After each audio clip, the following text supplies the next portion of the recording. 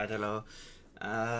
Yeah, so I wasn't really planning on streaming. I thought that this type of coding that I'm doing now, I feel like I need to focus a little bit more, but I figured that, okay, I can just stream silently, and so you would just hear me tap on the keyboard, so yeah. And if anyone joins and chats, I could talk to them, but yeah, I'm just gonna do this.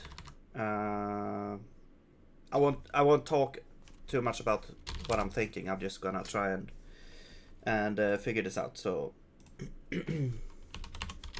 if I can. Okay.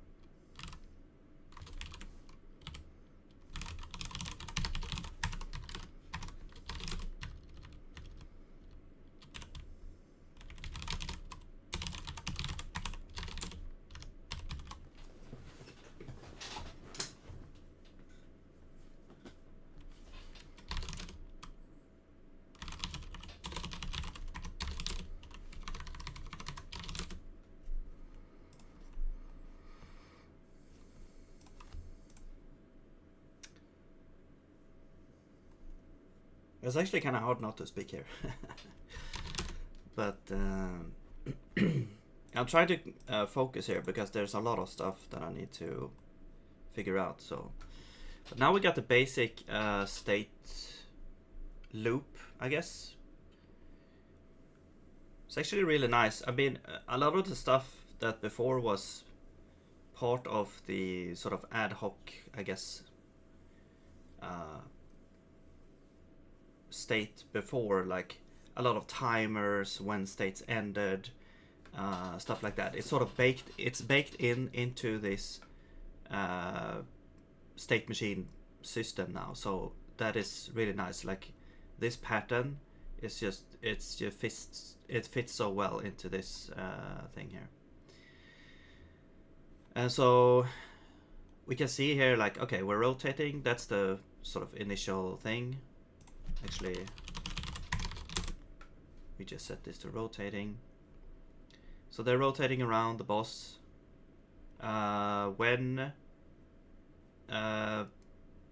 So the thing is also like we need a prepare function or pre-function, and we need to set the duration to infinite, because it's gonna get sort of cancelled by outside. I think because these orbs don't really manage themselves when they should initiate the attack. So what we have to do is manage it from outside. So I mean, technically we could look into here and see, okay, is this orb supposed to attack or something like that. So what we could do, instead of checking if state has ended, we're gonna check, so we don't really need this, I guess.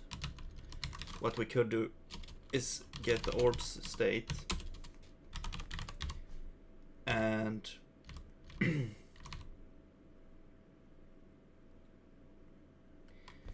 we could actually have like a should attack here, and then we provide the index of the orb, which is kind of like its ID almost here. And then we transition, because we don't know if, yeah, we can't determine from ourselves if we should attack or not. So I will just have a should attack here.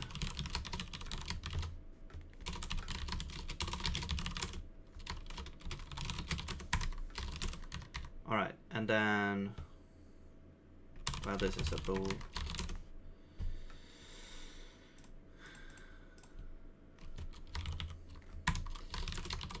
Should or attack. Right. So it's basically just looking at the time, and then we're doing this to determine which one should attack.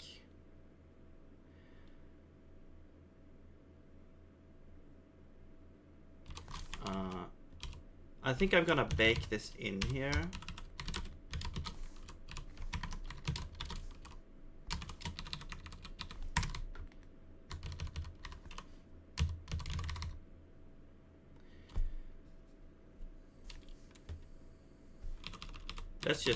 Let's do this as well.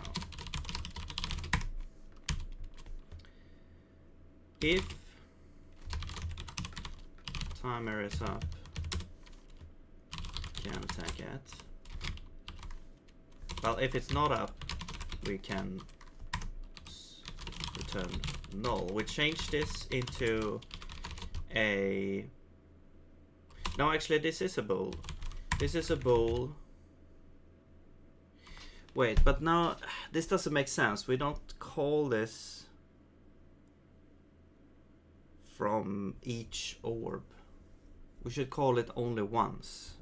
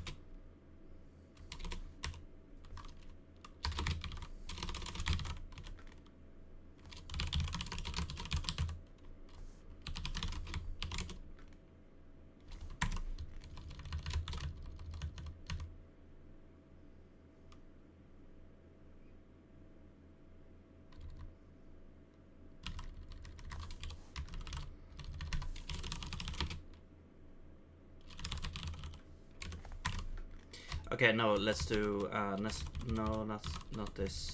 Let's get random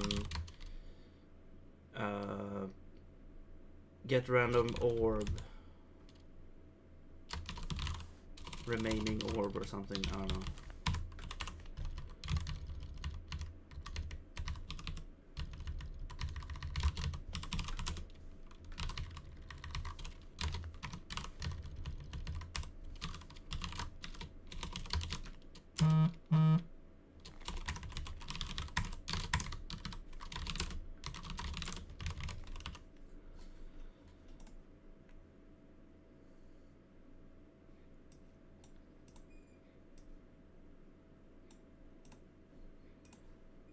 Wait, no.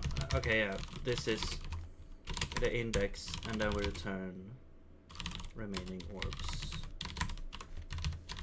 Index, and that is the that's the index that we need. There we go. Or it's not that, it's like get this.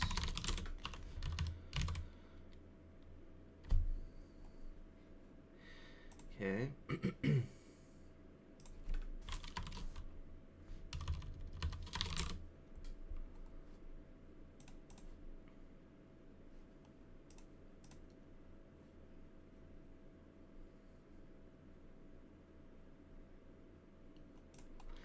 What if there's no... Actually, maybe this could also be like a null, because there could be no orbs.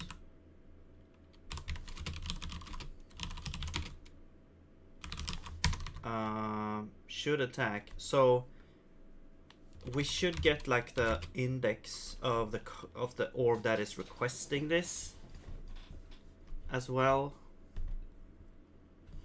What I think I'm gonna do actually is I'm gonna have attacking orb. So we'll keep this state here, attacking.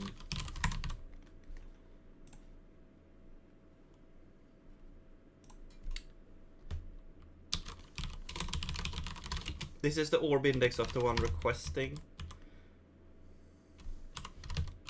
And this is remaining or selected.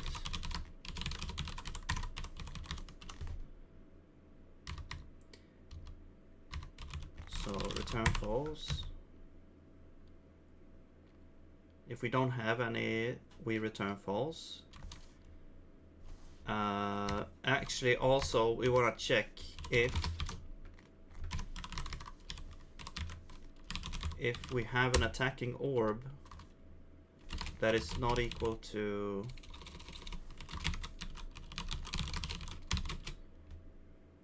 if we have an attacking orb already,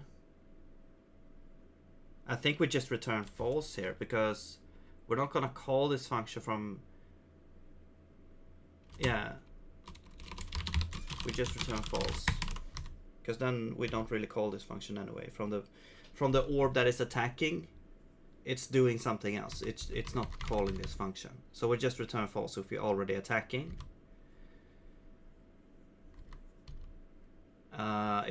Otherwise, we're looking the cooldown is still going, then we return false. If we have no alive things, then we return false. Actually, that shouldn't happen either, because if they're all dead, then they won't call this function either. So, well, I guess we'll keep this for safety here. Orb context. So where would we return null here? I guess here, like if so less than 0, will this crash?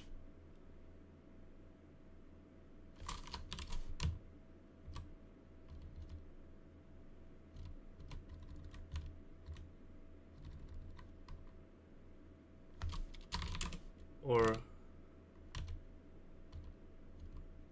yeah, okay.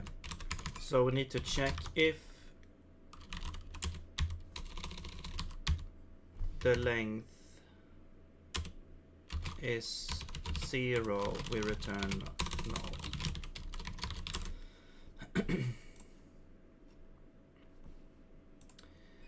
Okay.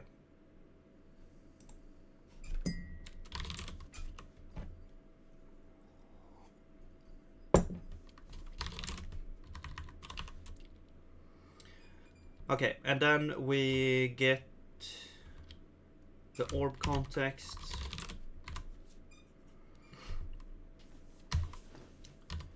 Yeah. We calculate some stuff. Original position. Yeah, we have to save that somehow. So I'm thinking just, yeah, we're just saving it here. Original position. This is the position of the rotating state.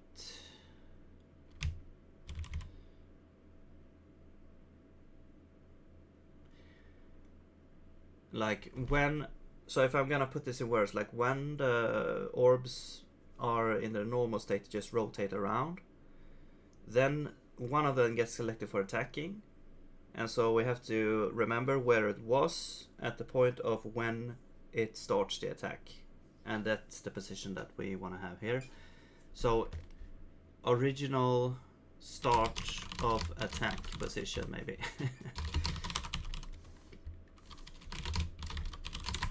And I would just set that to, well, whatever.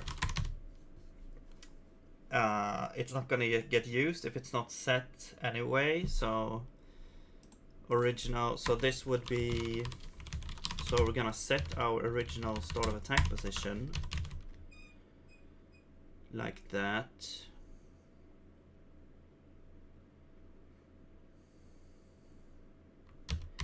And then we initiate. This is kind of weird because we're calling this from each orb, which means that this should really be called once, but it's actually called like 3 times. However, after it's called the first time, we are gonna set, or after it's called the first time when we have an eligible attack going on, we set this so we won't, like, subsequent calls won't do something weird. So now this would be the selected orb index. And then initiate orb attack, so we don't, well, what does this actually do? It just sets the state. Okay, so we don't need to do this, but we do need to return if orb index is equal to the selected orb index. Now, okay, so I also see another scenario here. What if the first orb that calls this won't get selected, but then the next one does? And at this point we have the attacking orb. Yeah, so this should actually, we should actually return, whoops, we have to return here if attacking orb is equal to orb index, because then otherwise it won't know if it's the one that's supposed to attack or not. Okay, a little bit convoluted here, but whatever. Okay, so now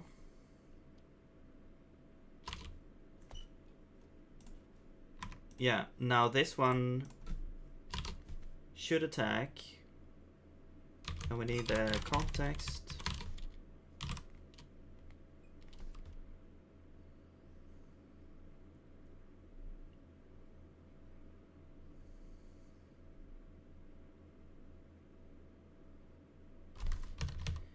And okay, so this one,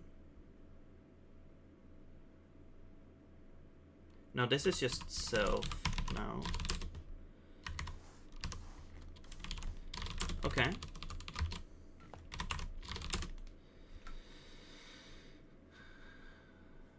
If we should attack, we do that. Okay, yeah, that should work now. Or that, at least, you know, at surface level. Still a long ways to go here before we can actually start to test this. But I think it's gonna be real nice to move into this kind of system, because yeah, I really think this is the way to go for this state machine here. It's a lot easier to see the flow. Like before, sure, you had the states easily. You could easily see what the states were. Well, this is the constants, not that. But like, should orb attack. So here we have like phase 1. Okay, you can easily see his phase, the state here. But then, and then you also have like some of these functions, which are like helper functions basically. And some of these were like initiate orb attack. Sure, you get the state set to prepare. But it's a, you know, it's a lot of things where you always pass in. Well, you always have to calculate like the time, and then now it's all baked into the state machine system. And I think a lot of things here will be simplified. Yeah, I think it's gonna be better, because it's gonna be easier to fix bugs and also adjust the behavior and stuff like that. And it's also like an exercise in actually doing this for a boss as well, with a lot more complex stuff going on.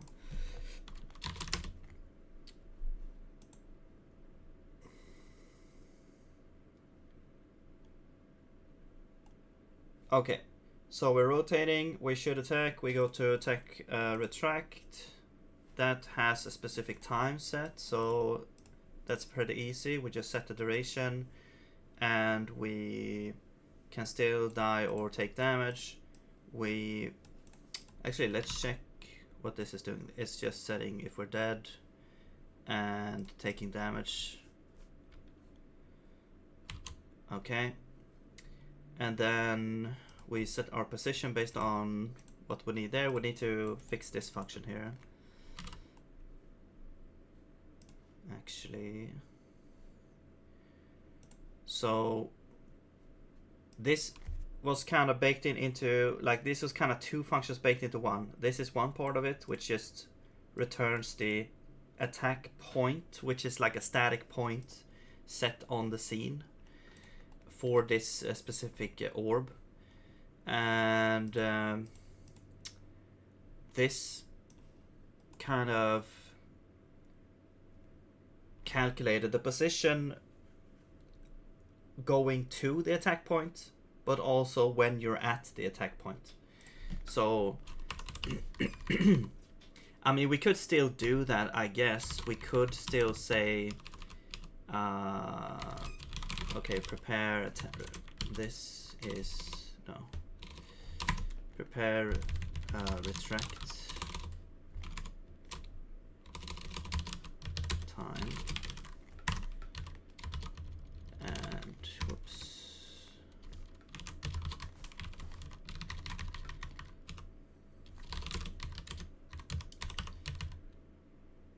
just to not make it like go beyond that point. Orb points is gonna be this is just a get attack point, which we can just do there. So basically, yeah, delta is the attack point between the original position to the attack point, a vector from original position to attack point. Then we interpolate that and we add that to the original position. Yeah. Based on this ratio, which is taking the time elapsed. So this is also like ends retract that. So we don't really have this. What we do have is well, we do have ends retract that actually, because we can just say get ends at. So now we're using the built-in state duration instead. So we're getting that. And then it's also negative t.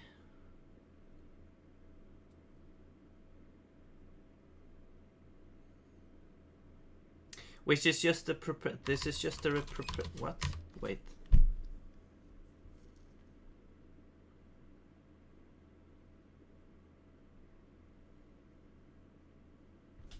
Hang on. Was this calculated in some other way? It's just t plus retract time. Oh yeah, because t is a variable, so it changes, right? Okay, yeah.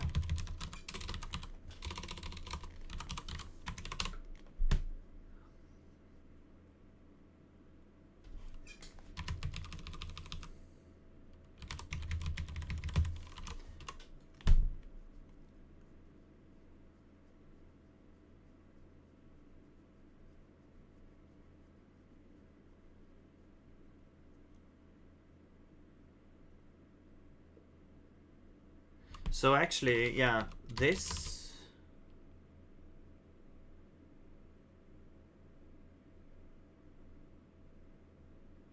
but this includes the original t. Hang on. Yeah, so that is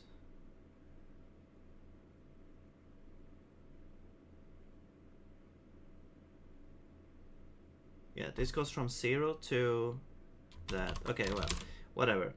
That should work. I mean, adding the making this into a plus should work as well, but I think it's easier to reason about what's happening here.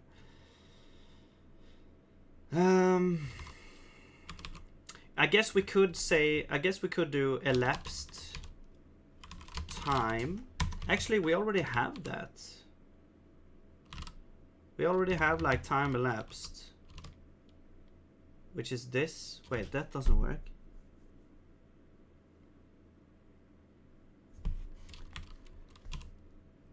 Oh, because this is like ends at. Right, that's ends at. Okay, but we can just say, but this is the same time, same thing actually. Get elapsed time. That should be the same thing. Yeah.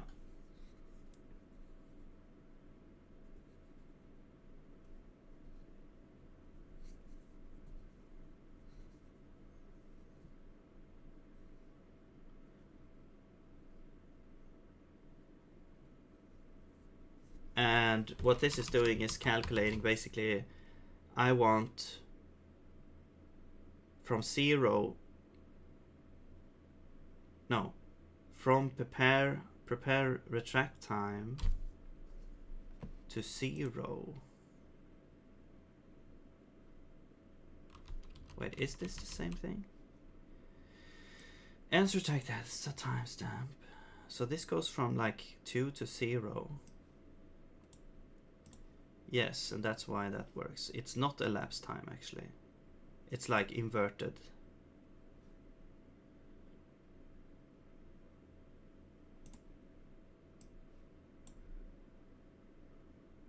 But this is basically just elapsed time though.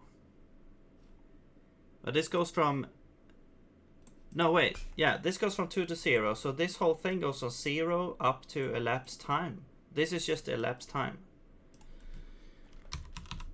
So we don't actually need any of this. We just get the time elapsed.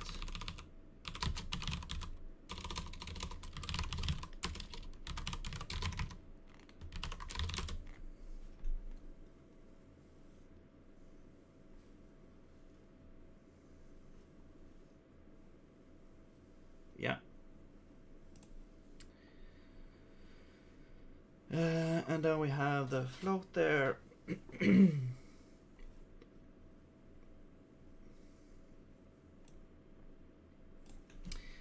Actually, we don't need to cast this here. We can cast it here instead. Float cast.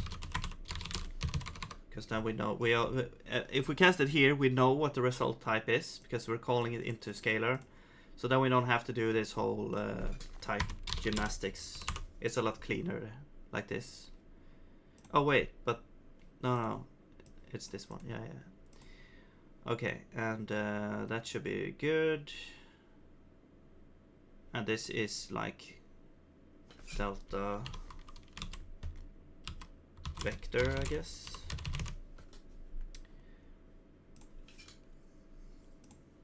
It's not delta velocity. And then we interpret that. All right. Cool. So that should work now. Okay, so when we have retracted, when this time has elapsed, we have ended the state, and then we set the state to the next one, which is attack hold. That is just a static for the prepare amount of time. We still can take damage and die. We set our attack. We set our position. However, we don't really need to do this every turn, every frame. We can just set it once actually here, because we're not gonna move. And then we also check if we have elapsed our time, and then we're going to attack launch, and now we're launching towards the player. But this one is not really based on a time, it's based on a position, I think. Like distance to the position. We're calculating a target position based on where the player is. And then we launch towards that with a certain speed, so the time it takes is variable. However, we could calculate the time here, so we could do that. And then during update, it's just launching towards the player, like that. And then when we're done, we are holding our extended orb a little bit like that.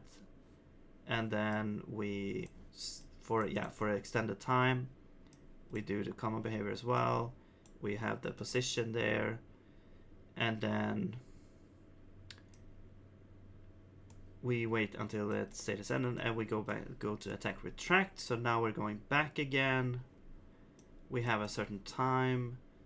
We set the position. Yeah, everything is the same, and then we go back to rotating. So it's pretty simple actually. It's just that there's a lot of different states depending on the position and stuff, and because we have these timers and stuff.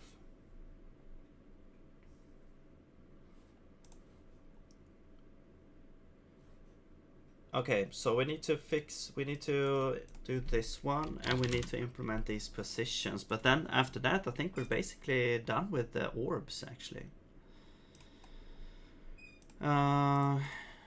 Okay, so yeah, the attack, the launch attack. Let's go to orb attack.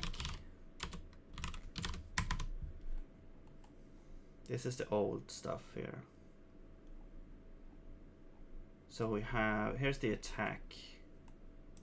So we're calculating a target position. Now how are we doing that?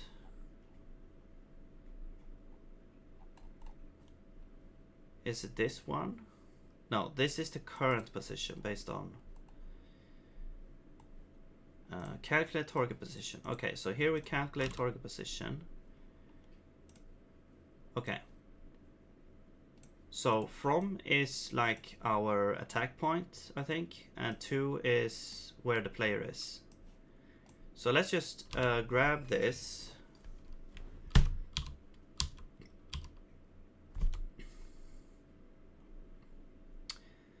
And I'm gonna put this somewhere. Let's put it here. And this would be, I'm gonna say attack target position.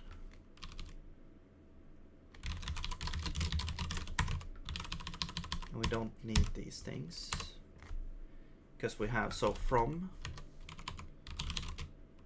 it's gonna be get orb state. No, it's gonna be get attack point.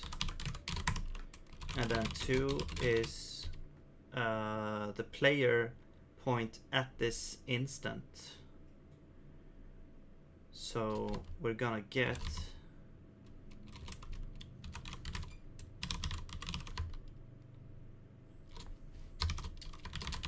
the body of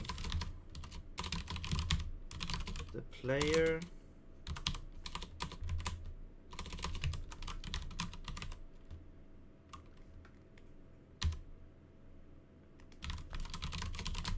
get the position. Okay, that's the player position there. Alright, and then the rest should just work. We do have this one.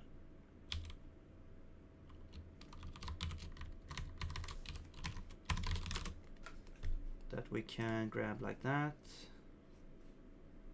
Is there anything else? I don't think so.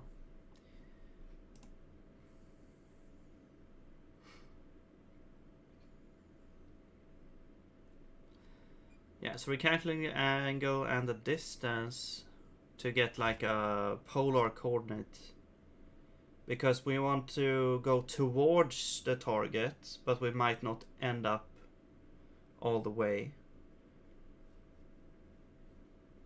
And so then we're calculating the actual distance that we want to travel by taking the minimum of distance to the player and the maximum attack distance. Now the target position is going to be from the original position, and then we're rotating. Well, yeah, we're just moving. This is just a polar coordinate form of this angle with this magnitude here.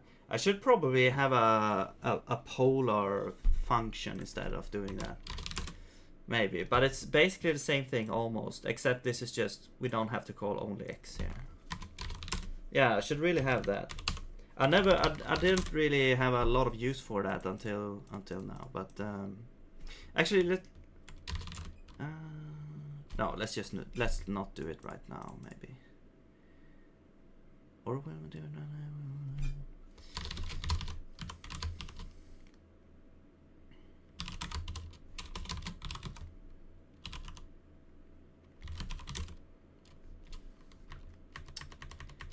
Let's actually do it right now.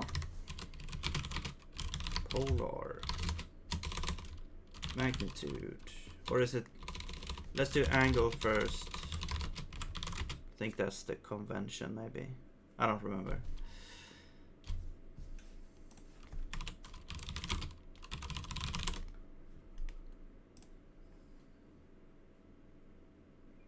Yeah, magnitude. Okay, magnitude. Yeah, magnitude is first, okay. And then we get a vector.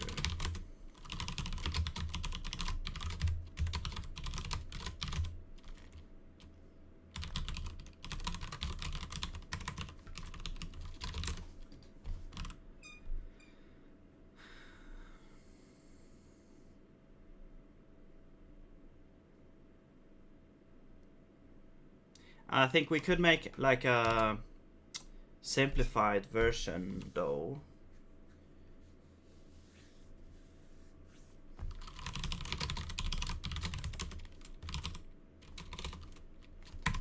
What did we? Is it like? No, it's cosine. It's like this. Cosine angle times magnitude.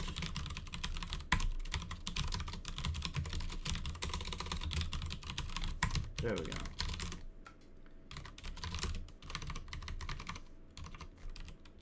Whatever. Yeah, that should be correct, right? Okay. Let's remove this from our face. Okay, so yeah, so now we can use polar instead. Except we don't get LSP here, but assistance. Okay, and we have a with magnitude, and yeah, we just have to remember that. That's fine. Okay. Great. So now let's go back. up here, and I think, yeah, we need to store this attack. We need to store this as well. So attack target attack position.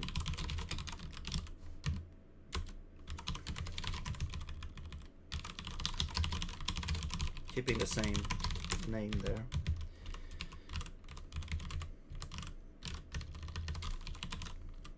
Wait, attack target position, yeah. Oops. A vector. Alright.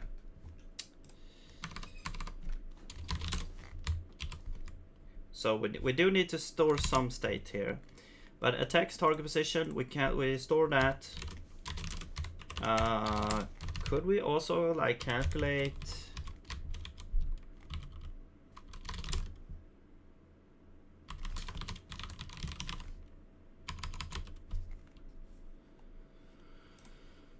we are calculating the time as well, so we should take this as well.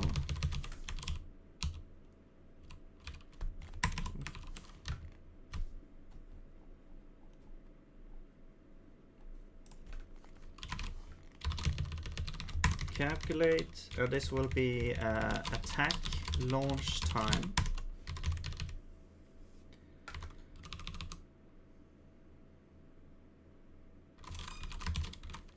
Whoops.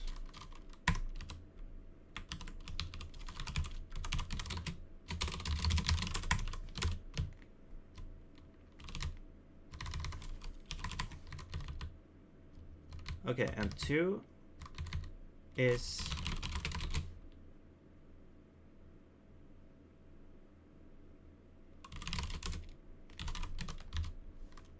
this. Okay.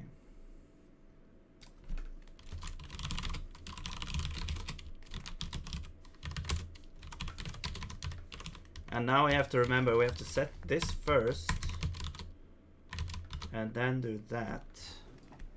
Maybe we need, well, maybe it's better to have like a function for that, like I don't know, execute attack launch.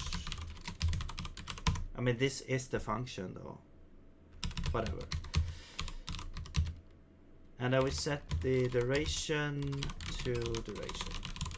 Maybe we can just call this immediately there.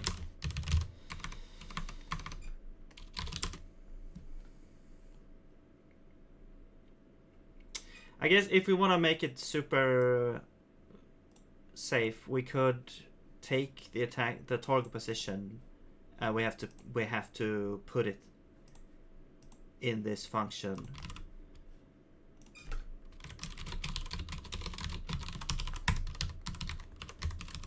It's just that it was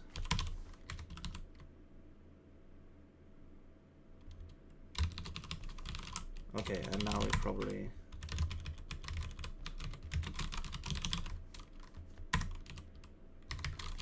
no. Let's do target.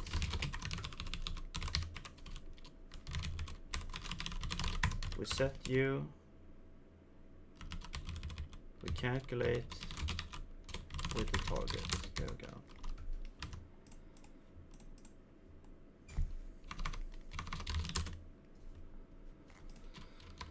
Okay. Okay, I think that should be good. We calculate the target position.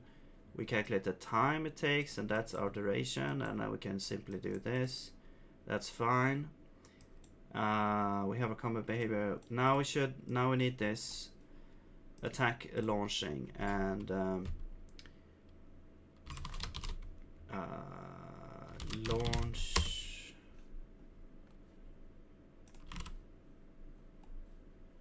is this guy. Here's get position for that.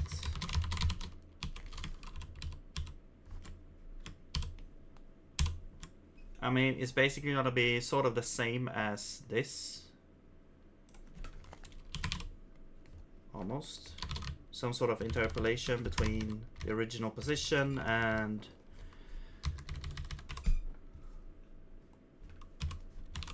set position, attack, launching.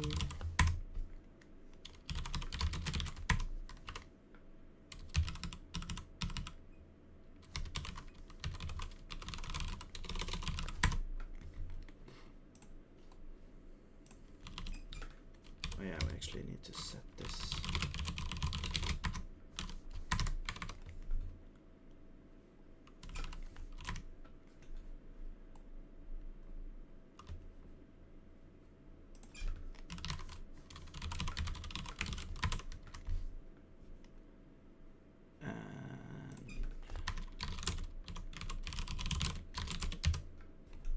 Okay, what's going on here? We're calculating the delta position. Right, this is the original position, so we don't need to store that. We can just yeah, that's a static point. The target position is stored.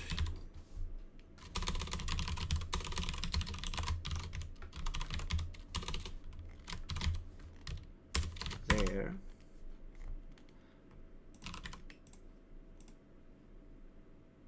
The duration is just, yeah, again, this is just state elapsed time now. Very nice. And then we have the ratio. We can do the same trick that we did before. Let's remove the cast from here and we'll do a cast here instead. I think I may have done that because of like readability over here, but whatever. I feel like this is better.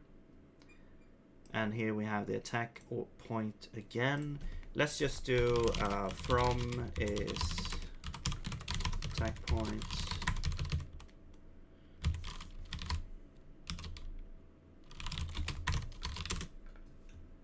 So from plus the interpolation here.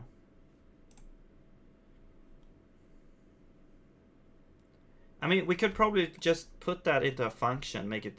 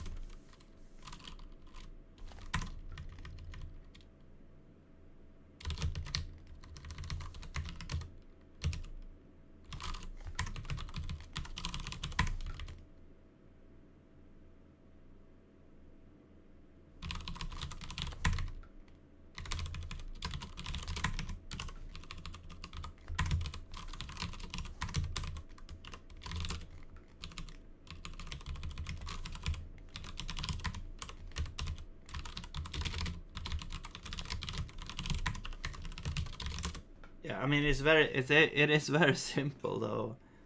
From wait.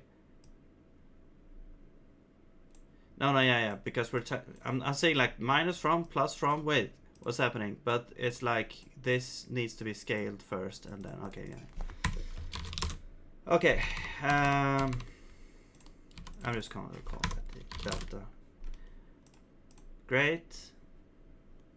As long as we have the ratio. So from here is gonna be the original position. That is get orb state this.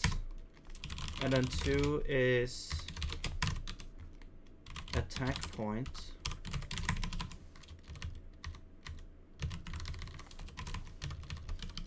And DT and ratio.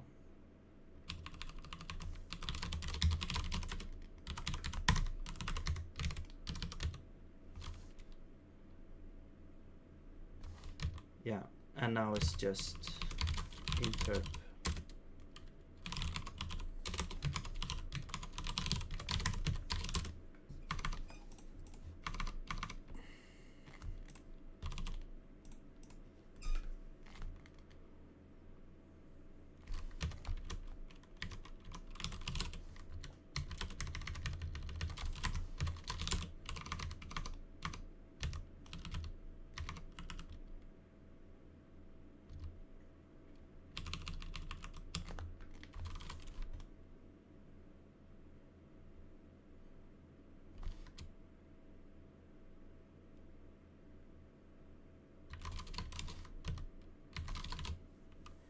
Maybe we'll have. Maybe we actually. You know what? Maybe we'll make a convenience function that just gets like the time ratio. Get state time elapsed ratio. Or percentage? No, I don't know. And this would be get time elapsed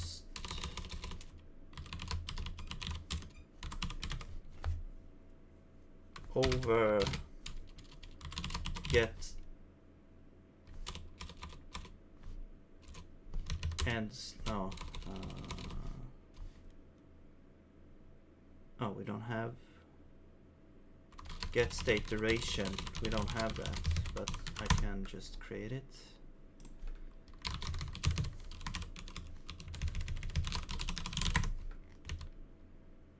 So that's gonna be. Oh no, we don't have that. We don't have like the original duration.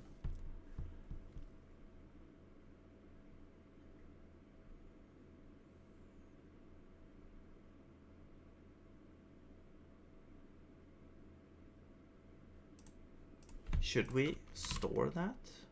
Like we could just store like a timestamp when this started.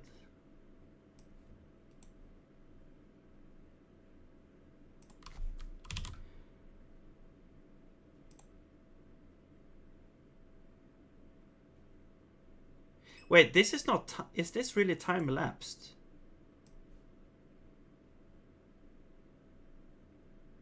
No, this is not time elapsed. Is it? This is gonna start out negatively. This is always, yeah, this is like, yeah, to know the time elapsed, we have to know the duration. We have to know like the timestamp. Okay.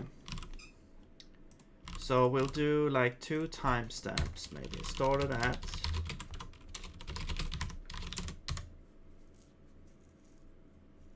We could also store the duration, but we need 2 things. Started at, ends at, or duration. Okay, so this is actually wrong. This is gonna be the this is gonna be like I think it's wrong anyway, because this is like, oh, this is in the future, so it's gonna be more than this. So this is gonna be like starting out negative, and then slowly approach 0. So this would be.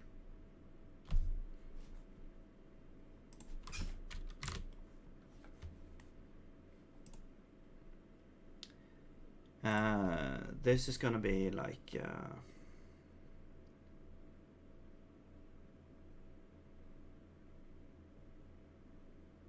I mean, it's this plus started at or something like that.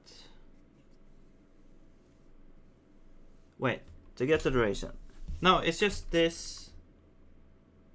Yeah, it's just this minus started at.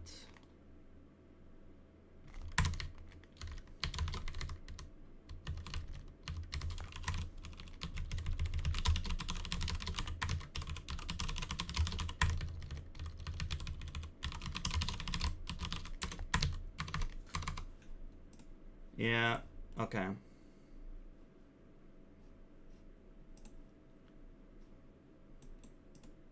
And the duration will be ends at minus started at.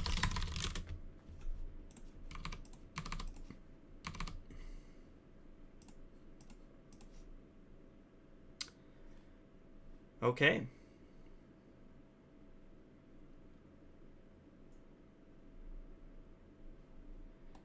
But now we have to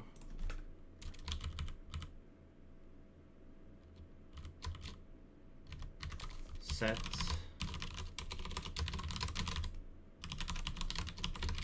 this should really be called like state duration or something like that instead.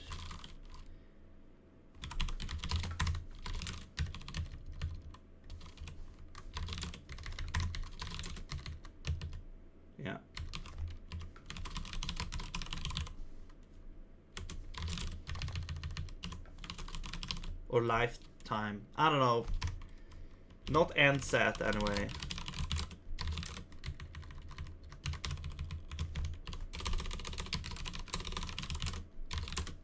State time. State lifetime. I don't know. Whatever. That's better anyway. End set. That should also save the timestamp. There we go. So these three functions each do that. Now these should really just call this function actually. Set state ends at.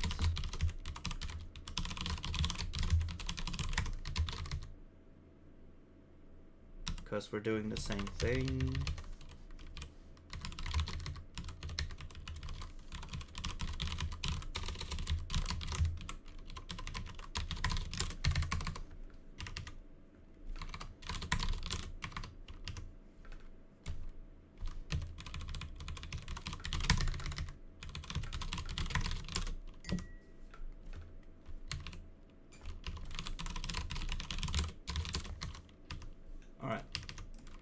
So don't have more than one point where we're actually doing this stuff. Okay, cool.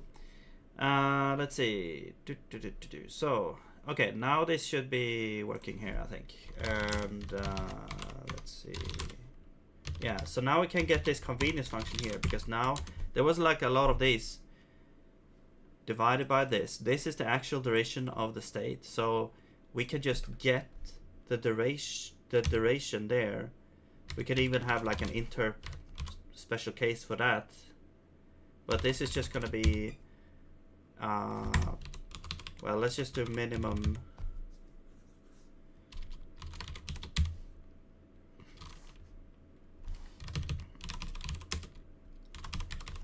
Of that.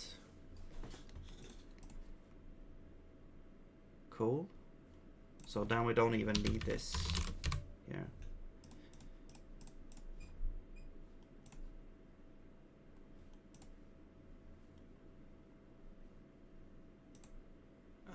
Rotating. Yeah, sure, whatever. Started at is time lapse. This doesn't make sense. This should be started at. I should probably put this in there.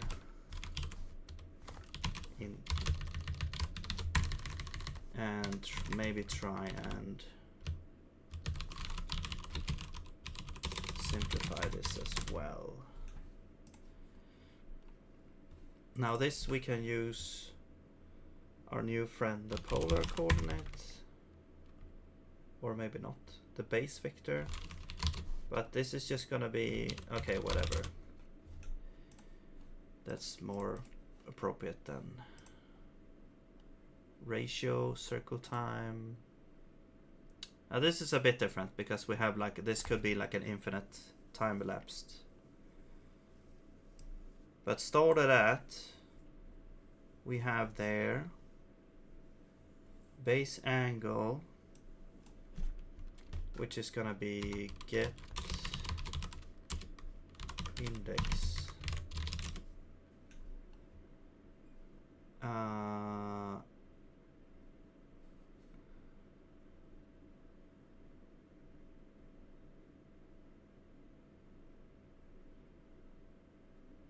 ratio angle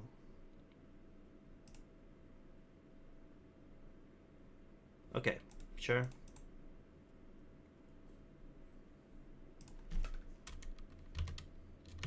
This is just get the forest boss. Let's actually just do context registry get rigid body from boss entity. Oh, but we need the context there. No, we don't need the context there. We need this context. Okay.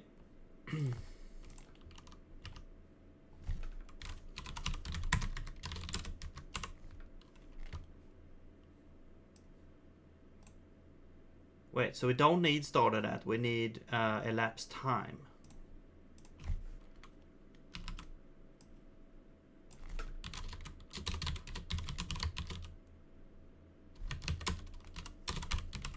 There we go.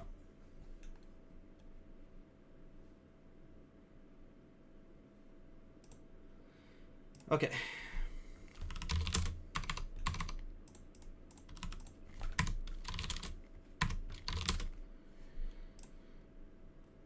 Great.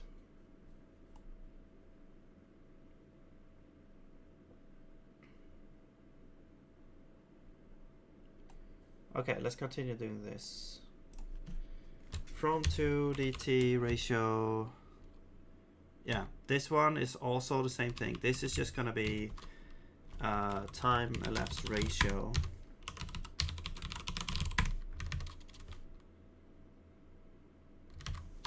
And yeah, sure, fine. I mean, really, this doesn't really need to be F64. This could be an F32 just to make it more convenient. Because the ratio is like, yeah. And let's just do flowcast. We know the type, so that should be fine. And now we don't need to flowcast this. Oh yeah, we just say what is it? Interposition from to and ratio. Let's just make this into a convenience function. Why not?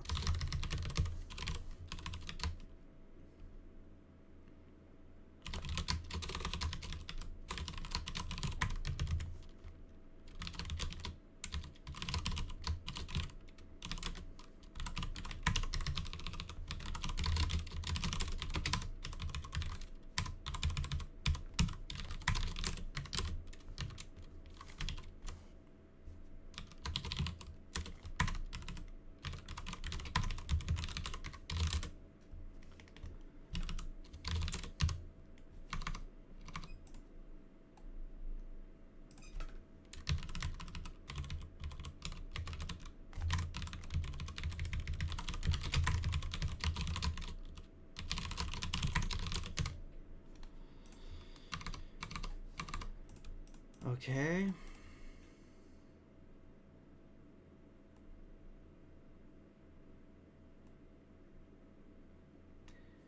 Launch time, yes.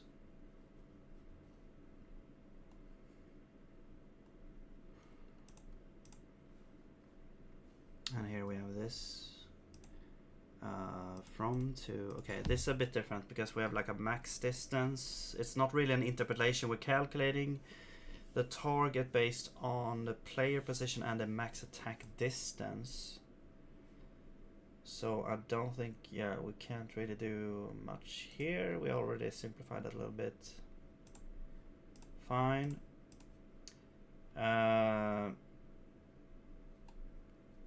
Okay, wait, so no, we need a retract position as well.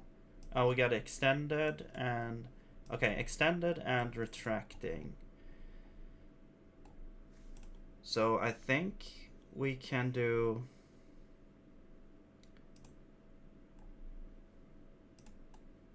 yeah, we copied this.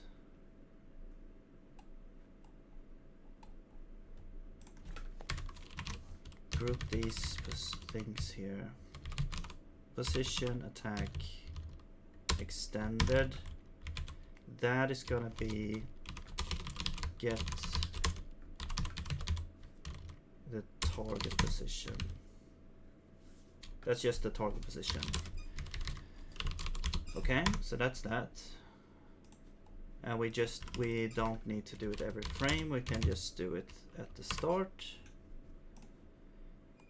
Okay, and then we have this one.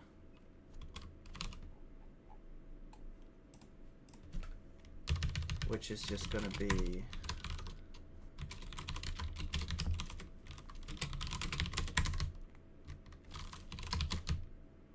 kind of like this one.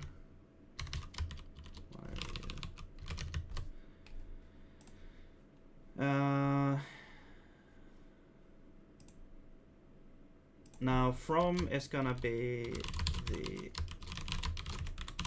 attack target position, and to is actually also, yeah, this is gonna be get.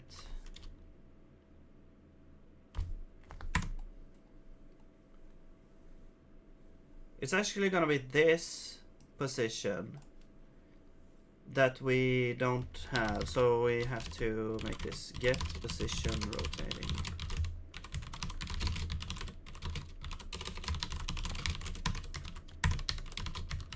Easy enough.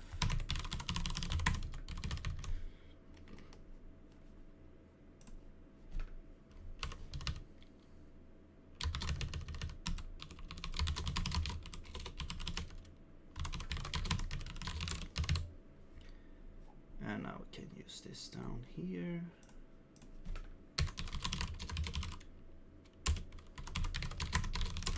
So we go back. It's a loop. And the rest should be the same. Okay.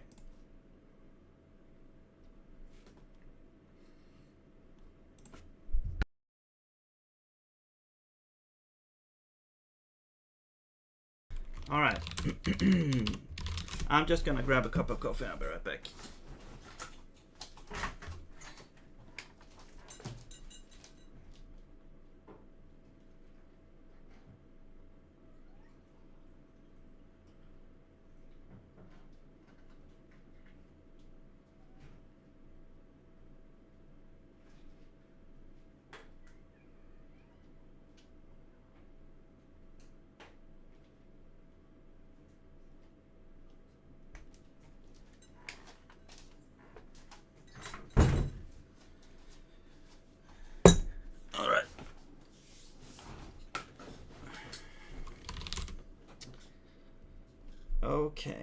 Okay. So is this actually done now? The orbs. I mean, we do have a whole bunch of errors and stuff. Idle is not. Oh, this is for the boss. Oh, the boss has, yeah, it doesn't really have an idle state. I'll remove this.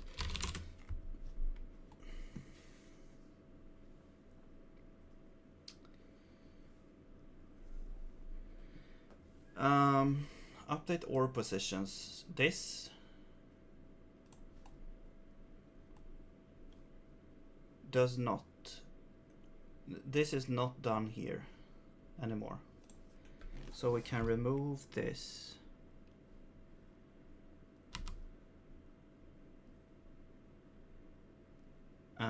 Shoot is fine.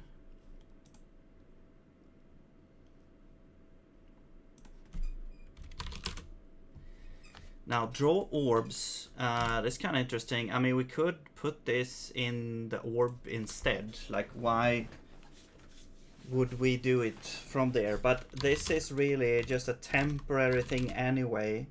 This is like a debug thing, so I'm not gonna worry about that. Now I'm wondering if I should. It's not really that big of a deal, but really, like, these state machines, it's nice. No, that's not the state machine. Here's the state machine. If we could move some of this stuff outside, so we only have like the state, and then all the helper functions is like outside. Because then we get a very nice overview of the actual state. But what I'm thinking is I'm gonna keep some of these here. That's fine. Common behavior is nice to have in here, but then all the states come here at like in a row. So we have rotate. First is the rotating, and we go to prepare attack if we should attack. Prepare attack is going to prepare attack hold, going to attack launch, going to extended, going here, and so forth. And then back to rotating. Also at this point, when we're done with the attack, we should also do a little cleanup as well. So we should get the state of the orbs, and we should do some reset here. I think we could just have a function here that's like reset attack, or I don't know, reset.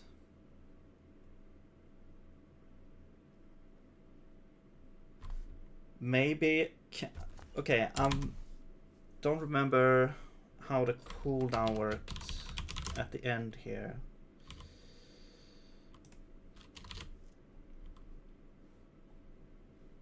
This is the cooldown. I'm also scaling it here for some reason. Okay, that's good to remember. Oh yeah, because the first time, right, the first time is actually different than the... Okay, but then we can actually fix that. No, can attack at. This would be... No, but then we need like... Yeah, we actually need T there.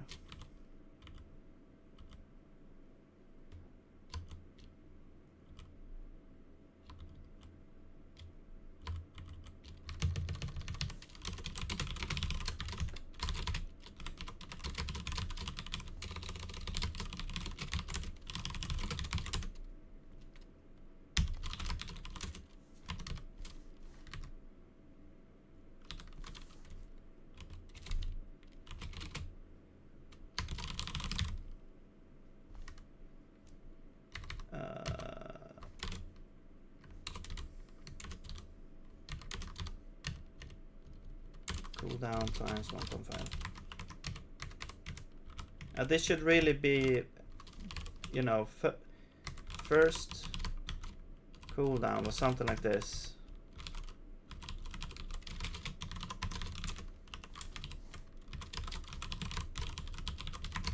All right. And then we have like, I don't know, reset. I don't know.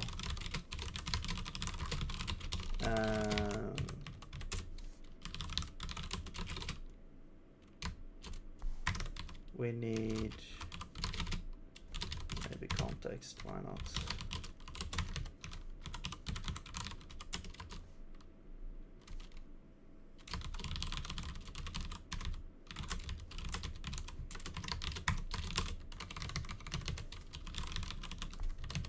Attacking orb. And then the other ones we don't really need to do anything with. They could be whatever. Okay. Let's call it like reset attack or something. Or attack done. Or something like that.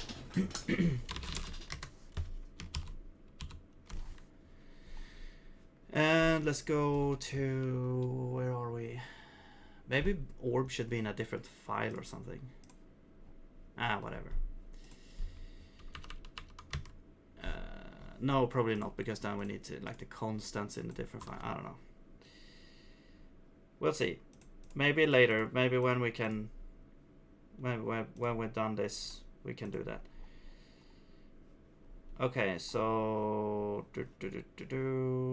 should attack doesn't make sense now. Yeah, I don't think this is even called.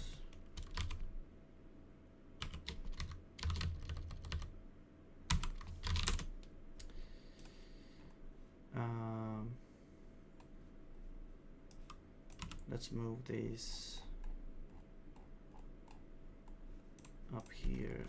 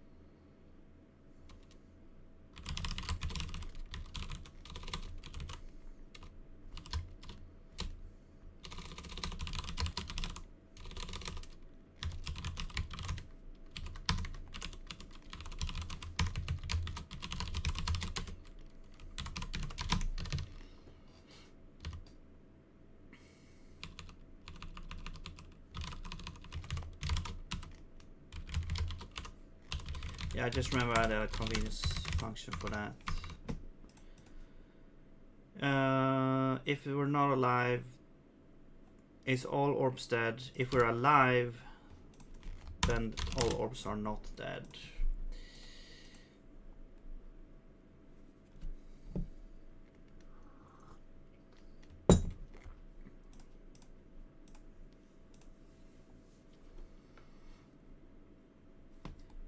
Do we even need this anymore?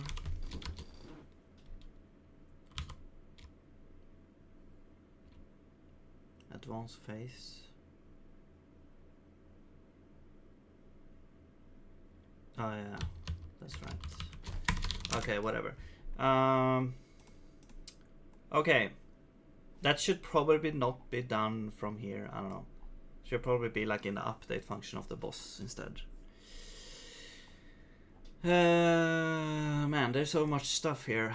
But I think it's gonna be easier to think about when we have this in this system instead, because I feel like, yeah, it's a lot more compact.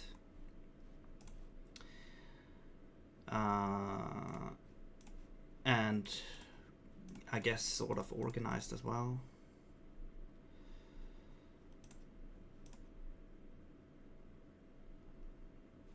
Sort of.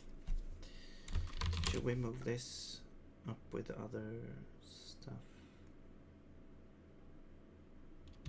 Okay, we got the boss entity. We get... Yeah, we're hurting the boss. We're damaging the boss with that. Okay, yeah. So when we die, we hurt the boss. That's right. And we make ourselves gray. We turn invincible. I mean, we're dead, so...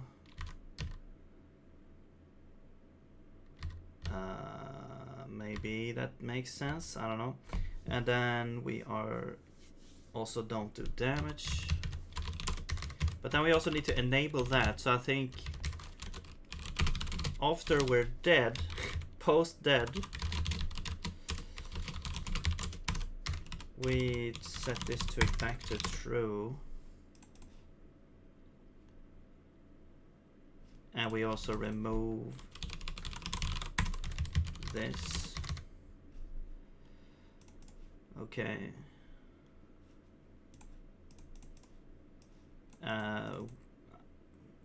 Yeah.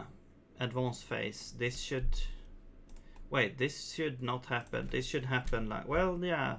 I guess this happens in pre because at this point... Yeah, it's like a one... Yeah, that works. But then we advance the phase. That doesn't necessarily, though, mean that we should revive the things. But really, it doesn't make sense to have an update function without going to something else, with handling a post here. So I think we should probably have like this be something listening to something in the forest post, like if the state goes to active.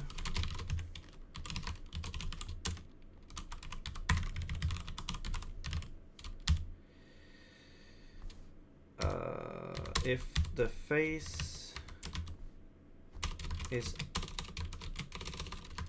active,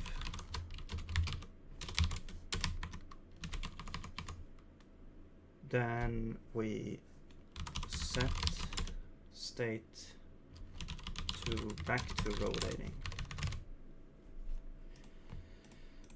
Yeah.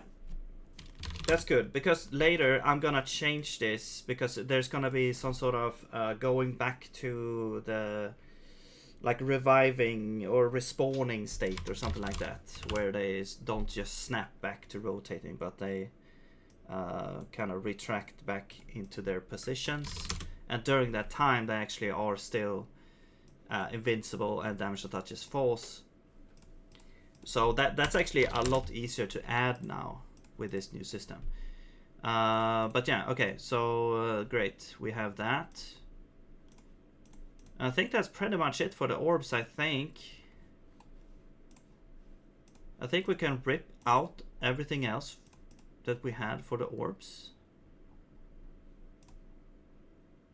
This whole thing is, we don't need this anymore. I'm just gonna go through a little bit to see if there's anything we missed. But I don't think so.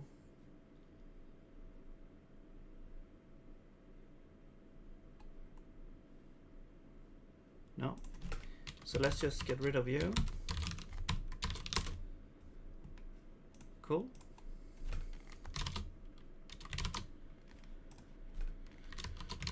And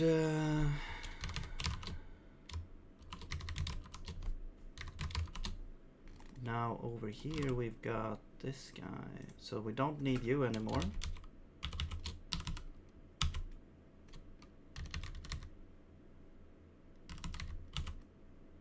Should orb attack.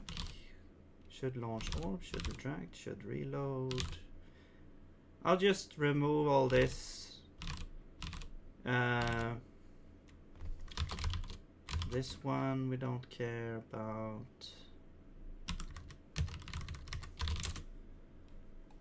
Yeah, so I'll remove things as we go here because so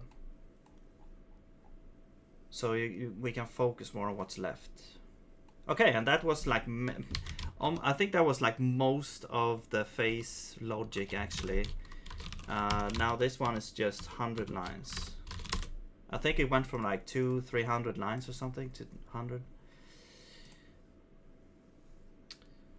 Okay. We don't use you anymore.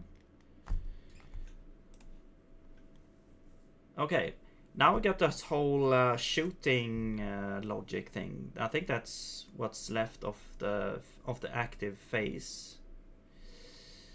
That's the only thing that's left there.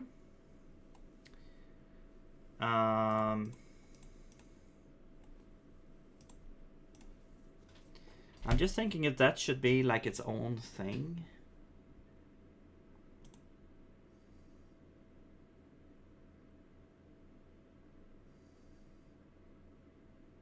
Okay, so what do we have? Let's dive into this. We have a timer, and we have a telegraph as well, and then we have a random spawn, a shooting spawn point as well, which is defined up here.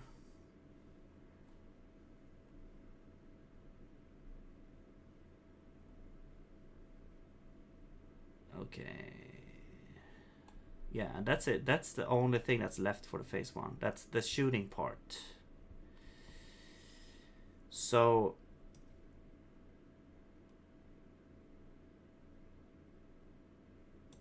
it feels like this should be a state, like telegraph, shoot, like we're waiting for telegraphing, shoot. So we're waiting for some sort of cooldown here. And then after that is done, we should go into shoot phase or shoot state. However, this is not really maybe a state for the boss, or maybe it is actually. I was thinking of this being a separate state machine, but maybe it is the boss actually, because when it goes from, yeah, no, that should be fine. So this is just the shoot cooldown. Okay, I think I see what's going on here. Let's take these guys, and I'll put them actually into here, because they are, no, they're not constant because they depend on this, but they could be offsets though. They could be offsets actually from the bottom. I mean, it could be a function, I guess, as well. Okay, never mind. Let's just take it from here. Because we have it available and then we figure it out. So, okay. We have active. So actually now we know what the next thing is. We have a telegraph shoot state. And we do something here. So pre this will set the duration to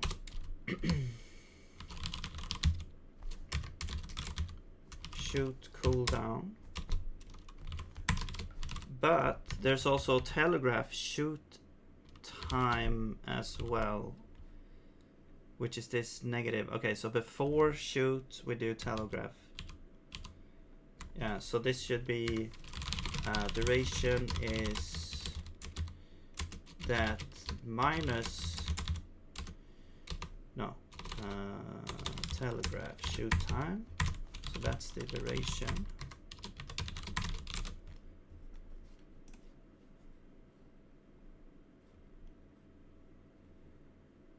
And then we go into, we don't do this. Okay, nice.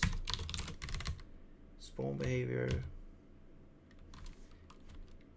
Yeah, that should be common. The spawn behavior should be common. That should always happen.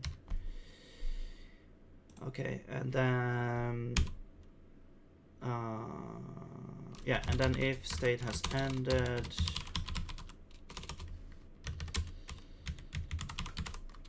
we will set the state to telegraph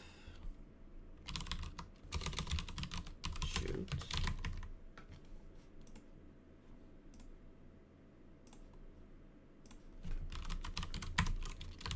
And here we set the duration to be constant.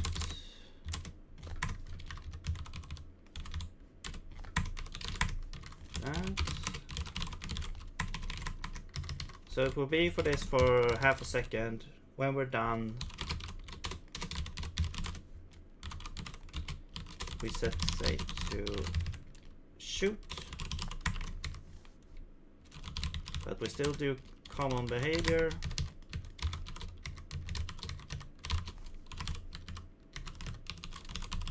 And here's the actual shoot. And this just happens, and then we set the state to something else. So I will just, well, we'll still run the common behavior. I'm gonna just set the state back to active. Unless we died, I guess, maybe. Yeah, we should have like a death check here, maybe.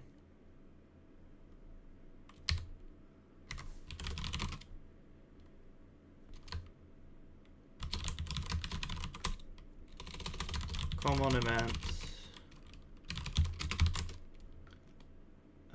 Dead. No event.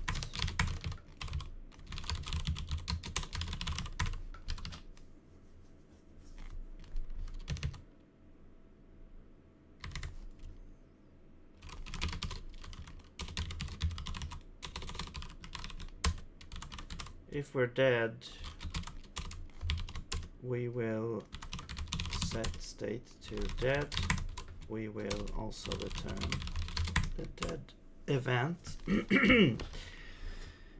Otherwise, there's no event. There we go. That we should care about. Okay, so now we should actually look at this, and if we're dead, we return. If there's no event, we don't care.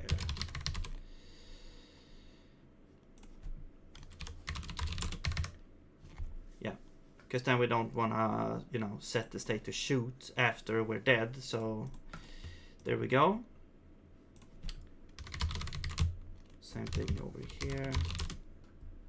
And also here is like we're setting back to active. If we die during this state, we go back to active, but now we check if we're dead, so we just return. Okay, cool. What now? So now we have the basic structure of this behavior, this loop. And the timings are in. We just need to execute the actual shooting stuff.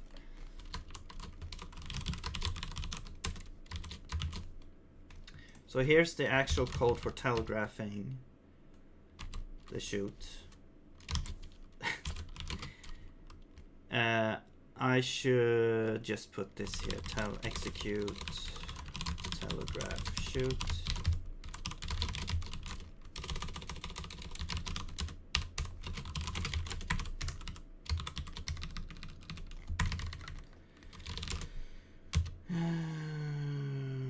Get projectile hitbox.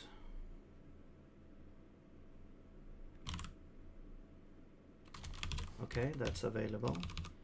Then we add face active next shoot spawn point. Right.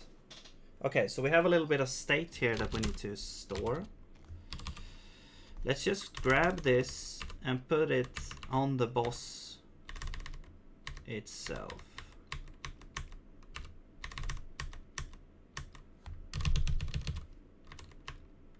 Here.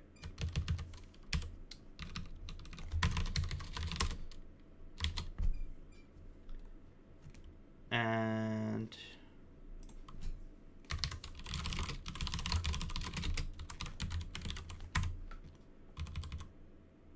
now, yeah, that should be the boss calling this, so that should be fine.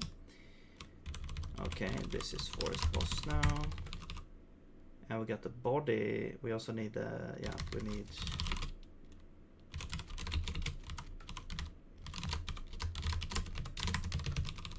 the body as well.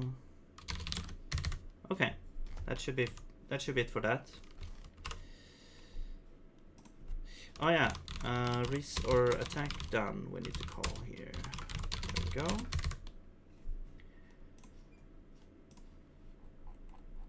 Back to the boss. Shoot behavior. Oh yeah, I just copied all this crap here. This one we don't need. Should shoot. Okay, this is what happens when we actually shoot. So I will put this into execute shoot.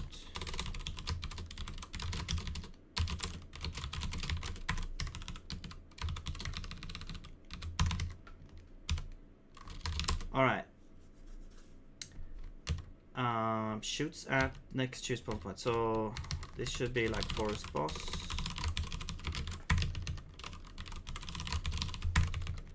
Okay, we're setting that. We're calling this. This should really be its own function somewhere down here instead. But the shoot spawn points.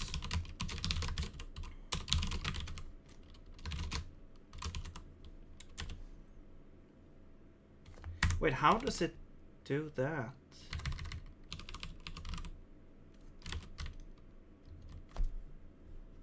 Oh, it is constant. I'm still okay. This is just a hitbox. It's not like the final position. Okay. Wait, how do we?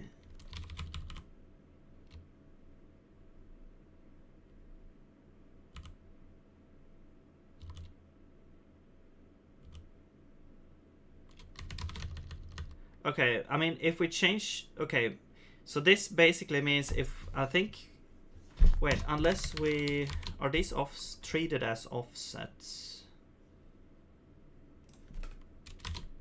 Is the question. Yes, they are. Okay, okay. So, okay, they are actually offset. Okay, so this can be moved... I mean, we can either reference it from here, but I think it should be moved to the constants instead. Here. All right. Great.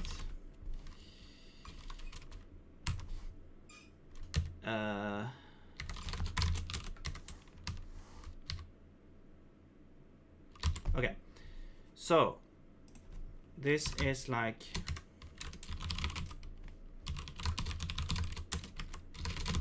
constants. There we go. All right, and then we basically pick a random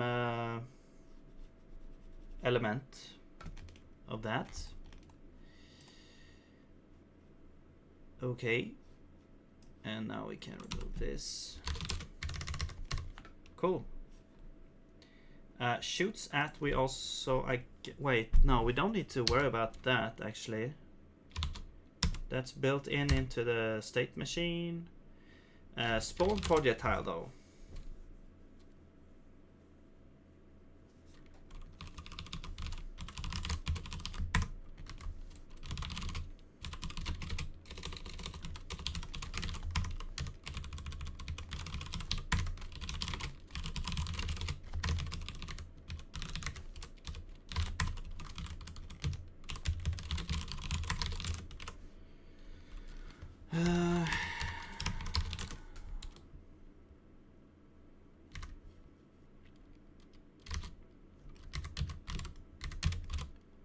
Where is that? Here. Let's move you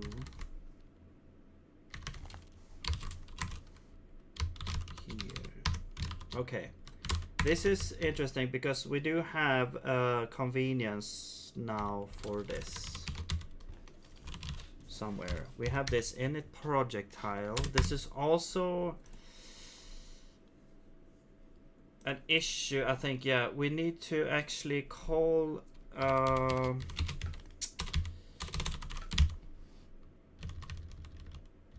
add end of frame function. Spawn projectile.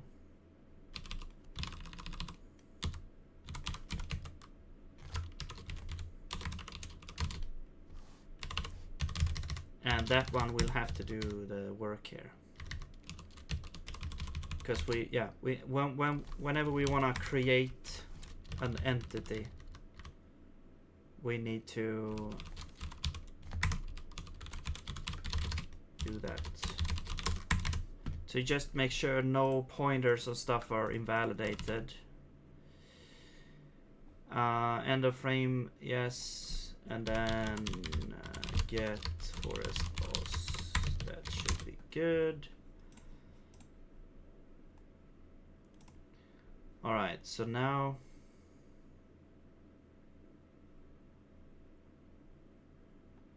position.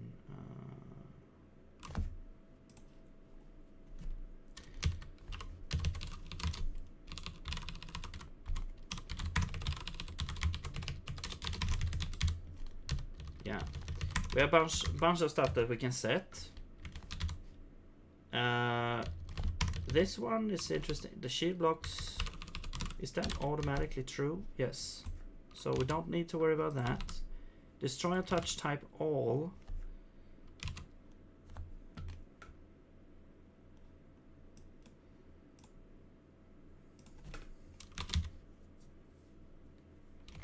Let's just have only player, fine. I just thought of something, like the projectiles that are off screen are never deleted. So I mean, it's not gonna be that much big of a deal, I guess. It's if if the position goes way off, there could be some weird stuff happening. I don't know, but it could loop back around maybe. It could actually also crash, because I may not have overflow safety there for that. Maybe I should just build that in. But yeah.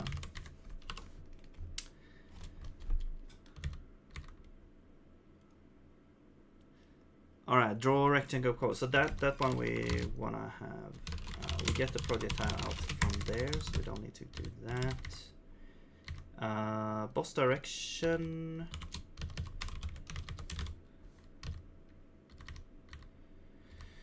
Oh yeah, because that's the speed depends on whatever direction we have.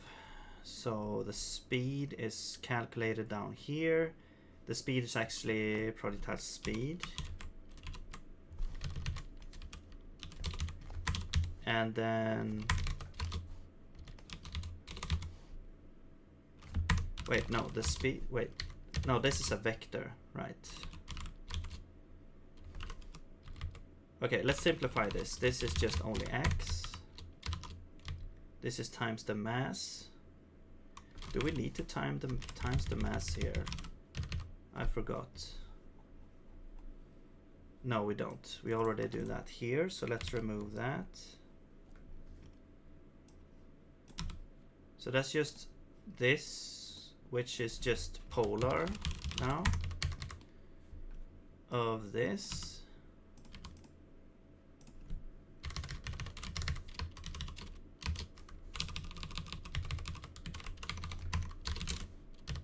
And we don't need to do that. We just need to calculate the speed up here. I mean, we could just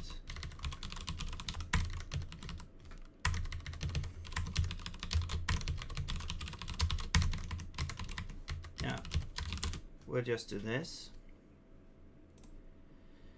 Play a sound. Are we playing a sound here? Yes, we are. Okay, so yeah, that's still a bit, you know, under construction. We'll do that.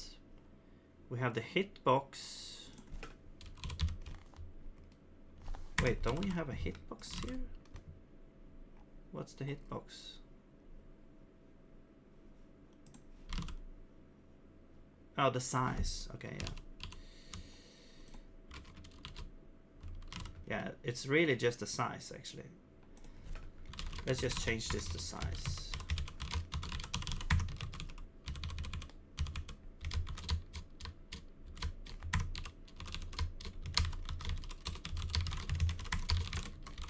And all the same scalars, just it's just semantically, I guess, more correct. Okay, we don't need to do any of this crap. No add drag, no gravity. I don't think we actually need to do that. We have no add drag and no gravity, which is true by default. So let's remove these. The only thing we do is actually this. Position though should, oh yeah, offset is this, and we don't actually need to factor in the source because that is already done here. The position, where is that? Yeah. And then, so we don't actually need this. We do need this. And do we have anything else that we can do? We have like animations. No, there's no animations actually for this one yet. No gravity strip. Okay. Okay. Cool. So that's our spawn projectile code there. A lot simpler now.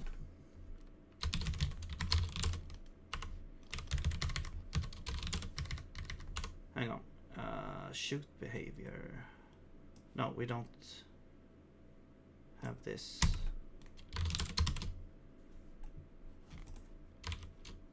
There we go. That's the shoot behavior basically. We spawn the projectile and then we pick our next point. Okay, so now we need to call these execute functions. We go to force boss state machine. We go to shoot somewhere. So here we have execute shoot. And here we have execute telegraph shoot. Okay.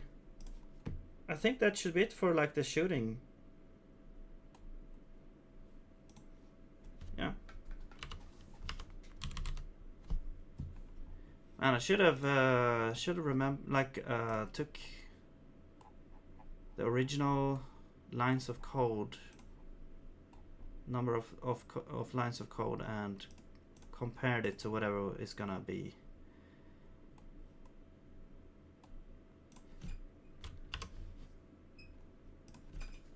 Okay, we don't need you. We don't. Yeah, we don't. Now we don't. Basically, don't have any sort of logic in here. We don't need these things.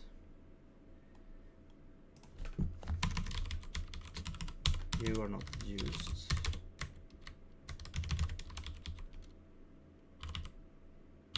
We don't really need this. And once there's nothing left, oh, spawn set, spawn behavior, that is still here. Okay, spawns at should be on the boss now instead, I think, yeah. So we'll move this to the boss.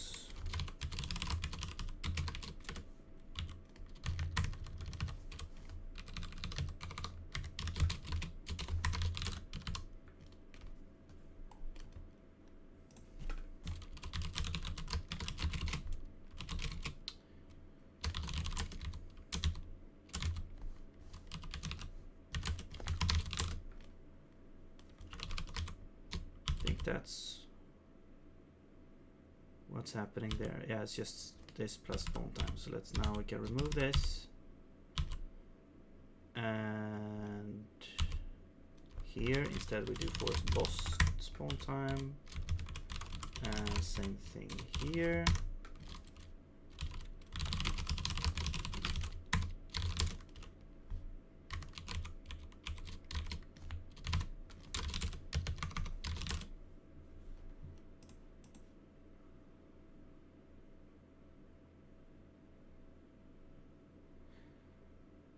I mean, this could really be its own sort of state machine, actually. It could be like the spawner state, so we don't have to actually have a timer for this. It's just that it's like I see it as part of the boss state, so to speak. So it's kind of like a parallel thing.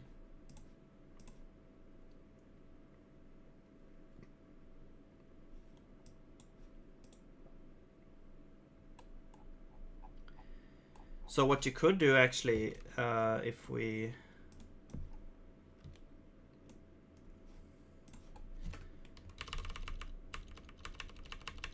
could add another state machine, but that requires another entity though, like the spawner entity. I mean, it might make sense to have one though.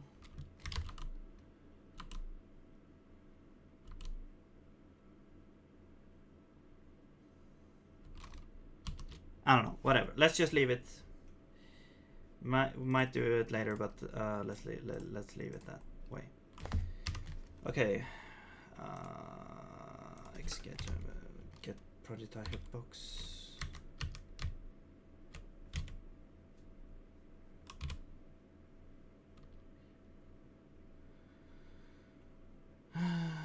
Add. I mean, this is just 0.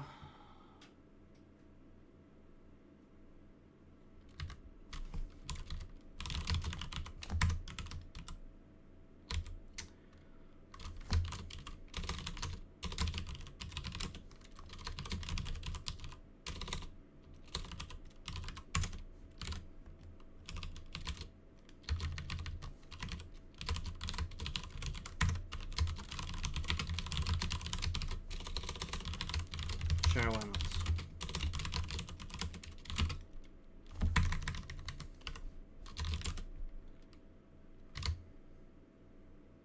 It should really just be a constant, but whatever. I'll just make it work here. Spawn projectile. Whoops.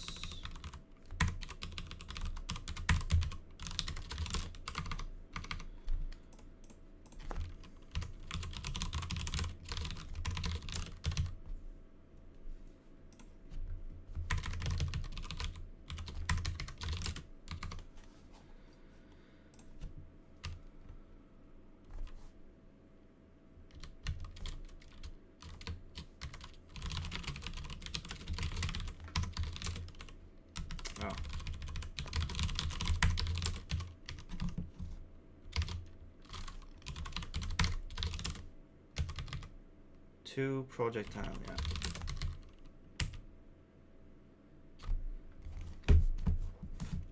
Okay. Orb. Ambiguous. So, right, because we have a struct called orb as well. I think maybe we'll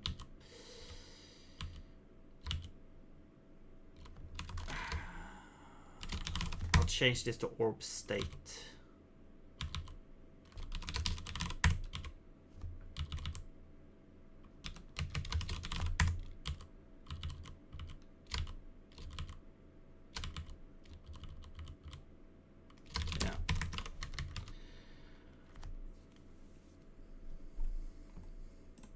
Attack speed. Where is that? Orb attack.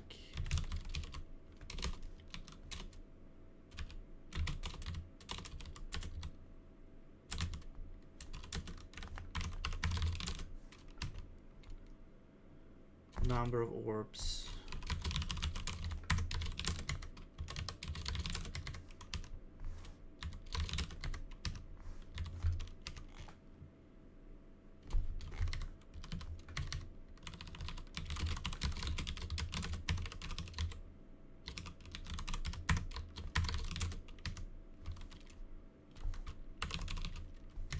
Okay, I don't think this is called, so I'll just remove this. Face active. We don't really need that anymore. Init. I mean, we don't need this struct actually. It's just that we have some, maybe some stuff here that we still use. Maybe. No, we don't actually. So I'll just remove this and put you over like this. And then if there's anything that uses that,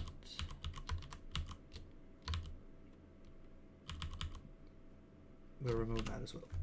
So here it's just gonna be .active.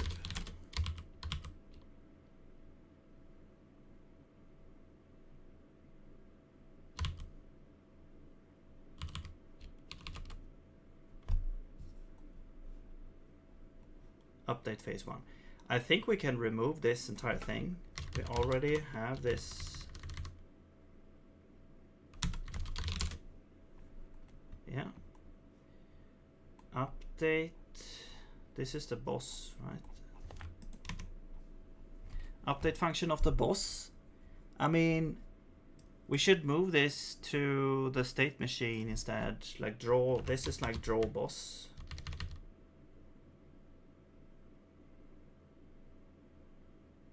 Oh yeah, this is like the face label.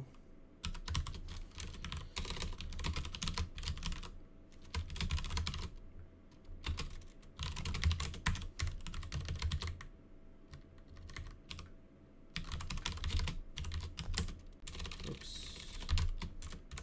Which is basically, it's for the debugging to see which state we're in. Or face.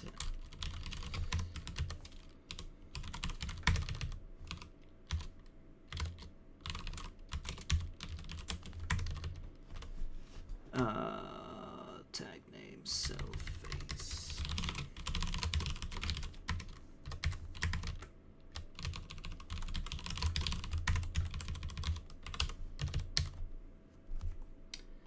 Which, you know, it uses this face variable, which I plan to take away. And the way we would do it now is basically have a different, I guess, draw text for each sort of state that we're in. And so instead you would have like draw face label, and then it would be like the text. So you would put in text here instead of having it here like this. So this would be like the text instead. And then we don't really switch on the face. Oh, I see. It's like a sub thing. So it's like the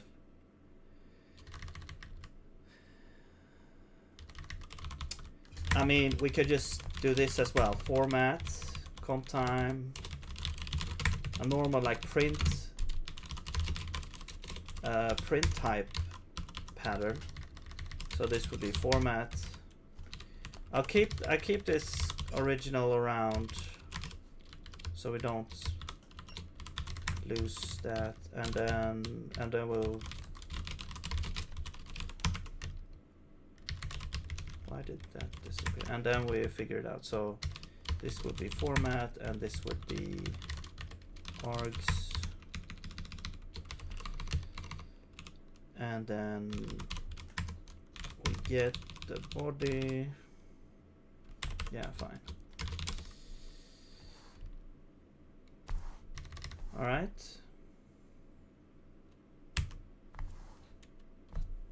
Okay.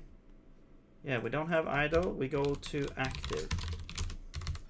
And that could also be, now it's a lot easier now to, okay, let's say I want to insert a state that is, it's super easy actually. I want to insert a state that is happening at the start.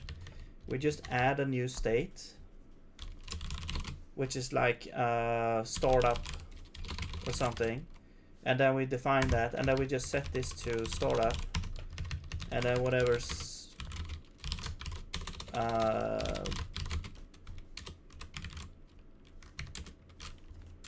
and then here is like if should end or has state ended, we set the state to active. So now we basically just inserted a new state into the whole machine. So that is just super easy to just extend on these states as well. So, and if I had to do this in the previous way, there will be a lot more steps involved, and I would have to figure out, okay, where do I keep the state at? Where do I have to add like timers. I have to put the logic somewhere. Now it's all like at least the part where the duration of the state, the lifetime of the states, and the sort of linking between the states, that is all now done with this state machine. So I just think this is, I'm going on and on about it, but I just think this this system is really nice. It's just surprising also, you know, the number of benefits that you actually get from this compared to the old way. Okay, so I think it was very much worth it actually. But we're not done yet. We don't have a startup state, but we're probably gonna have one when like actually finishing the boss thing here. But we'll go straight into active. Okay, and what else is happening here? Oh, yeah, you do it like that. Unused function parameter. No, you need context. You need always need context somewhere. Forest boss.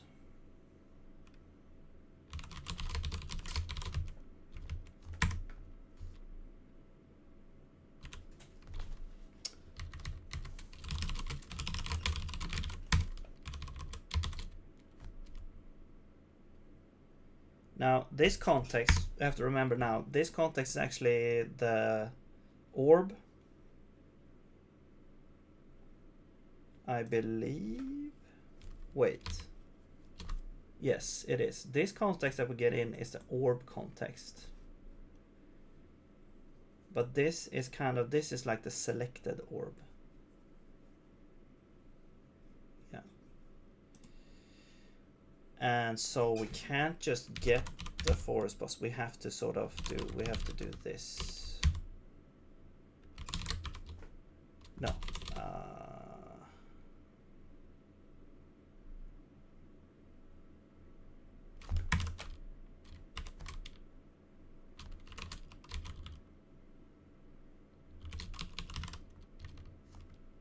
We have to do that. I mean, we could just move these out. Actually, they don't have to be part of that.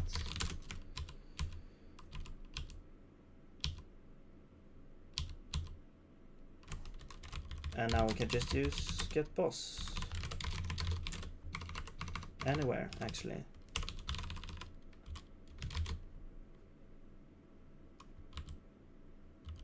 Well, we'll maybe fix that later, but okay, so for now that's fine. Draw face label. This is unused. Oh yeah, we don't need that. This is unused. Alright, so let's not use it. Oh, that was it? Okay, well, that was it for the shallow errors here. So, I mean, there's gonna be a whole bunch of compilers, and we're not done yet. So we have still, I think, yeah, the orbs are done, the shooting is done, the spawning is done, the active phase is done. Now it's the regeneration and the stun phase. So those two are the only things left. And let's see.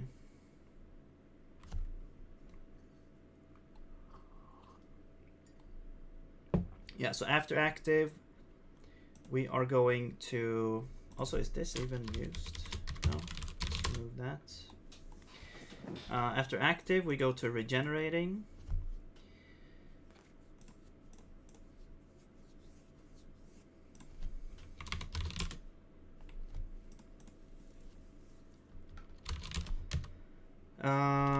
So we have a timer.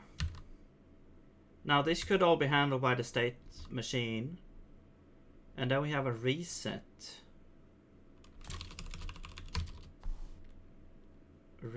Oh yeah.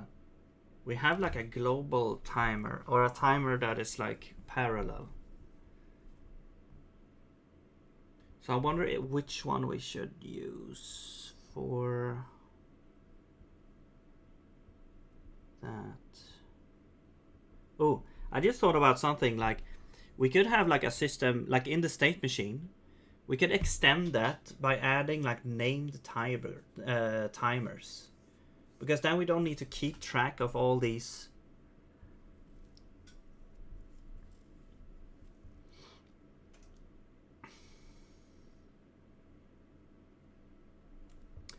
Yeah, we don't need to keep the state. Oftentimes, that's what you have to do.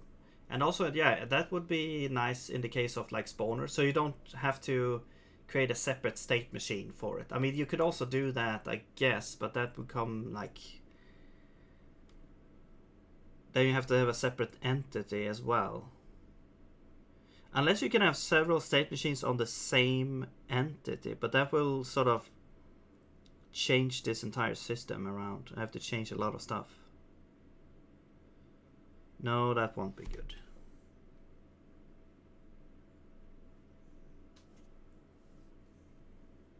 But maybe you can have like sub-state machines.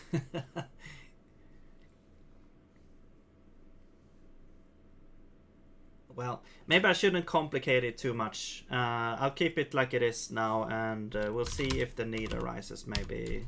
But named timers would probably be pretty nice. So you don't have to sort of keep these things stored somewhere. You can just add a named timer and use that. Get all the convenience functions also for that.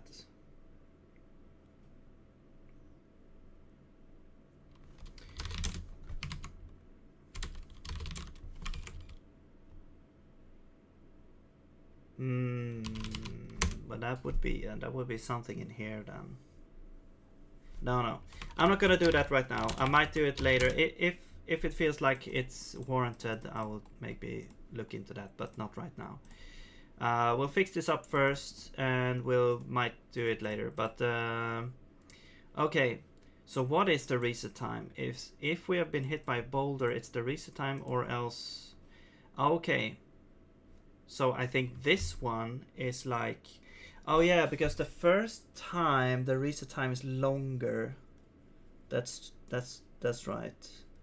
The first time it's longer. And we're keeping track of if we have been hit by the boulder before.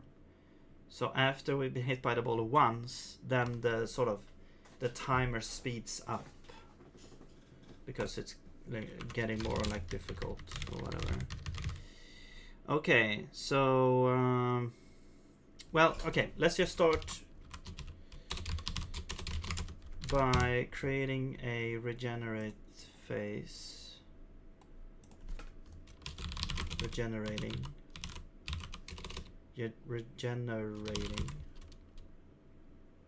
Is that correct? Regenerating.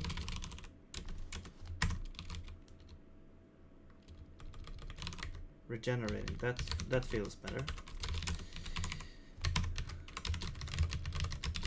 Okay. Yeah, so we should have a pre-function to set the duration and stuff.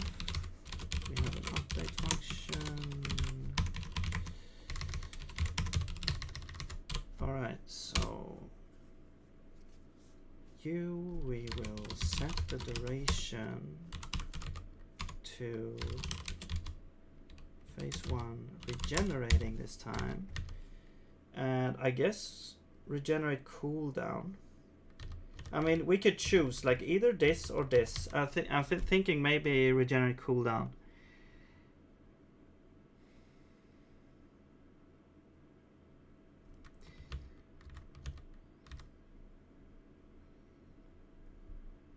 The way this works is when you enter the phase, there's a timer, which is the reset timer.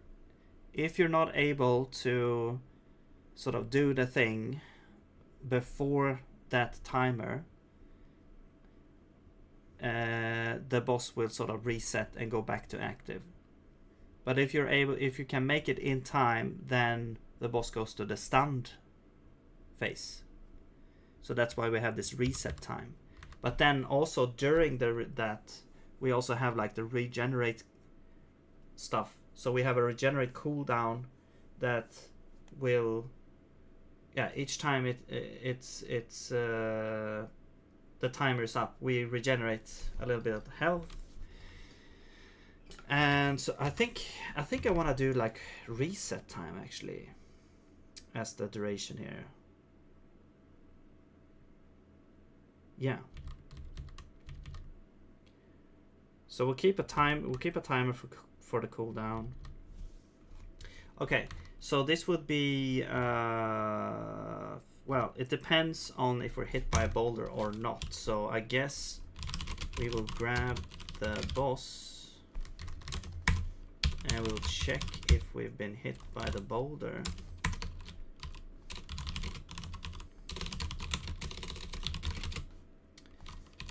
If we have, then we're gonna choose this one. Otherwise, we will choose the first time.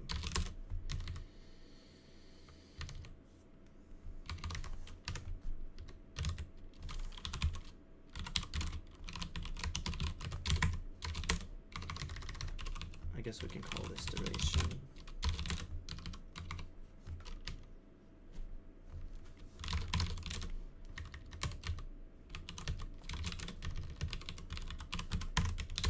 Alright, and then if the state has ended, we will go to, well, if the duration ended, that means we go back to active.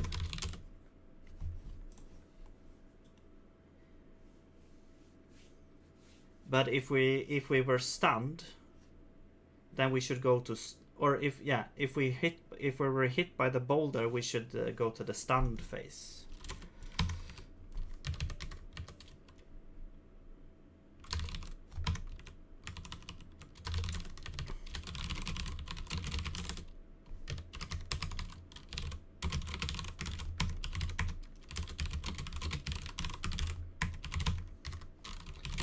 And if we're done with the stun phase, then we go back to active. There's also a check here if we have taken enough damage, but we'll figure it out.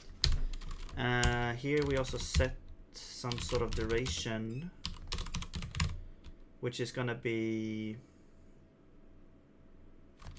maybe we have that here somewhere. Stunned. Time toggle cycle time.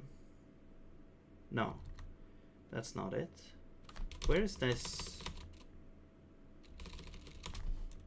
Stun time? Okay. Is that really it?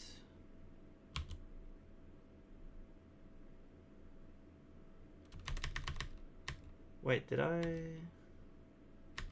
remove something that I shouldn't have? Regenerating.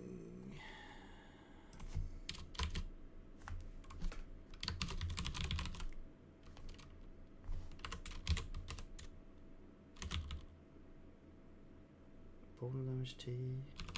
It. Stun ends at max duration is 10. Oh, it's stored here. Interesting. Okay, it just happens to be the same as the stun time, so I guess that is good. So okay, so that should be good then.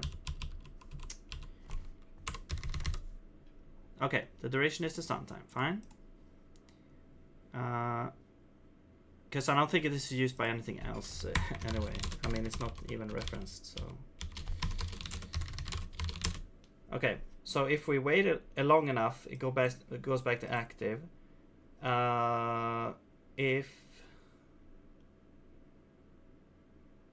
we also take damage, so we need to keep track of how much damage we've taken from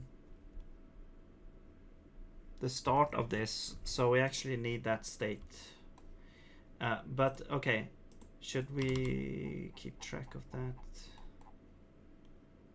Health when phase started. So this is kind of one of the downsides. It's like it was nice having the state sort of the one thing that we actually lose here while we're doing it this way, that I'm doing it right now. I mean, we could also change it, but having this state be sort of, well, it's grouped by the phase itself. Now we kind of merge everything together in just one place with the state, at least. So now we just put everything here. But I don't think it's not necessarily, you know, super bad or anything, but it's just like, it was nice when it was more compartmentalized. I mean, I guess what you could do is just do this. We could just say stunned. We could just, these are like global things. Time to toggle original position. Boulder. Yeah, this is, all of these are like global. This is like the first one that's sort of only for this. I mean, I guess spawn sat is part of active and the shoot. But then the rest is sort of global. Okay, yeah, sure. This works as well. It doesn't really matter that much that they are. But this should really be renamed now, and that's the problem as well. Like the name spacing is gonna get weird. So health when stunned, I guess we could call it. And I'll just set this to undefined so we don't have to initiate it.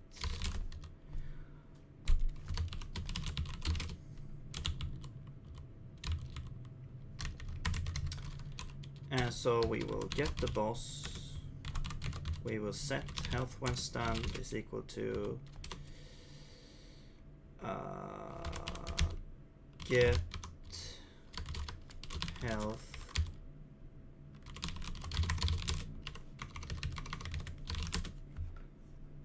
okay, and then we check here.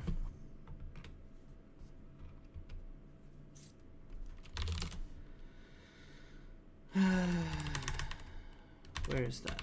Max hits 20 times the damage scale.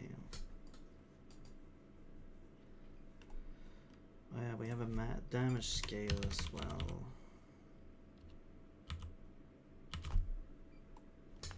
Okay, I'll copy this, put that back here.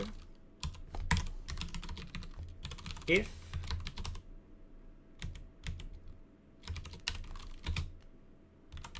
then we set the state to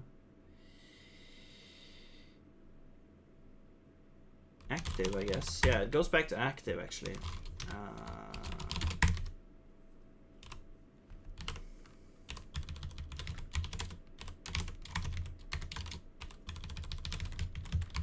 let's just do this. Fine. Why not? Has player exited? Oh yeah, that's right. Okay, yeah, we also have this one. Okay, yeah. I totally forgot about this. So it's a bit weird. I'm not sure if this is actually gonna be in the end version, but we have like, because of the way the room is set up, the player is pushed out. So basically, when the boss, at certain point in time, the boss kind of does this. I don't know. I don't know how it will be in the game, but it will basically do this scream or this push. So the player gets pushed out of the room, and then gets locked out, and then you have to solve a little puzzle, and then the boss gets stunned, and then when the boss gets stunned, you get pushed again. And in order to check if we're done with the pushing of the player, we're checking constantly if the player is intersecting with a hitbox.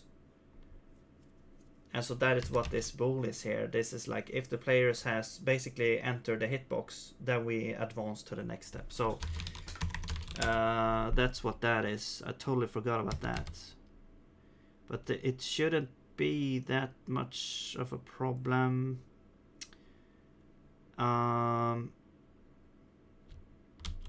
Now this one is basically, yeah, it's set. We're calling this, so I think we could just call this.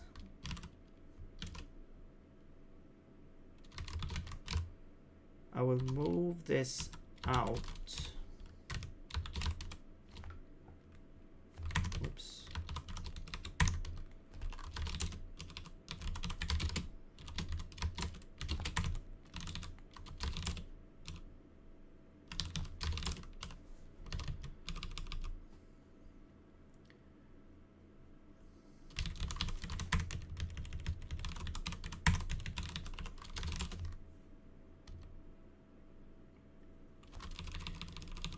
Tile size. Okay, yeah, we have that. They should really be like a thing that gets defined in the editor. We have points in the editor that you can define, but we don't have rectangles. But okay, whatever. It's defined like this for now. We have time size, X size, exit hitbox. Okay. And then we draw that because of debug purposes. We don't really need to do that anymore, but it's nice to see it working. And then we just checking for intersection against the player. So that should be good. Okay. So this could just be check if player exited, is that now? And then here we have, wait, stun ends at is less than or equal to T. So it hasn't elapsed, is what you're saying, trying to say. Why do we even check for that? Oh, wait, no. If it's less than T, it has elapsed. Okay. But that doesn't really matter because we already checked that here and go into that. So that shouldn't.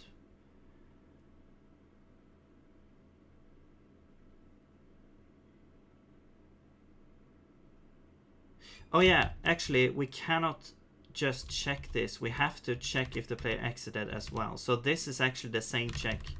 We should just move this in here. Has state ended, because otherwise the player can get locked out. There we go. When phase started, we don't need to keep track of that. We can just use, no wait, health when phase started. Okay, let's get the boss, and we will say first boss health when stunned. minus the current health. So this will basically be like damage taken. It's gonna be that minus health.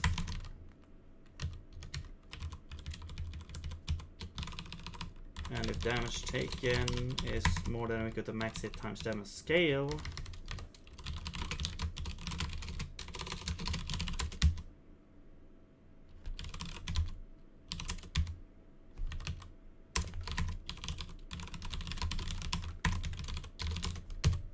then we set the state. So we have to exit first. Then we check, okay, has the timer gone out? Or have we taken enough damage? I don't know.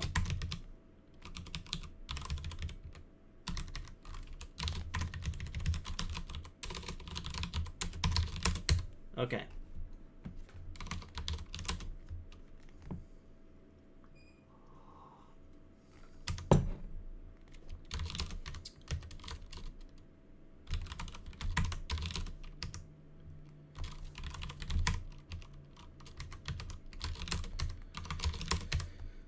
All right.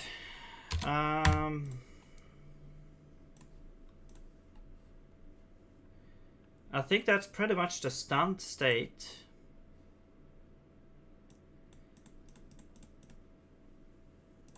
Well, there's one thing actually.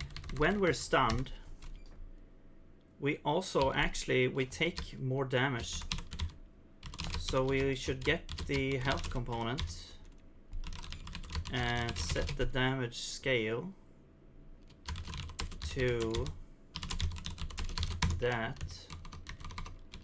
and then when we're done,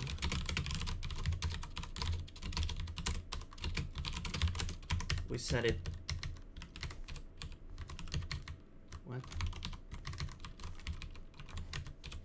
we set it back to 1.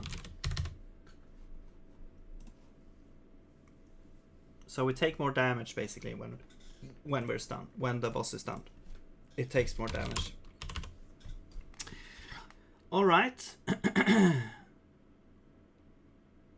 I think that's it for the stun state. We do need to do like the common stuff as well. If we're dead, we changed it. It means it changed the state to dead. We don't need to do anything. Otherwise, we continue on. We should also have the same for regenerating. Well, actually, you can't really take damage while regenerating. Actually, that's not true. You could take damage from the boulder. That's right. So we still need to check this. I mean, it's good anyway. If there's some weird lock, like a bug or something. Alright, so now regenerating is... There's a couple of things happening here as well. So we have the timer of regeneration, which basically consumes a spawn. So it kills one of random spawn and it gives life to the boss back.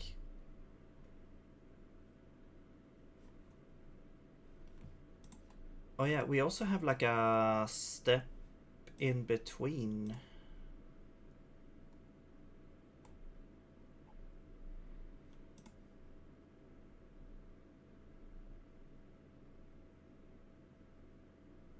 Yeah, we have like initiate. Okay, so we have like a state in between, which is like we're pushing the player out and then going to regenerate. So I guess we'll call this initiate regenerating or something like that.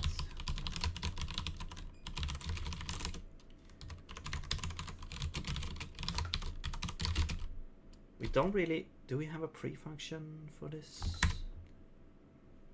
Yes, we do. Okay, we have a pre-function because we're gonna open some doors and stuff. We're gonna toggle some doors. And then we have an update function where we now also check if player exited. And once the player has exited, then we set the state to regenerating. There we go. So we're pushing the player. That should also be a thing that happens, like we're pushing the player. We should move this out as well. And we already need the context.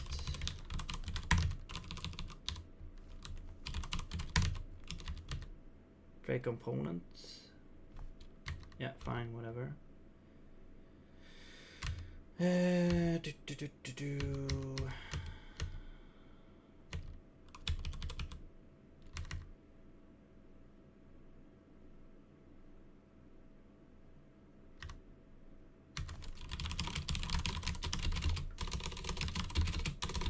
I'll make a thing here, because if the player was hurt when the state entered, we don't do this, we don't set this. But basically what this is doing is making the player sort of invincible.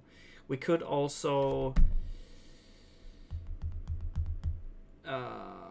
add the invincible component to the player, I guess, instead of doing like this, because it's not guaranteed that, you know, you're invincible at this point. Yeah, I think that's probably better. And then we don't have to set the state. Well, we probably want to do that anyway because of the sort of animation, I guess.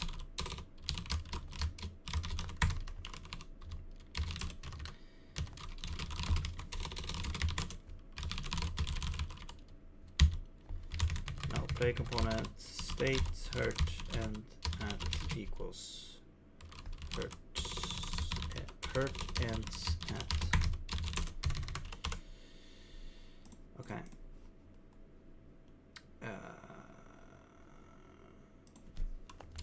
And then we also push.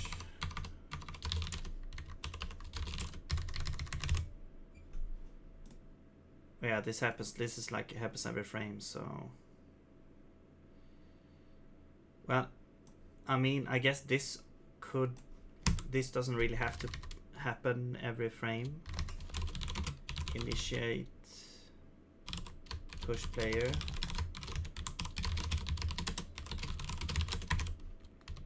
We could do this, and this is what is actually needed for pushing the player. Yeah, that makes more sense. And then end push player.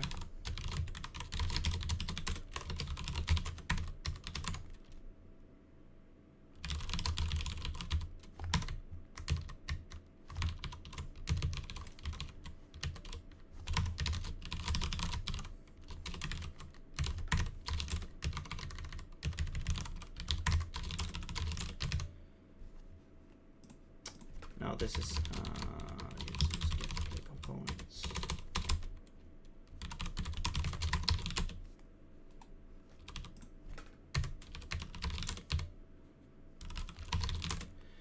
Okay.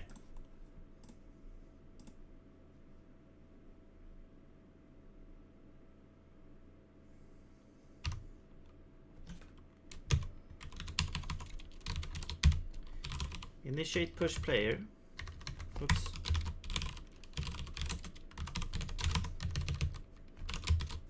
Push player.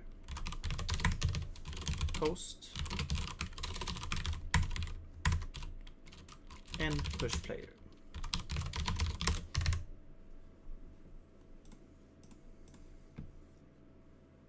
And that should also happen in the stun state as well.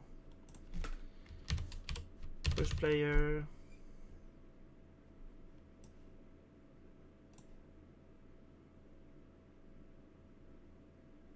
Wait. No, this is a transition as well. Like when the boss gets stunned, it's hit by the boulder to get stunned. We don't have that connection here yet. But when it's hit by the boulder, actually we should have like a initiate stunned initiate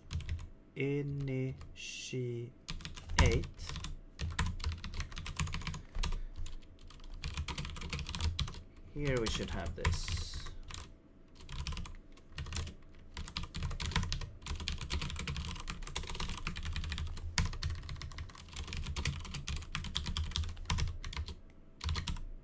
But we don't, yeah, the boss doesn't really take damage at this point.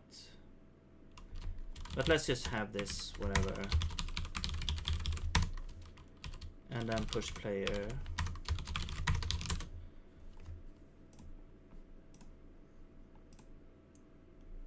So we don't really need to do this. We don't actually need to do this either. No. And we don't need to push the player at this point. There we go.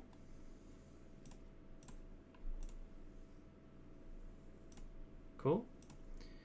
What we do need at this point is to sort of toggle the doors and stuff. We also need to do it here as well. We could do it like in this function maybe, I guess, but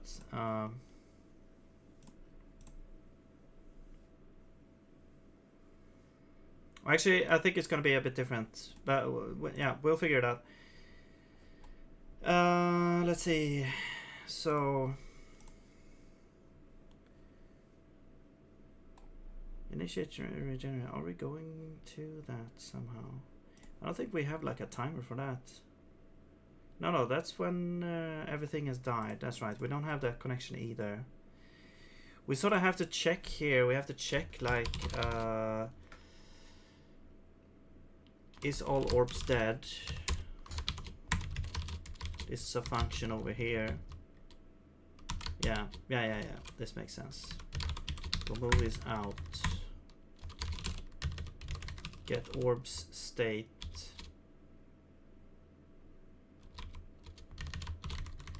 This should also move out.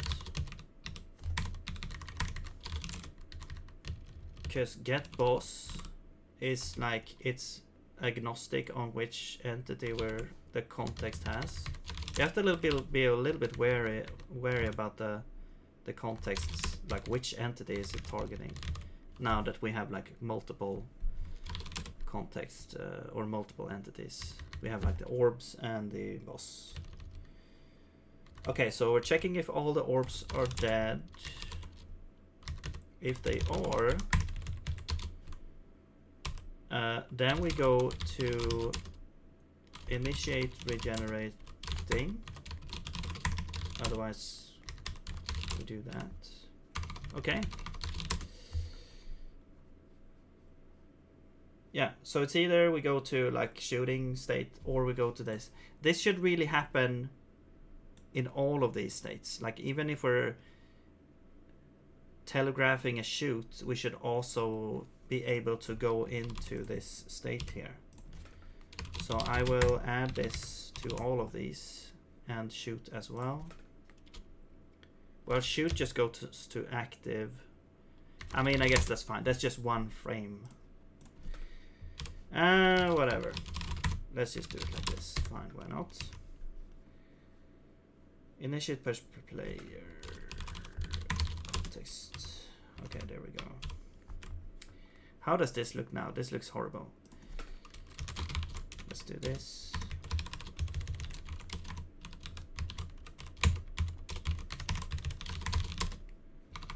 A little bit better.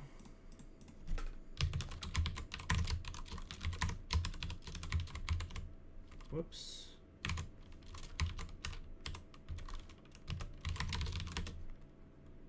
Wait, what am I doing? Here. No? Yeah. Is it? Yeah, I really like the auto format, like the formatting of Sig here. It helps a lot. And you don't have to worry about any custom, downloading any weird tools or weird packages and stuff.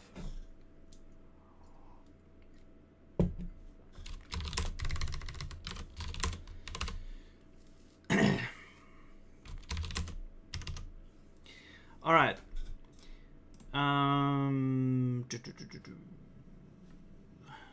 Okay, so now we can go to the initiate regenerating phase. That is very, very good. All right, so now we have that hooked up. And also, now we can remove the behavior in the orbs because we were looking at that. So we don't need to do this, actually. We're not advancing the phase. Although we should look at advanced phase because this has a lot of logic that happens between the phases. So if we're advancing from active here, we're just we're just going to the regenerating phase. So this is like the old code here. So that we already did this.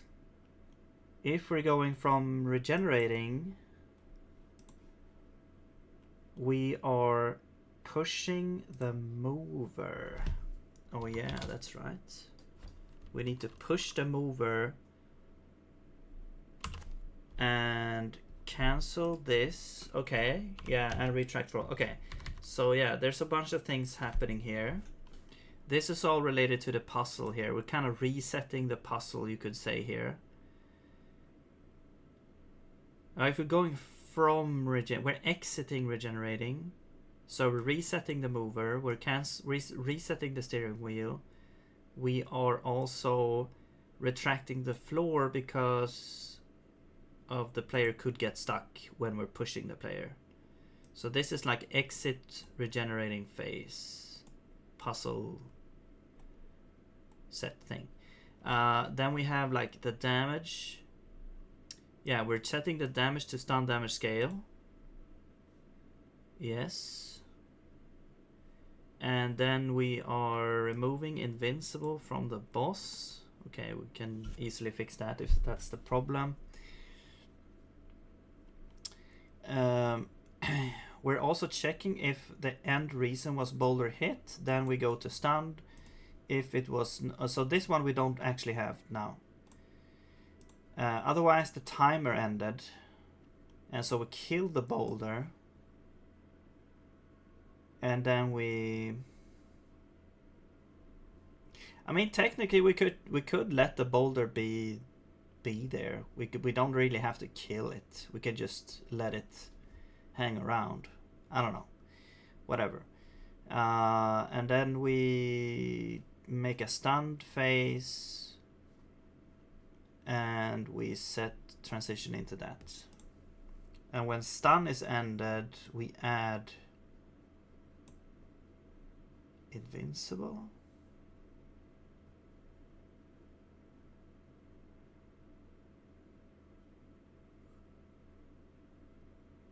Oh yeah, because the boss is normally invincible. That's right. We hit the orbs. That's right. The health is yeah, we're resetting the damage scale. Then we have, sorry, there's just a lot of things here to keep in my brain here. And we go to number of orbs. The orbs respawn. I think we all, well, okay, I don't think we don't have that trigger respawning the orbs. So we should do that. I think it's easier to just do the stunned phase first. That's just easier to tackle. So when the stunned phase is done, which is in here, we will respawn the orbs.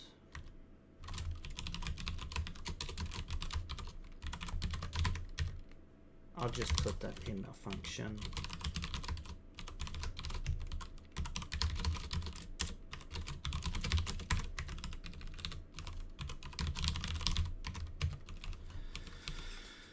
And we will call orb respawn, which is over here.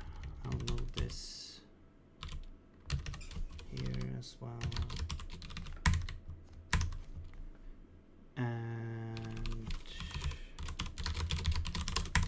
actually we could do like a context. We could do context for entity,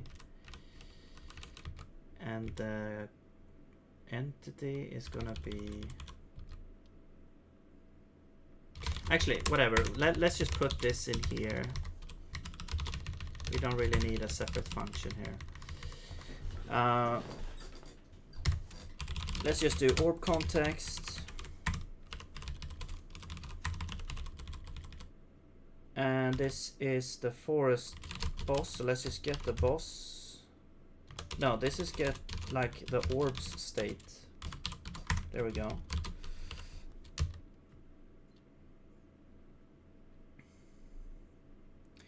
We remove death.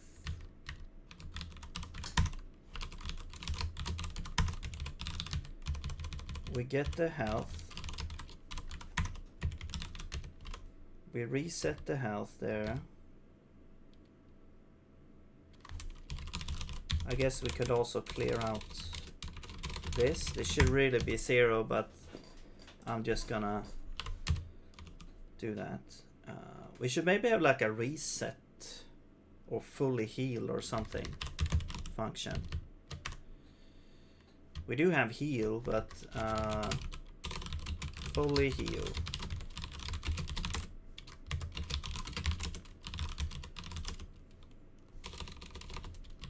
Health is equal to max health, pending damage equal to 0. Fully heal. Full heal or fully heal? What? Full heal? Yeah, let's do full heal, whatever. Okay, and then what else? The rectangle. We get a rectangle. We set the color. Oh yeah.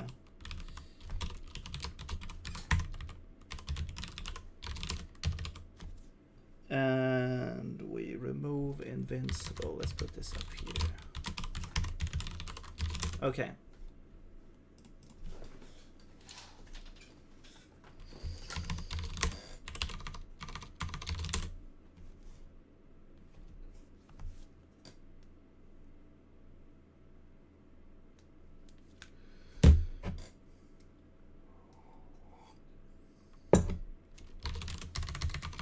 We're almost done.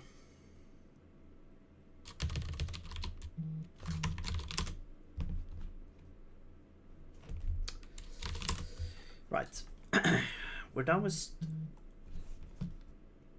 Come on. Okay. Stunned. We post. Okay, yeah. Let's do advanced phase. Go back to stunned. So we add invincible to the boss. We set the damage scale. And we respawn the thing. That's it.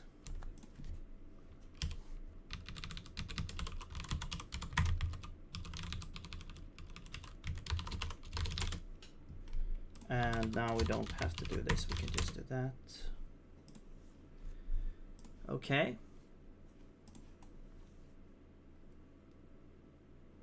That's it there.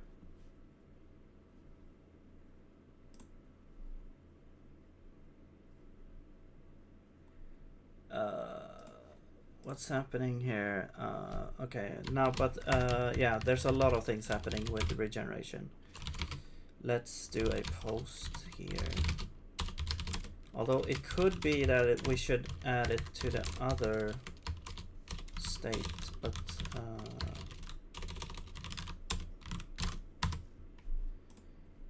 so let's think about this.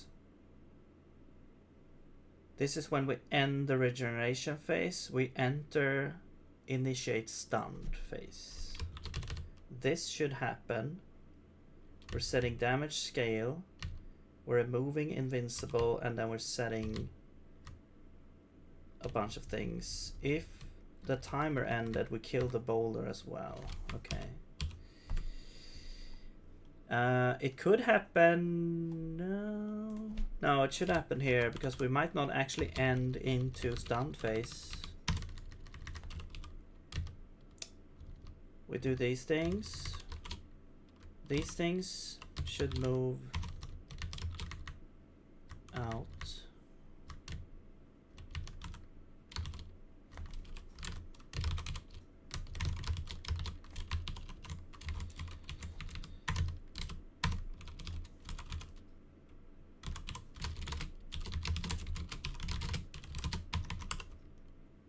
I'll get a entity and device type.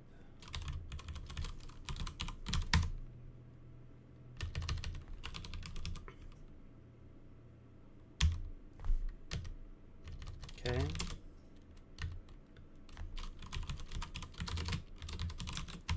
I'm just making everything into context just for convenience.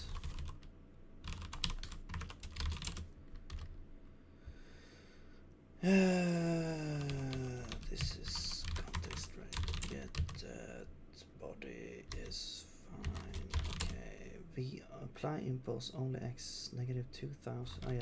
So we're just pushing the hell out of that mover to the left.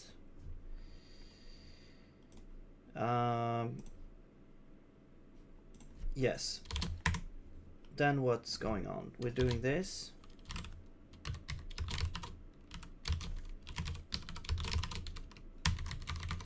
Move that out.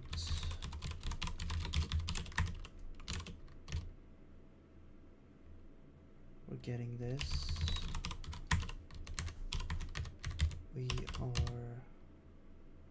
looking at the state. If the state is control, we cancel out of the control state.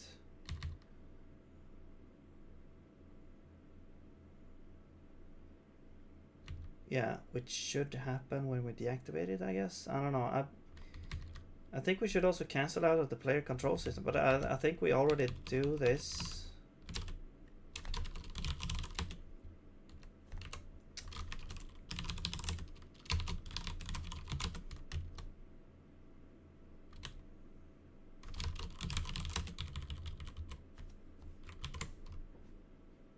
Disable control. Okay.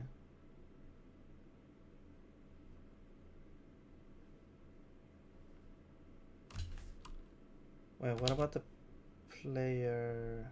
Ah, here we set. Okay, we set the state to idle. Okay, yeah. So that's happening with the deactivate. Okay, cool. Yeah, because I was thinking, wait, missing something here, but it actually it is happening. It's a little bit baked in there, but it works. Okay. I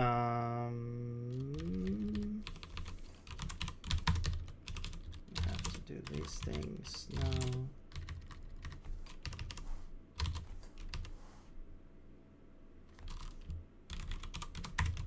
You just need that. You need this. Okay. And then we have retract floor. Well, let's move this. What is this? Advanced face? No. Extend floor, retract 4.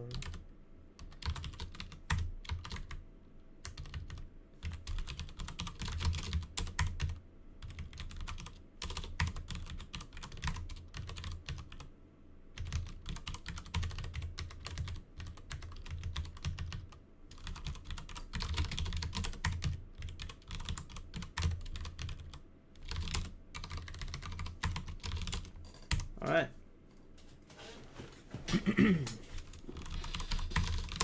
Okay. Health, damage scale.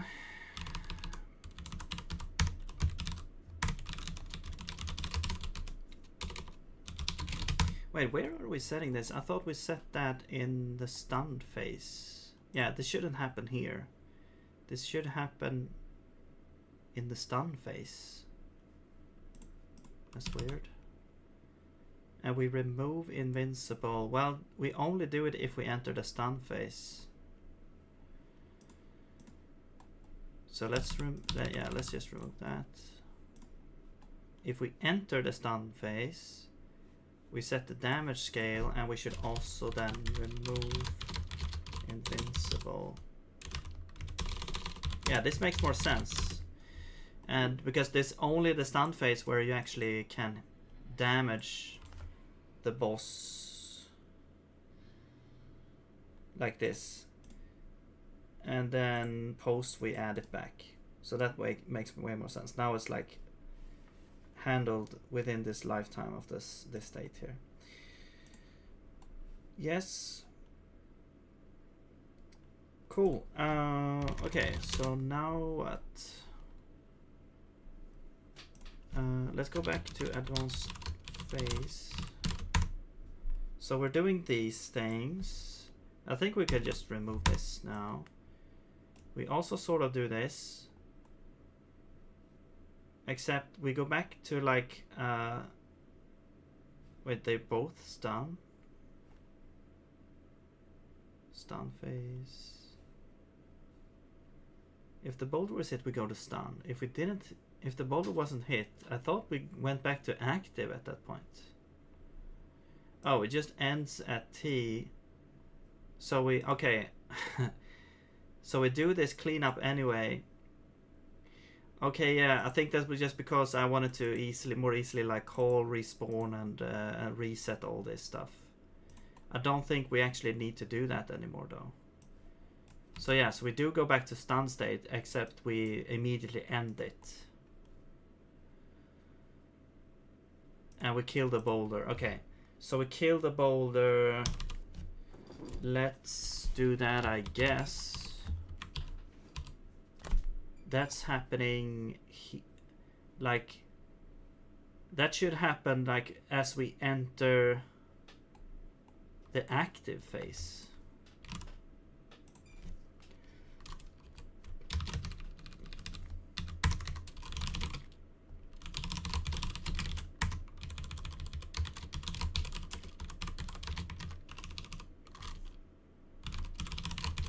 If we have a boulder,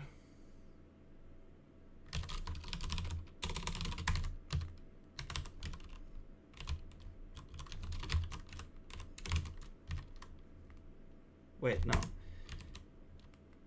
If we have a boulder, we set it to no. There we go.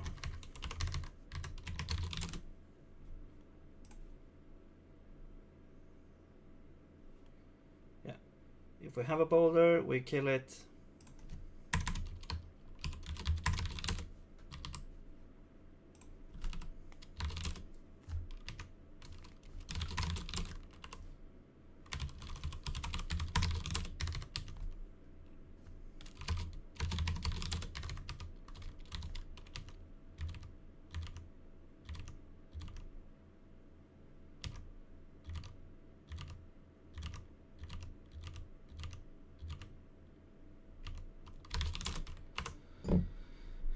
Okay, if we're hit by the boulder, we take some.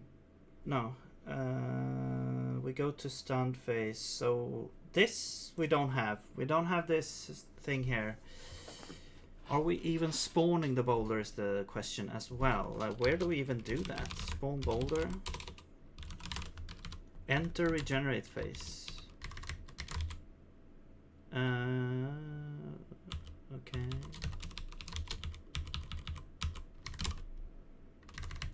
Why is this like commented out?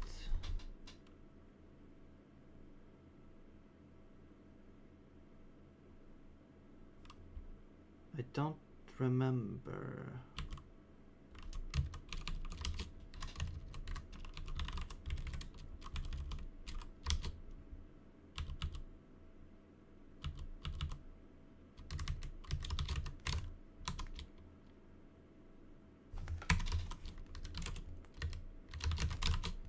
Okay, let's move this out first.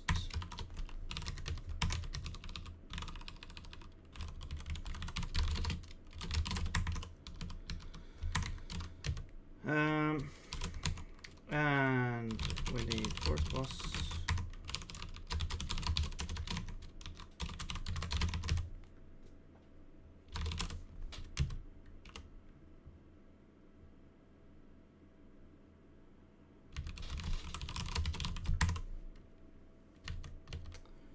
Create that boss body.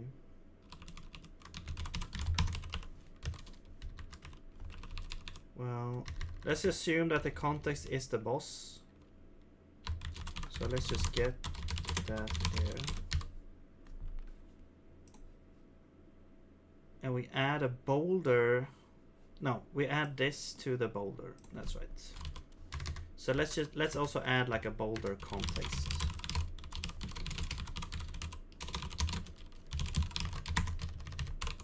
Boulder context. We're adding this. We're playing a sound. We are for some. Okay, yeah. We have a size, a hitbox, position. And we do this.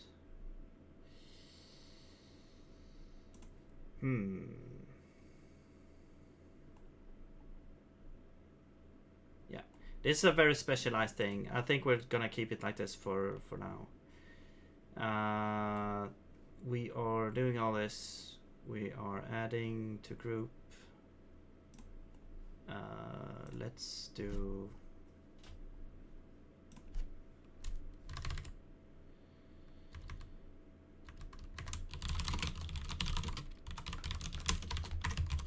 This.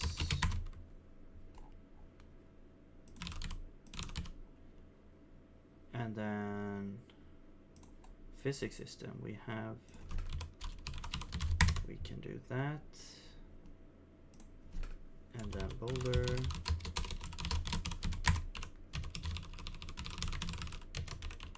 We add no friction on collision, boulder on collision.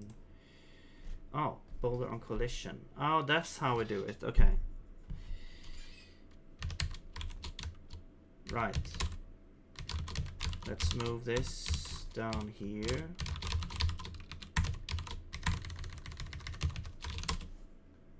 Boulder on collision.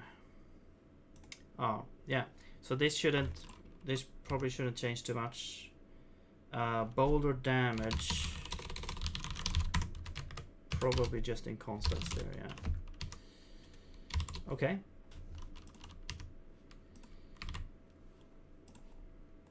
So, oh, okay. What is gonna happen here? We don't have advanced phase, so that's gonna be interesting. So, yeah, the end reason, advanced phase. What's gonna happen here, though? What's gonna happen? So, we could just set the state of the forest boss. We could just say that now the forest boss was hit. I mean, we have this, but this is kind of like a one-time flag. But is it hit during regeneration phase now? And then the state machine can look at that state instead. So we don't really do this. And we don't do this. What we do is we say has been hit by boulder.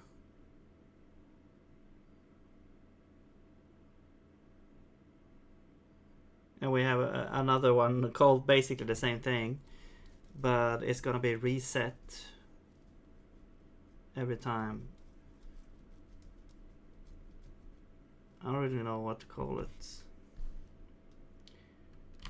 Has been hit by boulder. Let's rename this. Oops.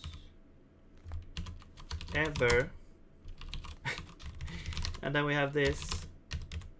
Has been hit by boulder. This is like ever is true. Both are true at this point. And yeah. But now we can look at this. And then we like cancel that out when we're done.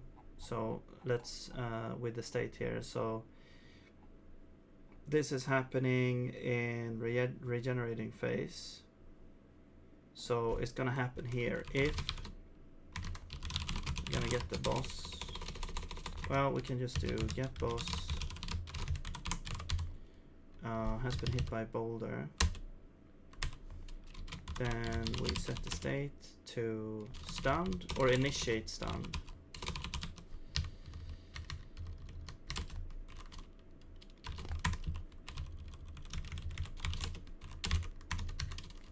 Else we do that.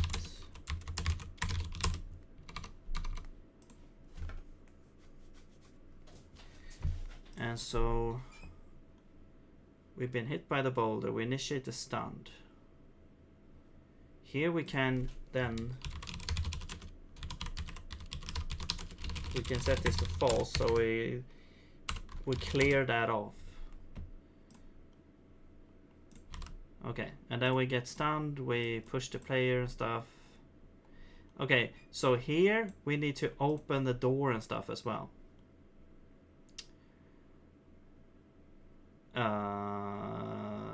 Yeah.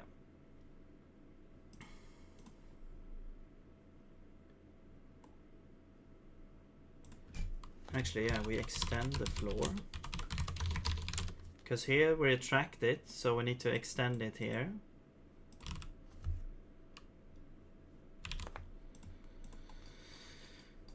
When we're done to cancel that out.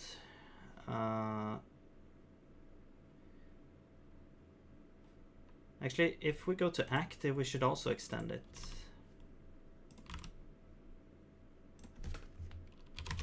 In that case.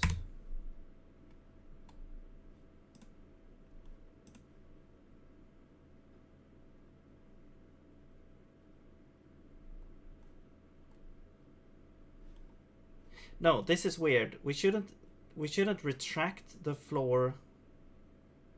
This should happen in the pre function in, yeah.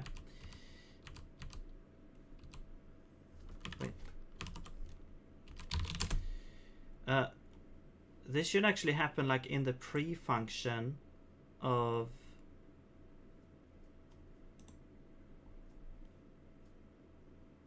Wait, we're exiting, regenerating. We're either going to initial stun or active.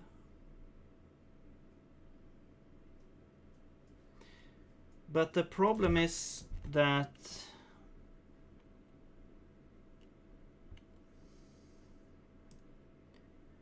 I mean we could have a like exit regeneration state going to active, like a specialized state. We don't go to active immediately because we need to push the player out. Yeah, this doesn't work. So we actually have to do exit regenerating to active.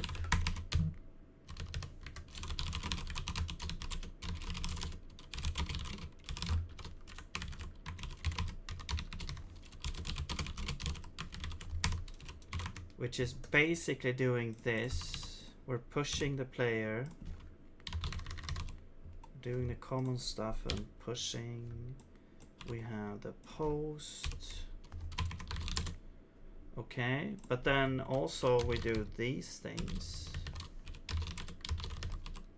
Yeah, that makes more sense, because we need to push the player out. Even if we go to active, that would have locked us out basically.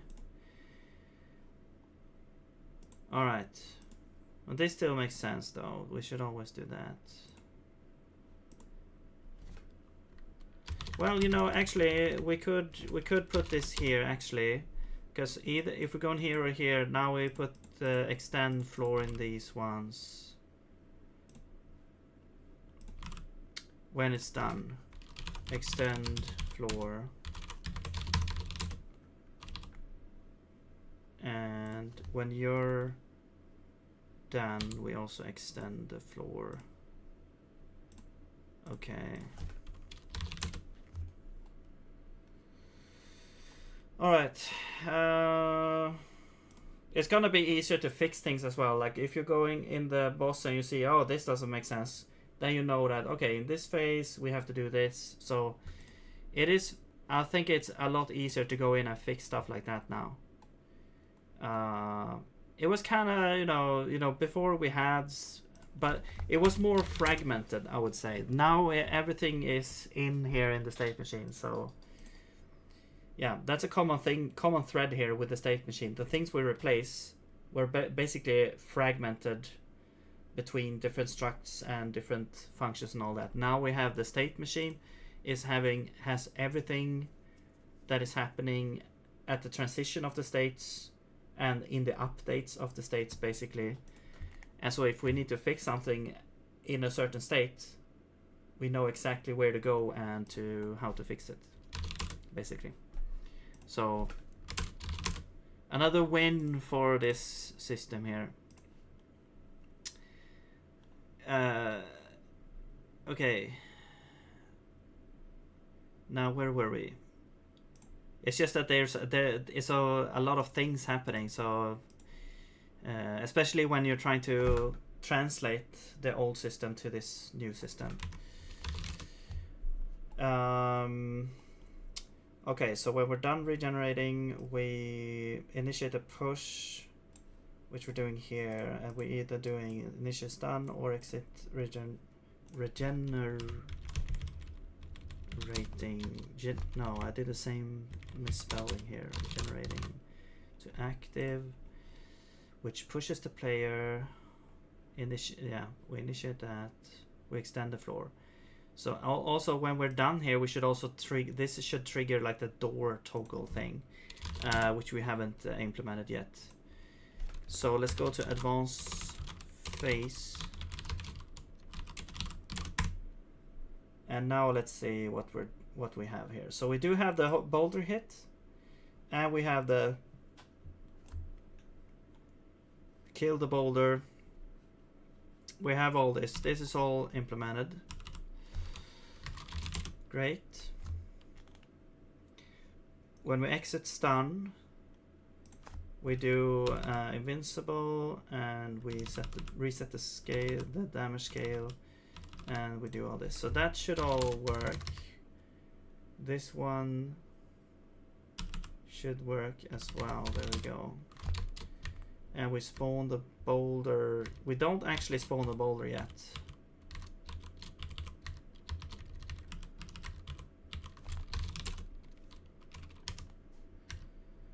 So we need to do that.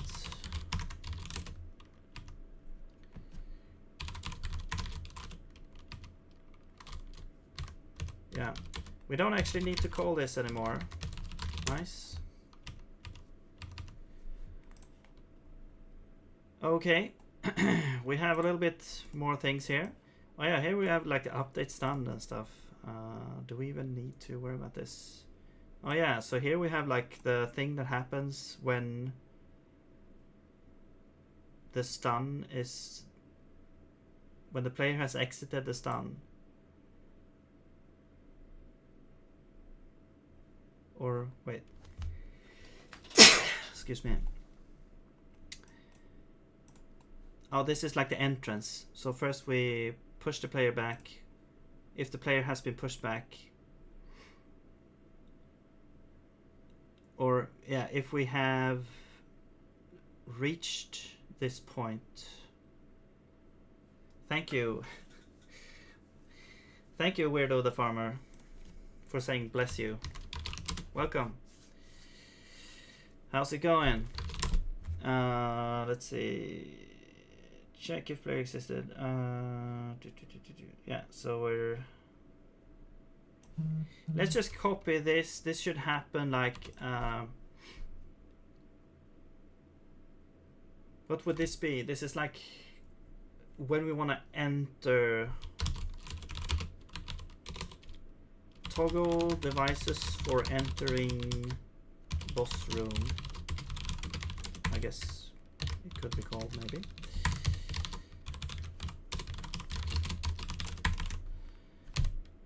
And we don't need to care about this, I don't think. Because this is just going to be called one time anyway. We get the device of boss door, we get this, we get that, we deactivate these things.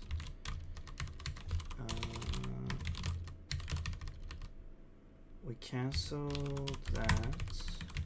That should be this. We extend the floor. we set idle. We don't need to do that because we already do this in here. Well, actually we do need to do that because if we're not controlling, oh wait, no, this doesn't make sense. This shouldn't happen here. This should happen like right away. I'll remove that. This cancels the hurt state, so that should be fine. Okay. So this should be prepare, or I don't know what to call this. Prepare entering boss room or something like that.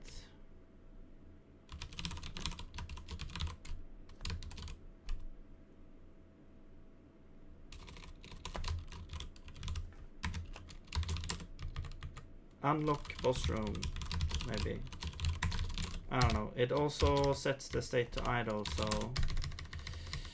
Okay, anyway.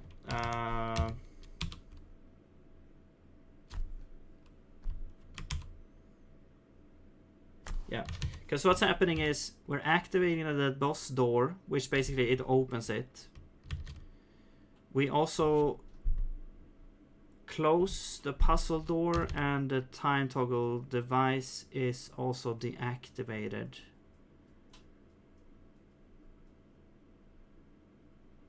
Yeah. So it it resets the puzzle and we open up the boss room. Okay, let's go back to somewhere. So that happens when, when the button, the stunned state is entered. It basically happens here. And we also end push player, so we don't actually need to do this. Yeah, that makes way more sense. Okay. But then we also need to... I guess this is this is also like reset lock room or reset puzzle.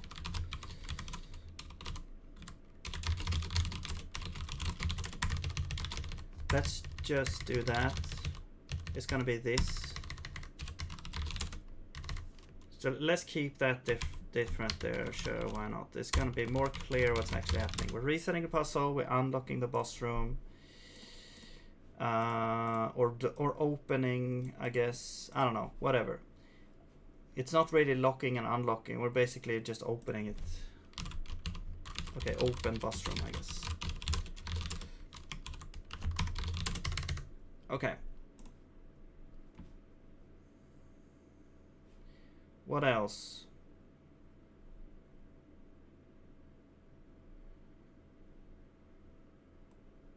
Same thing should happen here. Should happen, same thing here.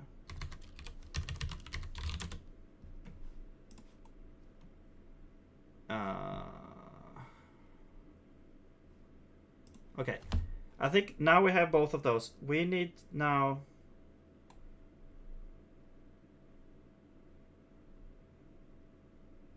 the other way around. So we need a close boss room and set up the puzzle, like start puzzle, I don't know. Enable puzzle, or I don't know what to call it. So let's go through it. So we're in the active phase. When all orbs is dead, we go to the regenerating phase. At this point, we're pushing the player. We should also open the boss door at this point. No, I think it's already open, actually. Yeah, it's already open. But we should, when we reach the exit, we go to regenerating phase. And at the start of this, we should close the boss room. And we should reset the puzzle. Well, we already have reset puzzle. We should sort of open the puzzle room or something.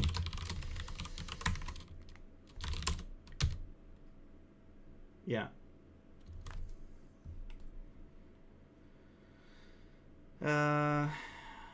Or start puzzle, maybe we can call it. Restart puzzle. No, reset puzzle. They should be like close or end puzzle.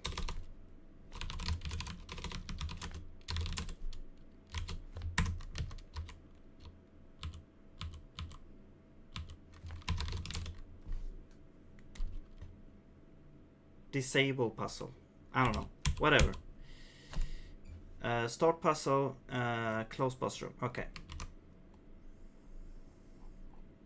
Where do we actually have those functions? Is anything here? Yes, it's this one. Okay. Should be something where player exited. Yeah, so here we deactivate the boss door. So this closes the door. And then we set ourselves to idle as well. Well, let's see if that's needed.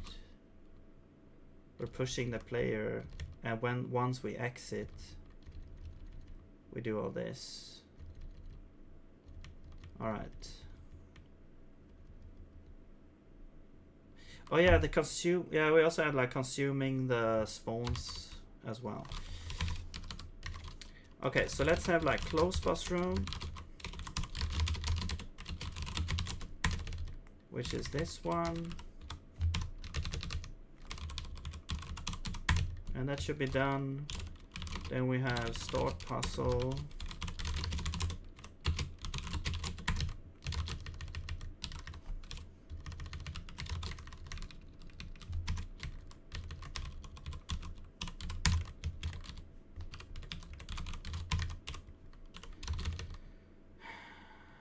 Do we need to set player to idle? I guess we're canceling out of... Yeah, but we're doing that anyway with end push, so we don't need to do that. Makes more sense to not have to do it here anyway. Yeah, we're just starting the puzzle. That just does that. Okay. Great.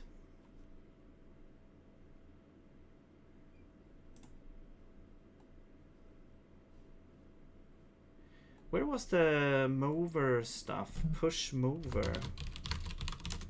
Like this sequence of things. This is like... Has been hit by a boulder. Okay, whatever. Right. We start regenerating. That means the player has exited the room. So we close the boss room and we start the puzzle. And then we're waiting for the puzzle either to get done, which is this sort of flag here, and then we're stunned. Or the timer is up, which means we exit the regenerating phase. Once this is exited, we push the mover because we might have moved it. We cancel control because we might be controlling. And we retract the floor to make sure that the player is not blocked while being pushed. Here we're simply pushing the player out of the room. And then... Right, and then we need to check.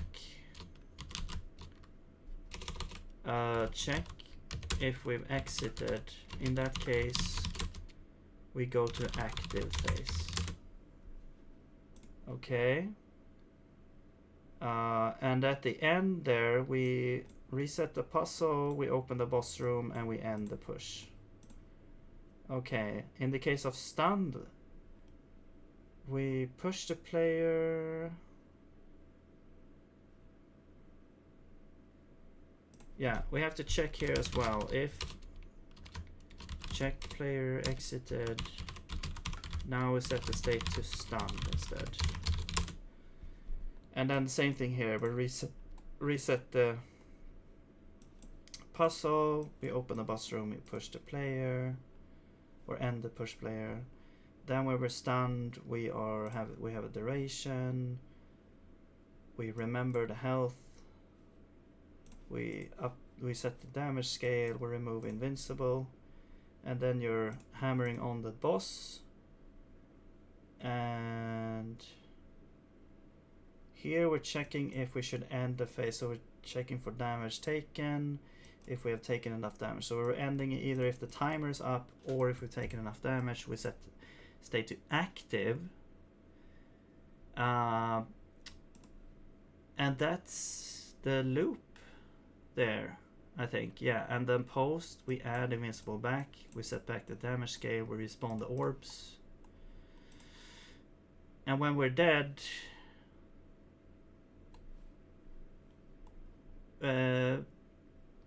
we set this progression flag. All right. There's also like on boss death. I think I already did that one. Is that it actually? No. There's a couple of things left. There is the spawning. Well, the spawning is done, I think. Wait, spawn. Spawn forest boss spawn.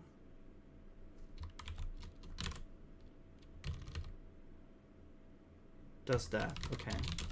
Yeah, so that is done.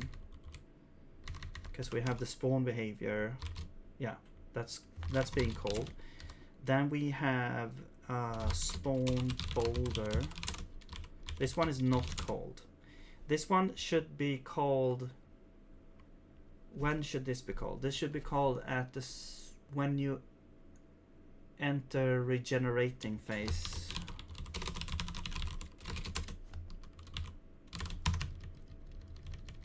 Yeah. Or, I mean, I guess this could be part of start puzzle, actually.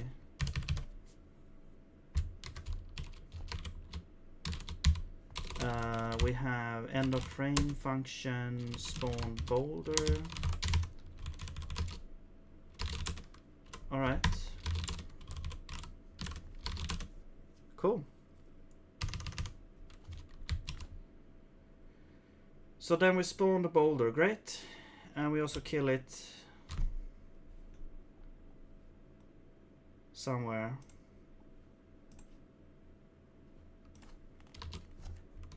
Where was that happening actually? Boulder on collision. Well, we kill it there, but oh yeah, in the active phase. Whenever we go back to the active phase, I guess we kill it as well if it's there. Okay, cool. What else? Yeah. Boulder is no. Okay, cool. This is something that we don't have yet. This is the regenerating, like killing a monster and regenerating it. So we do need a timer now for this. So I will add that.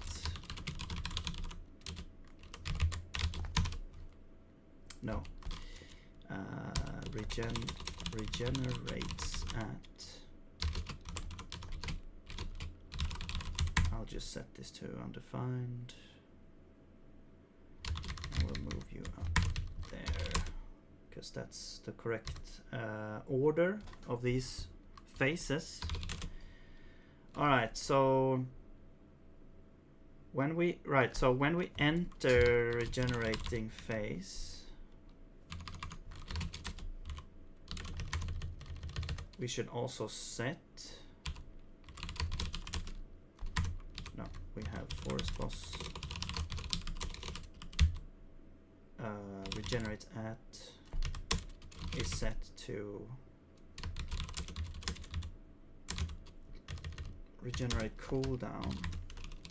Well, it's gonna be create timer with this cooldown. And the logic Okay, I'll put this in a function. Regenerate. Maybe.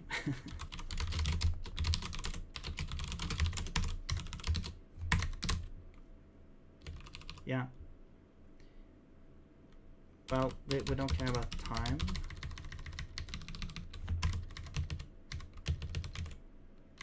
Well, I guess we could have like should regenerate.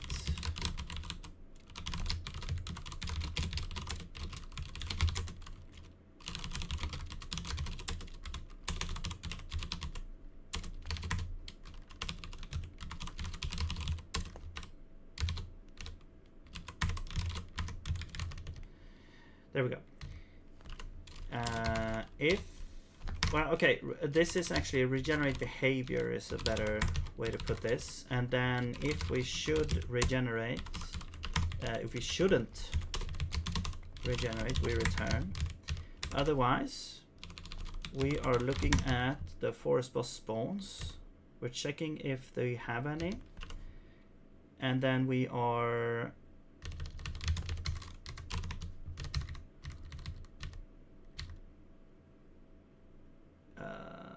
grabbing one of those. We get the entity here. I think this is the entity. We're marking that for death. And then we're getting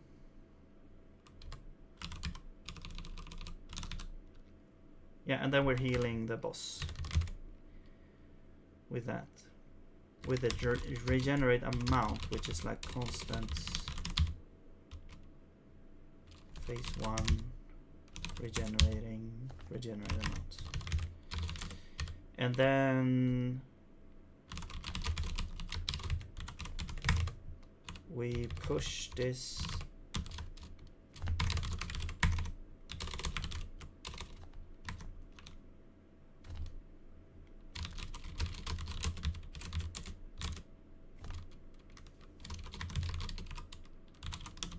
create timer.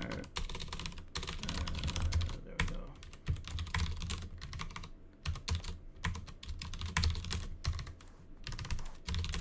Okay, that's the regeneration behavior. We check if we have, if the cooldown is up. I mean, we could just bake this in here, whatever.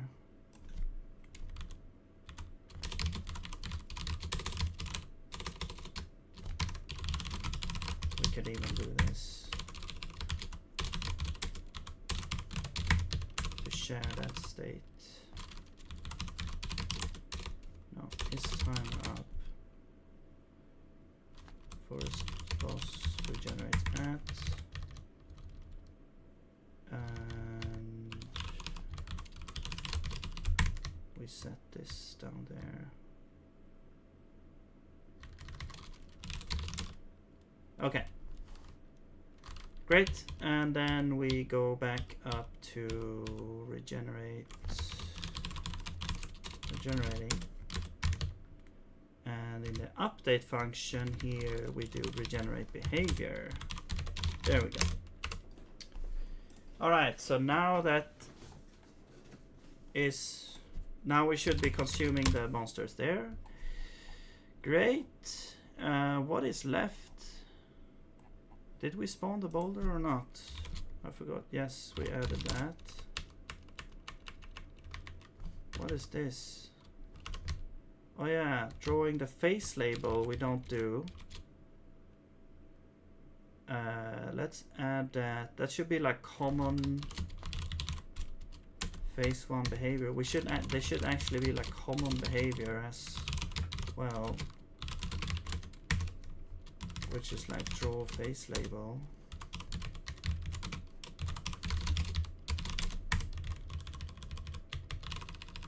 And the face, well, actually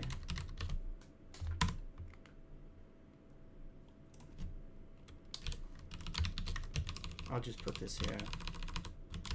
This is like phase 1 active.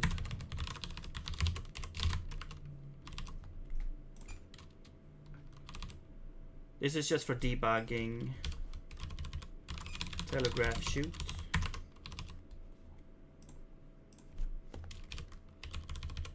Shoot. Initiate regenerating. I mean, yeah, actually, we could do this. S type name this.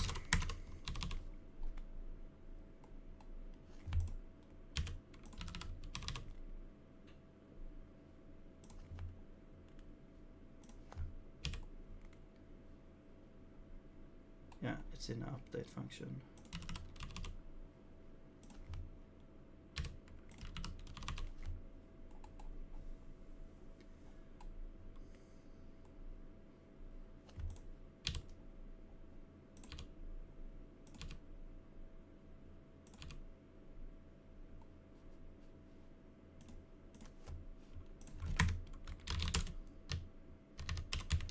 I guess we can have this here. It's gonna be there until the boss basically disappears. Now this could be interesting because let's say the boss is like destroyed before this could even run. I guess we'll find out.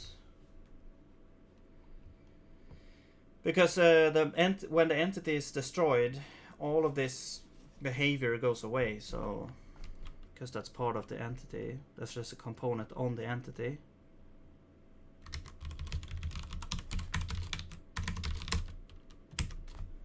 Okay. Now that is also moved. Now let's go here and let's check, is this even used? Well, it's used here. Is it used somewhere else? We have the update function, but we don't actually have like update phase 1 anymore. So, and we don't have update phase 2. So I will just remove the update function, and somewhere we are doing some update. Somewhere boss system.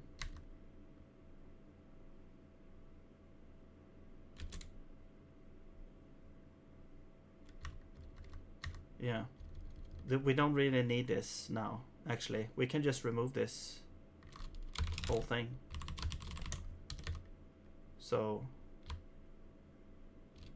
we're just getting the boss and calling update, which we don't need anymore because we have the state machine, which handles everything.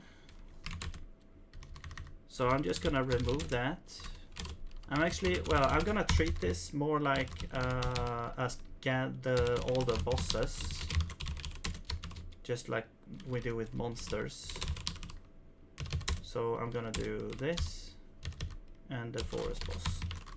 So I'm gonna expose those. That should be good. And back here, do we have like the update function? No. Forest boss. Is this used anywhere else? No. So let's remove this. Great. Boulder is used. Orb state is used. This one, I'm not sure what we use this for. Oh yeah, update time toggle. Where is that happening? Over here. And then we call this. I mean, fine. Oh yeah. This was like, I was trying to get a equation for the time toggle because it was supposed to be moving up and down, but not in like a smooth fashion. It was like moving up and down. It's moving up and down in like a very linear, I guess you could say. So I was trying, how can I find an equation for that? And it was like, yeah, you have to add up infinite sine waves or something. But yeah, I'm just doing this. Okay, let's see.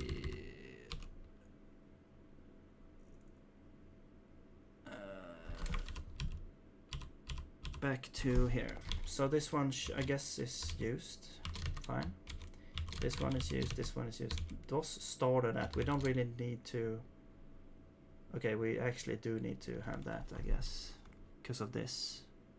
I was thinking maybe we could use the state machine timer for that instead, but yeah, I didn't realize the time toggle is actually using this, although that is actually its own entity, so we could have that. We could have a state machine for the time toggle instead of doing it like this. Actually, we could do that. So then we don't really need to know the boss started at. We don't have to have that. Do we even... I mean, it's kind of simple. Time toggle, state machine. It's just gonna have one state.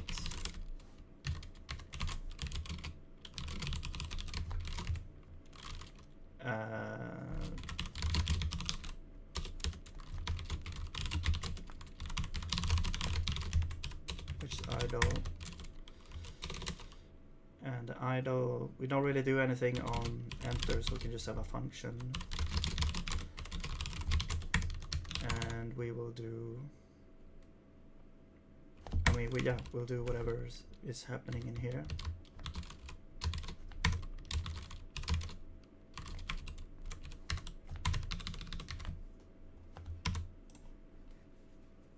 And boss started at, instead of having this, which is modded by that, this is actually just elapsed time. No? And then we have a ratio of that. I mean, we could also just do, because mod, this works for floats, I believe. Yeah, these are floats. So what we can do is we can say ratio is equal to get time elapsed ratio, but then we could also mod it if we want by 1, right? Isn't this the kind of the same thing here? This goes from 0 to time toggle cycle time, and then we divide that by time toggle cycle time. So it's basically a scaled version of that. Here we're getting the ratio, which is time elapsed over the duration, although there's no duration though. I mean, we could just set a duration. We could set the duration here. Actually, okay, so then we do need a pre. We do need a pre here. Set duration to time toggle cycle time, and then this is the update function.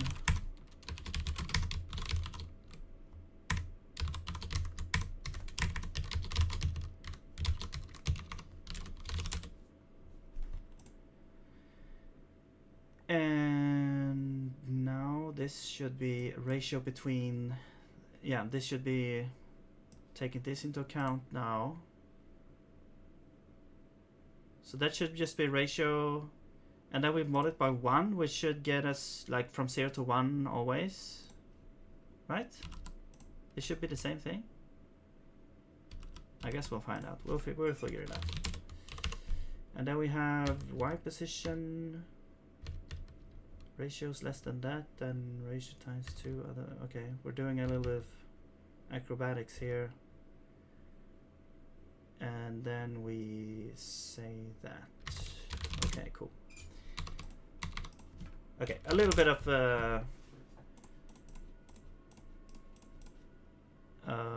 what do you call it? Simplification there. Okay, cool. So, but yeah, even though we have a duration, since we don't have something that checks the duration and, you know, does, you know, changes the state or anything, it doesn't actually do anything when the duration is up. So it's not like the state machine system is looking at the duration and oh, now we need to change the state. No, because we wouldn't know which state we change into. So this actually is just running forever, but we still have this sort of duration as a sort of state that we can look at and use with the time-lapse ratio here. All right. I guess the only thing maybe we could think about is the precision. I don't know. I guess we'll find out. Like as this goes on, how does that affect precision? I'm not sure actually. Whatever. Okay, but now we have, this is basically it. So the only thing we need is, yeah, we need this time toggle. Where is this? It's that, the cycle time. And now we have like the original position.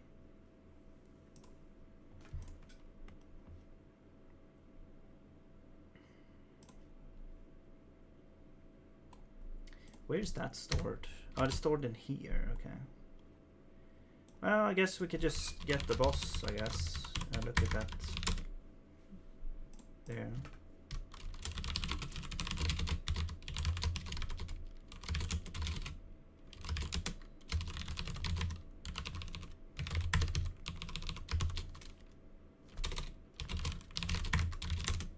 Okay.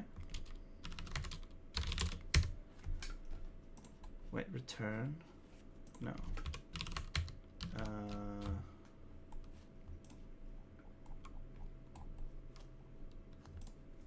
No, we should set. Also, where's this here? This isn't even used.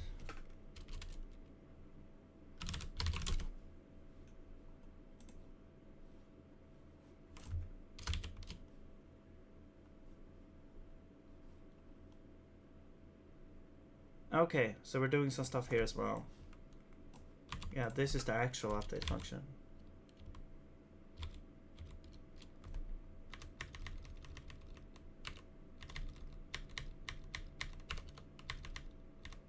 Where are you? Here.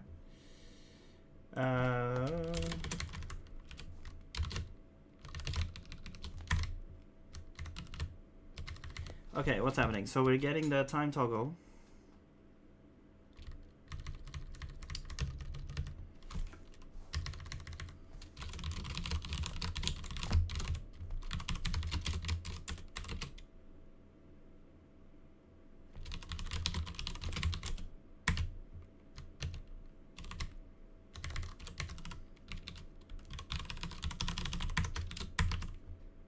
Or else return, I guess.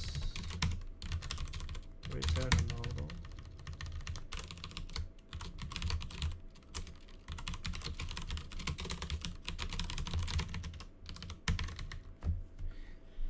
Okay, we get the body from the time toggle. I mean, that should just be, we should already, like the context should, okay. The context is already the time toggle, so we don't actually need this. We don't need this here. So, yeah, we already have that on the context, so we can just do this. And then we have, okay. Now this is needed though. Context. We get the boss like this. Okay. Let's just get the original position like this. Original position.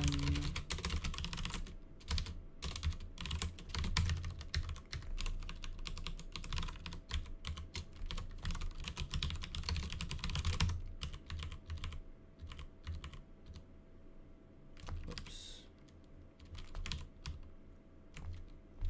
Okay.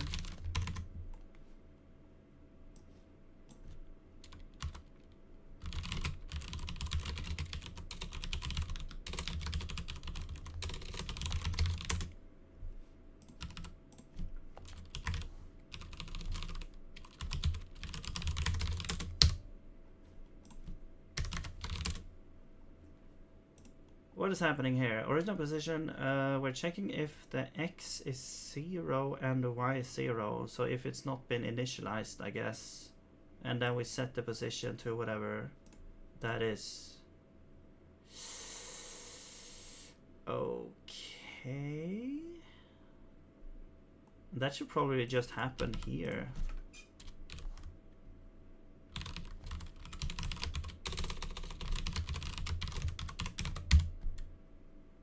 Because now we know that it has been created.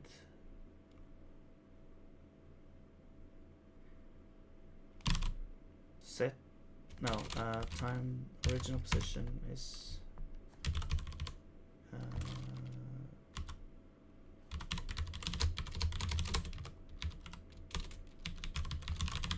That.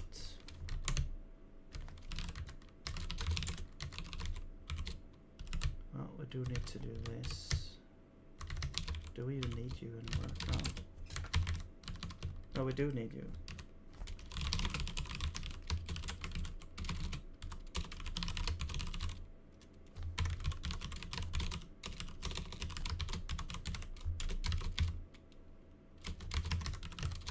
Okay.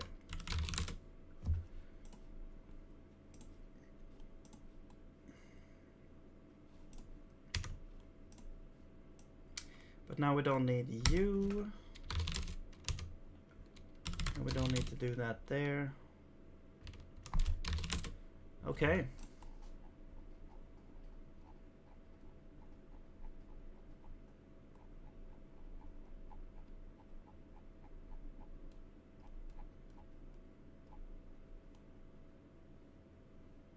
And now we don't need this.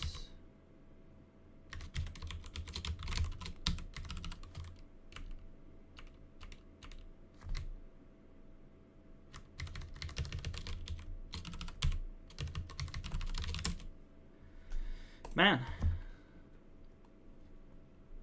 Yeah, it's a lot of stuff. But all right, now these things is like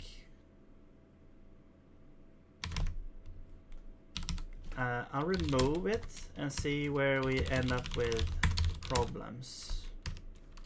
Okay, that was it. Number of orbs. I'll just do this because just because. Stun damage scale. Oh yeah, we don't do this. Alright. Orb offsets.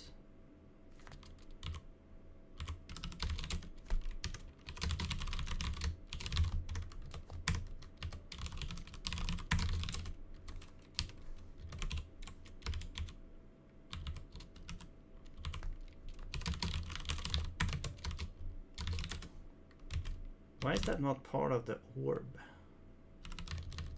It should be like here.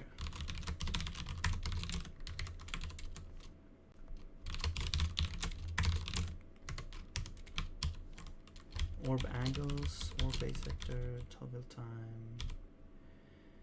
Toggle time. Prioritize speed. Should cool down. I mean, we should probably just remove everything here. Spawn time. It was just for convenience to not, you know, yeah.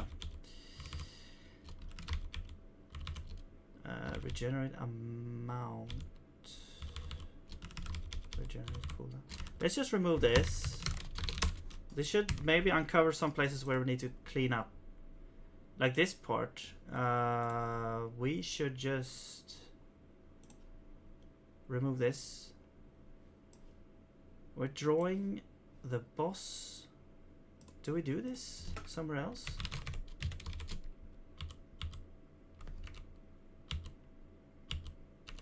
No.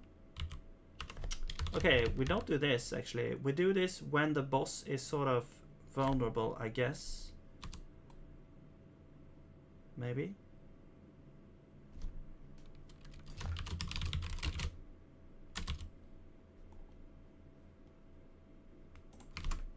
I'll do like draw boss outline or something like that.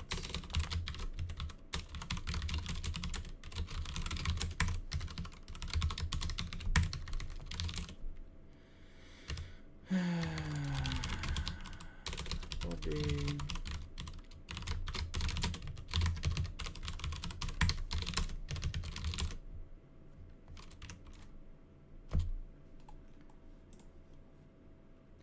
Yeah, we don't need to care about this. Whoops, that was close.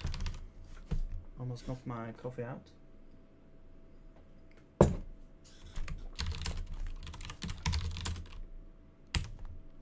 Oops.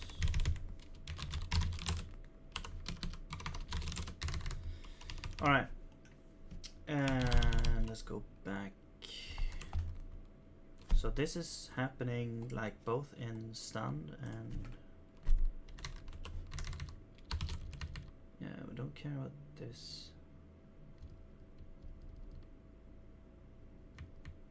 Push player.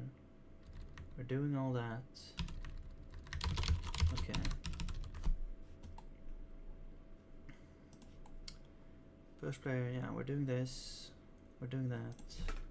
The only thing is drawing the boss that we don't do. Init or okay, that's all the sort of original update functions gone. Great. Now the only, I guess, the only thing I always say that, but there's like a million more things than the only thing that I'm saying after I say the only thing. It's just a habit. Let's see, these are the orbs. Here's the boss. So when you're stunned, we want to draw the outline.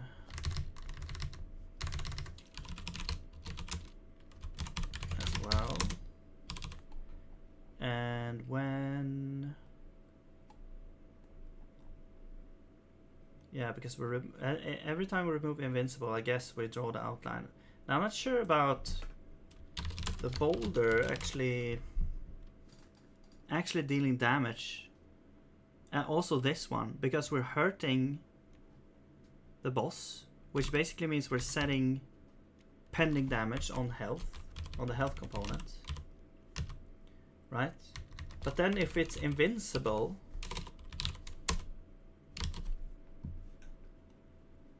we clear the damage. So it's actually not gonna take any damage because it's invincible.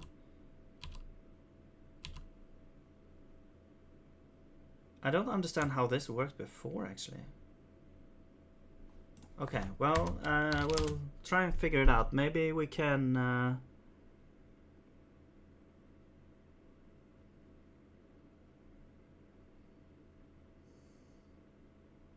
figure it out.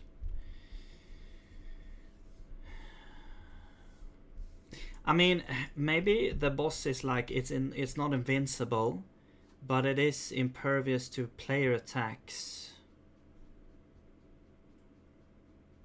And there's like a trick that we can use for that. Actually, we could remove the monster tag.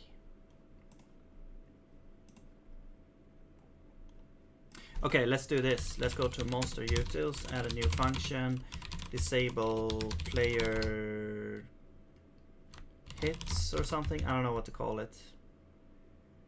Attack damage. No, that sounds like we're disabling. I mean, it's gonna be with a context, so it's gonna be for this context.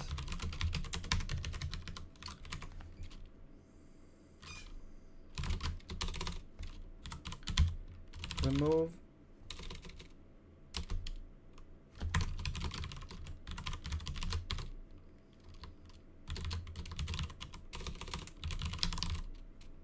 Where's monster tag? It's just straight up here. Okay, if we have monster tag, we remove it.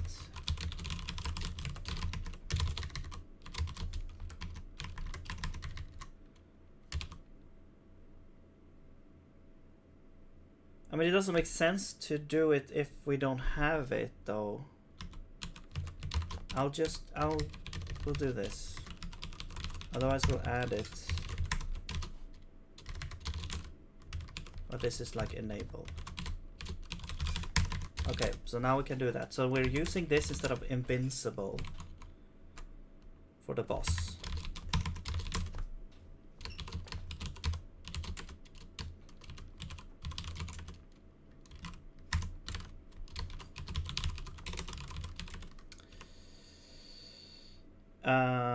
We'll do disable or enable player attack damage. No. Actually, we don't need to do anything about it. Yeah, no, we do. The player should be able to attack when it's stunned. Right, but when we're going out of stun, we disable player attack damage. There we go. Okay.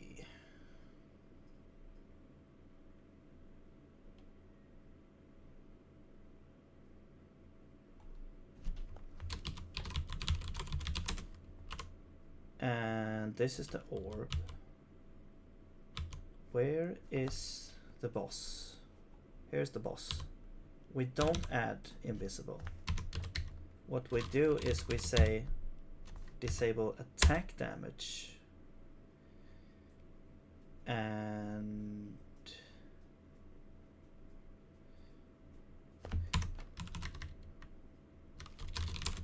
it could also be an option in here. Yeah, that's probably better. We'll add this option here. Disable player attack damage is false for default. And then we have somewhere the monster tag. If this is not true, we add it.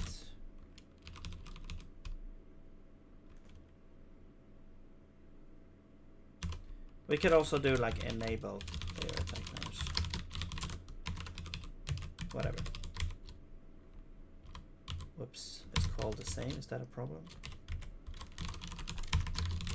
Maybe, maybe not. No, doesn't seem like it. Okay. Yeah.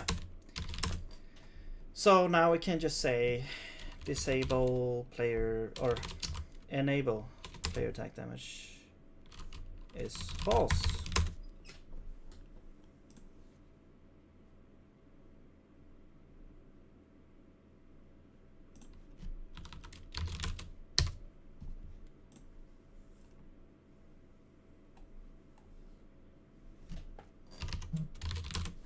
Okay.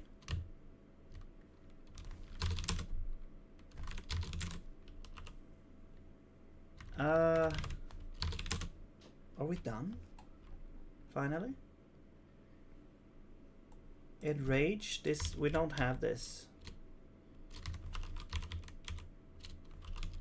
Like there's like, I mean that, yeah, we're gonna have it. So I'm just gonna leave it. But it doesn't do anything right now. But okay, I think we're actually done with the getting all the functionality in there. And now the only thing that's left in the original struct here is a bunch of like the init orb, init entity, initializing basically the boss. Do we even need this init? Yeah, I guess we do. Spawn set, that's the only thing. Wait, orb state? What about orb state? I'm just gonna set this to that. Next shoot spawn point, I'm gonna set you to undefined. Although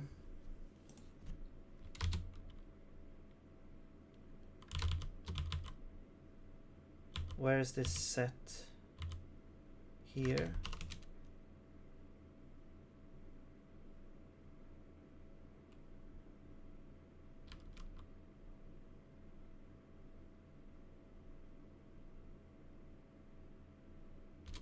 Wait, this doesn't work.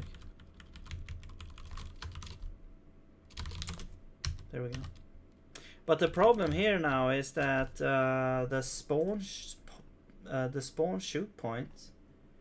No, we don't set it here actually. We have to set it in this function, because otherwise we're gonna get the new point. There we go. Or we could set it at the start of. Yeah. We don't set it here at all actually.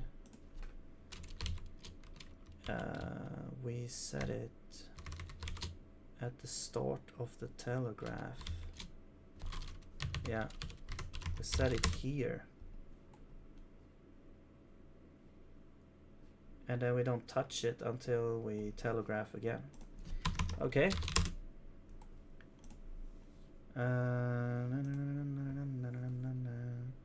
Okay. Now we can remove you.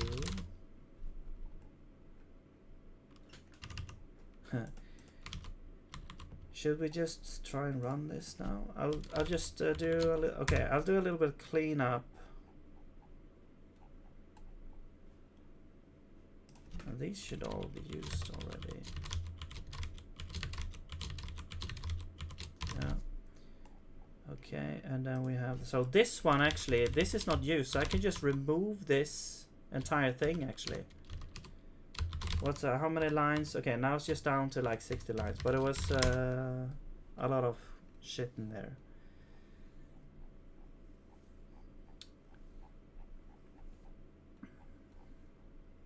Right, state machine. Yeah, that should all be good.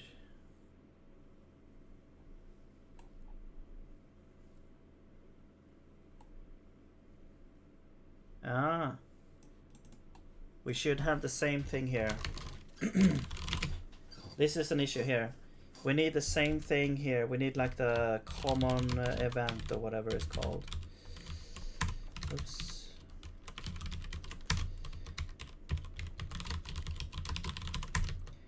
And if we're dead, we return dead. Otherwise, no event. Because we have to actually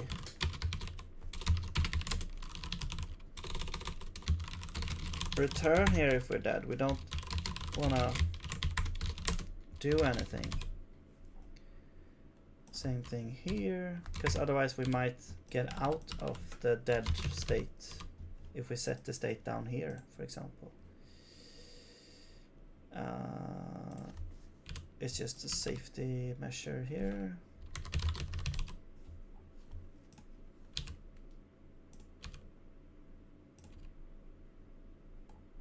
That's it. All right.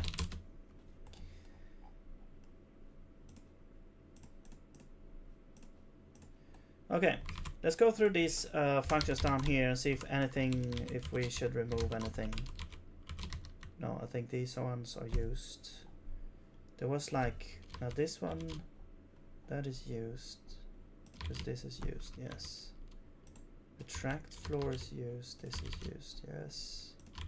That one is definitely used, this one is used. Only in one place though. It does make sense, it's the end of regenerate, that's the only place where you're actually out there. That does make sense. Get device, definitely used, respawn orbs is used. This one is definitely used, orbs, that's dead. Yes, yes, yes, yes. This one is used. There's this.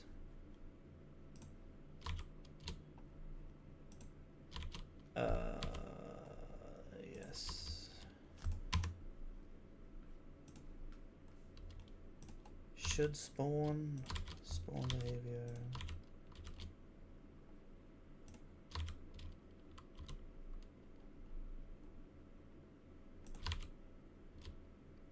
Okay, this is, yeah. Orb hitbox. Yeah. Boss hitbox. Oh, except this is no longer in the forest boss, so we can just, oops, do this. Okay, this one, yeah, this one is not used. Let's remove this. Nice. I think we're done here. We'll clean up a lot of shit here. Hello, Pastor Rhymes. How's it going? Welcome. Zig plus Raylib sounds almost based. I think I'm one of the few people who actually don't really know what based means. It sounds like biased, but I never actually understood what people mean by that. Let's see, Raylib, yeah, we're doing that. ECS, we need these things. So what are we doing? This device system, L. Based is the opposite of cringe, basically traditionalist chauvinism.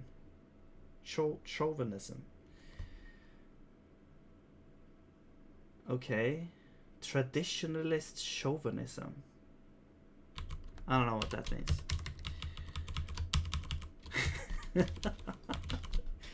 I mean, I know what cringe is. The opposite of cringe. I guess it's good then, maybe. Time size. Drawer. Oh yeah. You got it. Well, why do we need it? Isn't this in components? I guess not.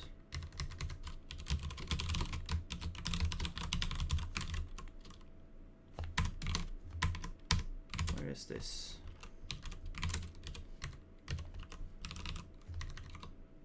Oops.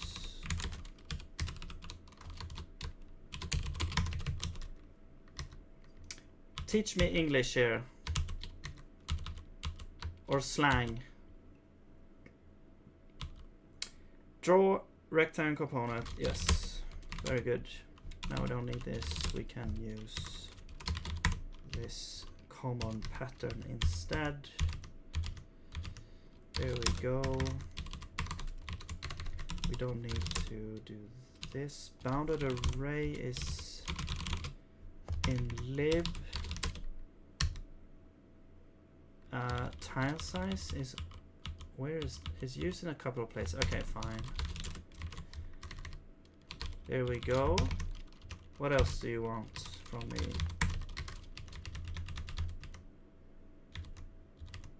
Okay. Cool. We're down to 1122. Now comes the big reveal if we actually saved lines of code. I mean, it's not that important, but it's more like it's a fun thing. I do believe we have improved this system a lot, incredible amount, but I'll just try it out here. Let's see, 1122. It's gonna be interesting. Maybe not. How to do this? So we'll make a new tab, maybe. Wait, can I do this in here? Oops, no. This. Is there a way to sort of check door locks? Yeah.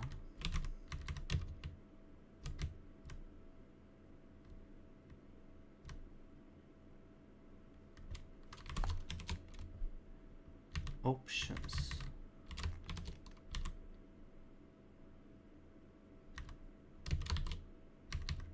No. Open file, open cycle, definition problem, implementations. No, that's just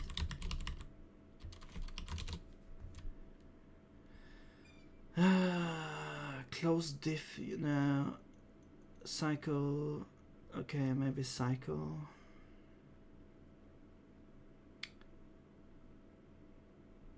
I just want to see like the old version. I don't want a diff.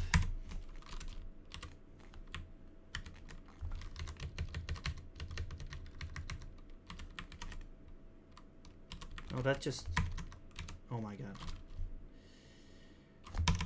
Get me out of here.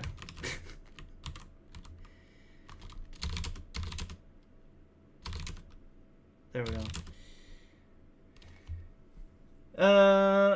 Git if... Yeah, I don't know what the command is for showing just the old version.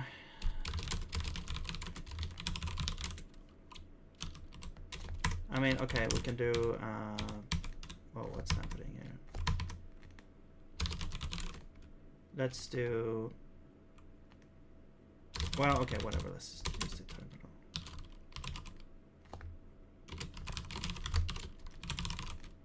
No, boss.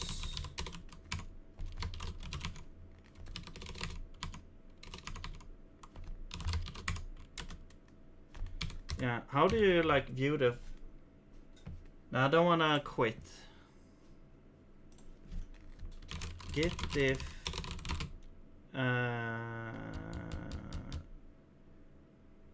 show old version or something. I don't know. Previous version.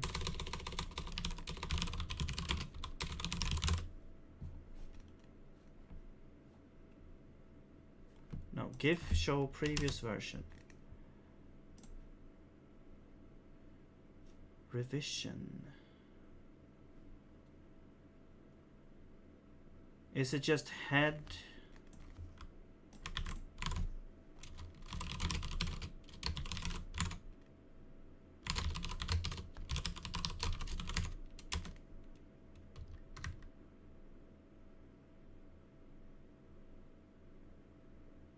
Yeah, but I don't want to see the removed lines. Well, I guess, I mean, okay. What I wanted to do was just count the lines. Wait, can I do this maybe? Is that a thing? No.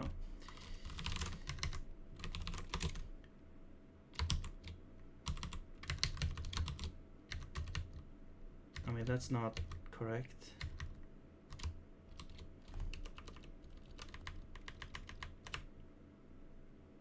Oh, I see.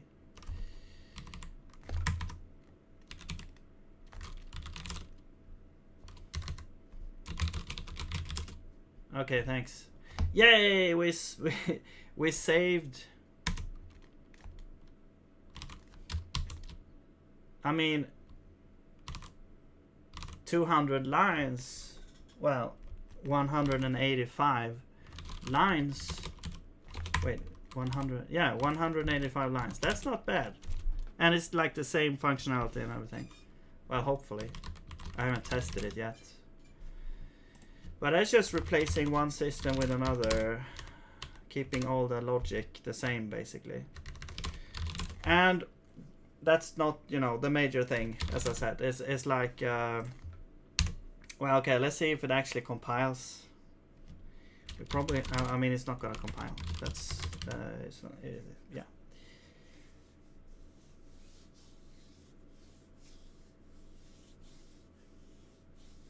Actually, git if maybe it shows the... Does it show like...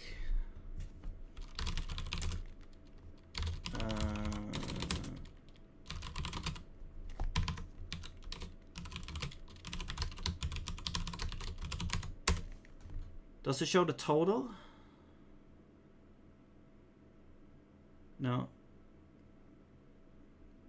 Well, not the default, I guess. Okay, here we go. Now let's fix all this crap here. 231.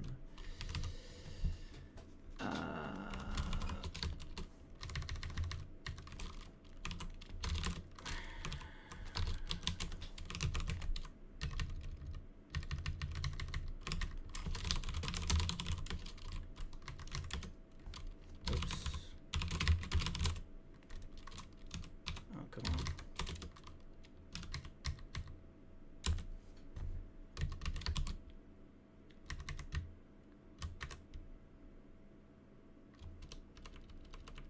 No. Well, whatever. We figured it out. I was just curious if it shows like a overview or whatever.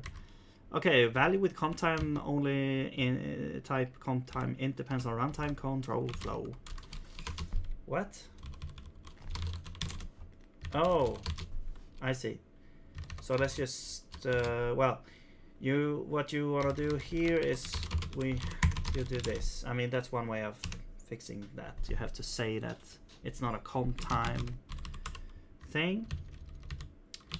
723. No field named something. Oh yeah. Weird how that doesn't come across. I guess we didn't get the type correctly in the LSP maybe. But these are the orb state, which we can actually get in another way. Yeah, that's the only thing we're interested in here. So let's get the orbs state.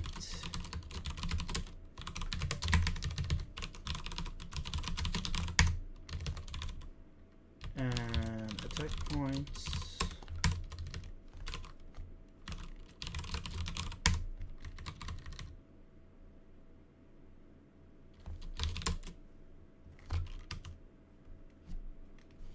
Oh. Okay. Oh yeah, this is like the boss.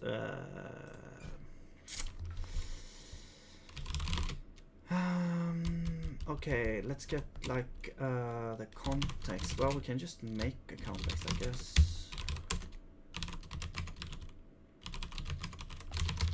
There.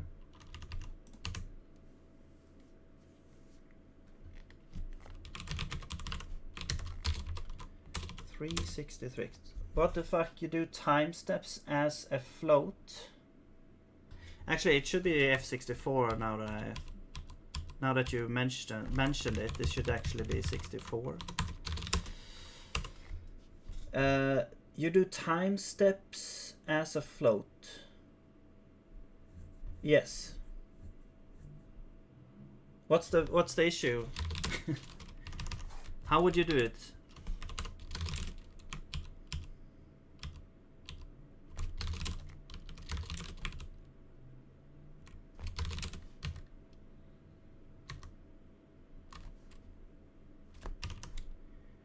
I mean, okay, if I explain a little bit, what this means is basically duration it's always in seconds, because that's how Rayleigh does it. So I just adopted that.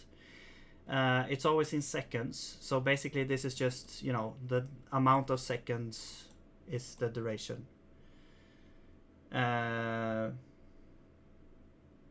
So it's just it's understood that it's seconds. It's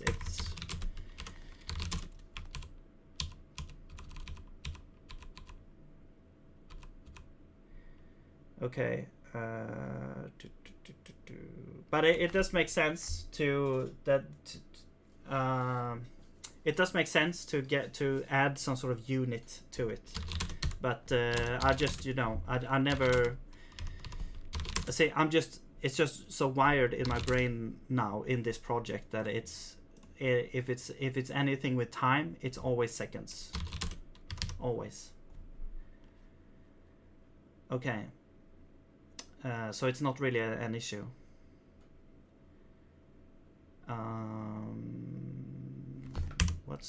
What do you want?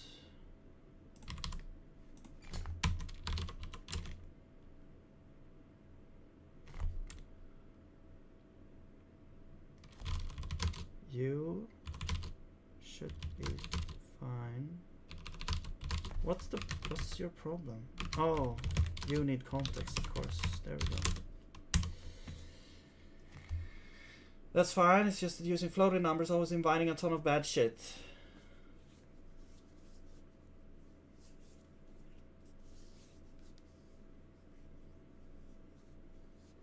Oh, so you mean that you're keeping seconds in an integer and then the fractions in a float, or what's the structure that you put there? Because it just says time spec t. I don't know what that is.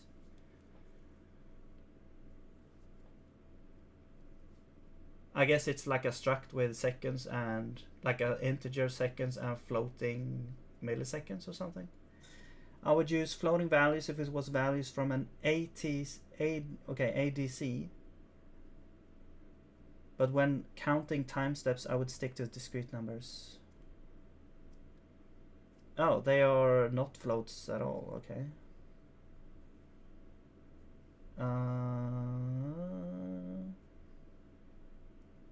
I mean, I'm just using I'm using Raylib, which uses floats, so that's why. I also realized that it's gonna be a pain in the ass if I'm gonna change from floats. It's gonna be a major. I have started to sort of create a little bit of abstraction of time, but yeah, I mean, I haven't run into any issues with it. I don't need the time to be super specific anyway, so I don't think anyway. Oh, ADC, you mean like sound programming? Yeah, I don't do that either because Raylib, you can play sounds and music and stuff with Raylib.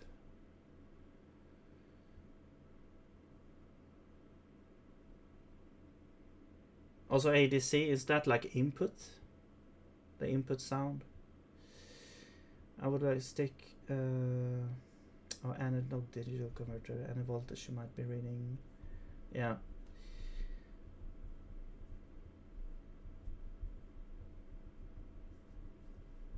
On an embedded system. Okay, yeah. And I'm not dealing with that. I don't think. It's not gonna run on. It's basically. I mean, yeah. It's gonna be. You're gonna be playing on a computer, basically, I guess. Maybe on console, I don't know.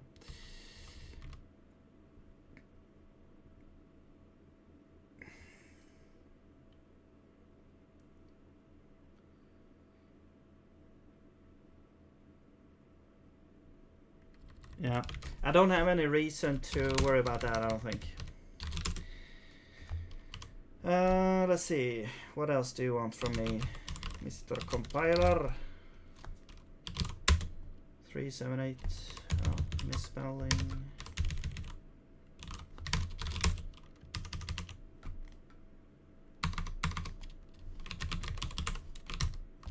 Force plus 513. Get attack point. Oh, that's a vector.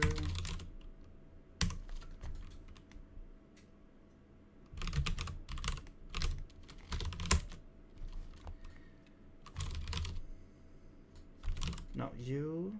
Wait, set position. This is get...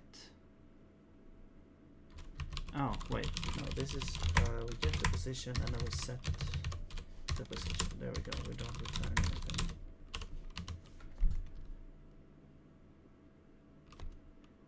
So what kind of projects are you doing? Past the runs. Let's see. Same thing here.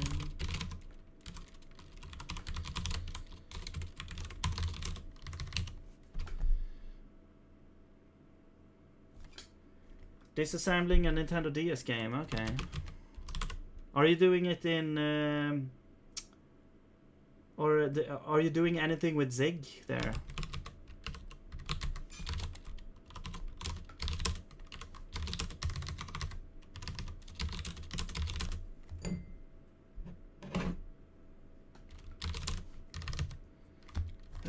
$564.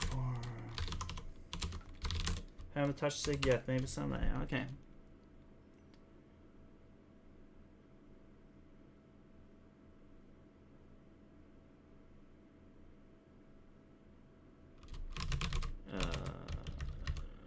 Struct is not okay. Yes. That one. That's right.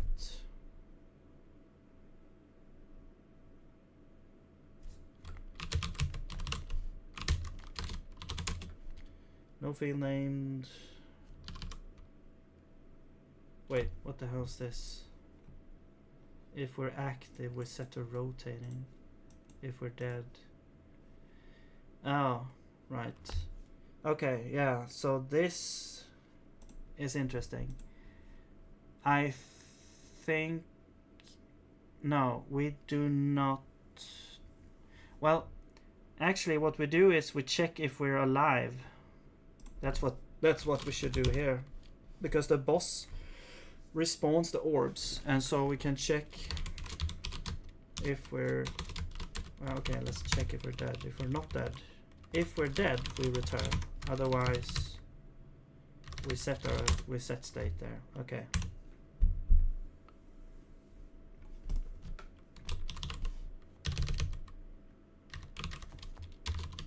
So what program language do you usually use? Like C?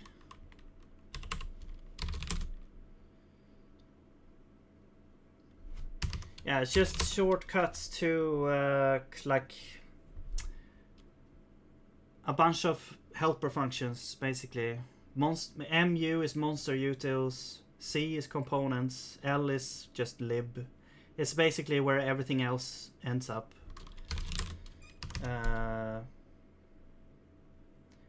And I just kind of remember where everything is. But it's just a convenience to not having to import everything that I need to like import every little function separately.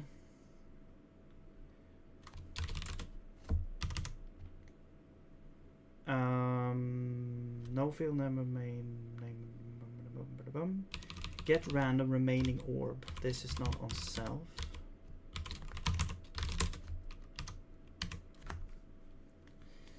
I like C, doing a little bit of Rust, just not too much, or I might turn... Okay. Wow. So are you a purist? Or do you like C++? I'm guessing no.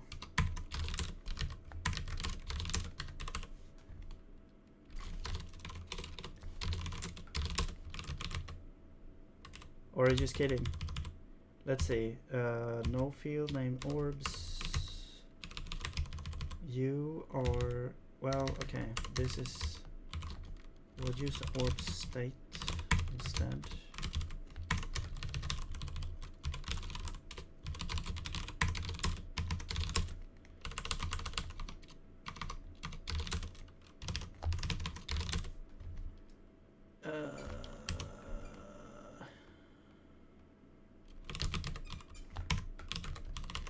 Hello 3D Factor, welcome. How's it going? It's really enjoyable to see NeoVim utilized for debugging and combining instead of Tmux. Yeah. I mean, I don't see a reason to use Tmux, to be honest. I think I tried installing it sometime, but I don't know. It was... I don't know. I just feel like, okay, well, what I do have is I have I'm running WSL in Windows, which is you know, Linux on Windows, and then I'm using a Windows program called WestTerm to get like multiple if I need multiple terminals for so I have like one terminal for each project basically if I want to switch between the projects. Because it's kind of a hassle if we want to use like one NeoVim instance for separate projects. That's not. I don't think that's fun. I don't know. Don't like C++, but I can work with it if I have to. I like to be able to say my struct.method. It helps. It keeps the namespace clean, but templates etc. seems to be too much bullshit for this game. Yeah, it can get a little bit too much. I mean, I haven't used C++ in forever, so I'm not that well versed in like modern C++. But you know, from what I've seen, it's just that I guess you could say there's a lot of things going on under the hood that you don't really see what's happening, and and it feels like you have to use it in a certain way. Like if you're using the sort of the standard library, the iterators, and that kind of stuff. I mean, if you learn it and you learn how it works, then you can certainly be productive in it, I think. But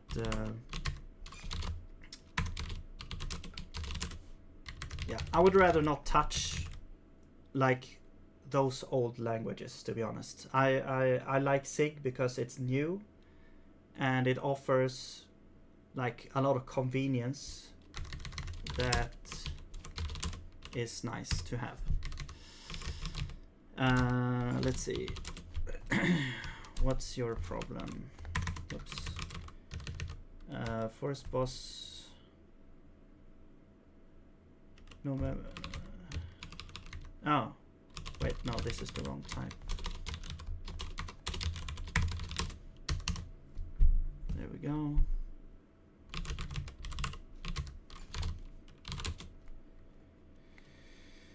No field named. Yes. Okay. Are you used for anything else? No. So let's just get the orb state instead. There we go.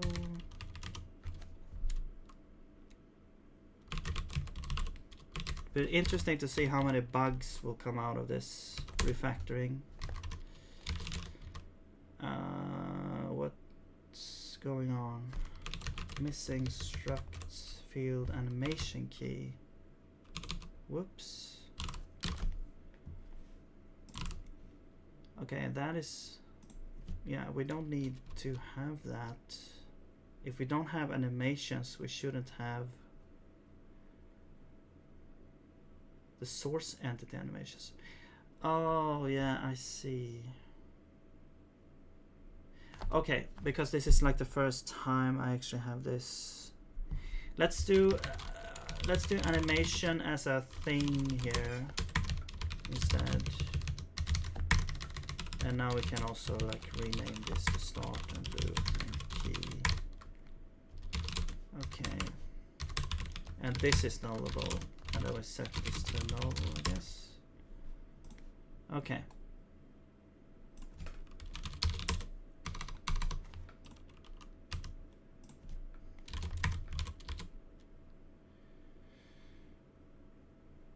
Hello, Vlach.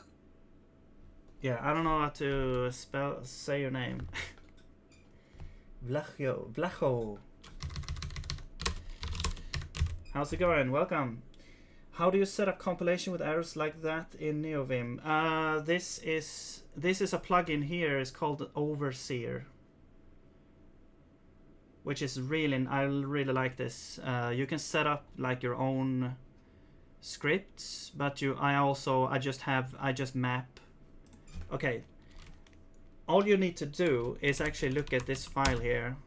This is, if you have Overseer installed, you can just map.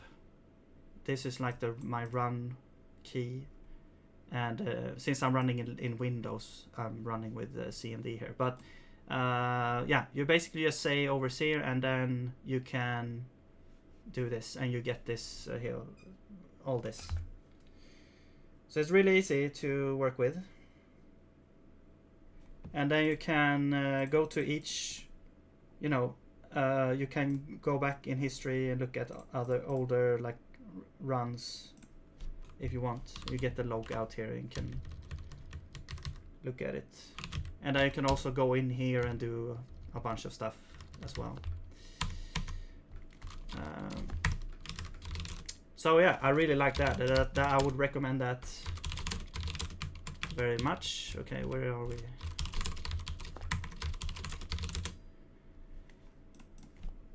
No, I need you, and I need to do this. Shortcuts for jumping to align with error. No, I don't. Well, the thing is, you could enable diagnostics as well. But for Zig, it's like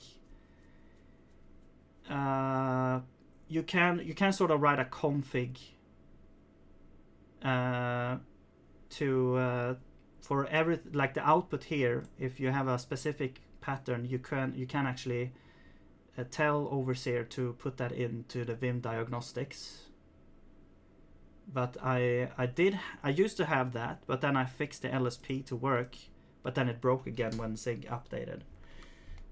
So I lost it. But you technically you can do that, and I don't remember if it has like built-in stuff for that, but you kind of have to go into Overseer sort of documentation to actually learn how to do it. But I think it's using some sort of common thing for that, like in Vim or NeoVim. I'm not 100% sure of that, but it is possible to get the diagnostics from out here. And if you have diagnostics, then let's see. Oops. I have mapped to F8. I have diagnostic go to next, which just jumps to the next diagnostics.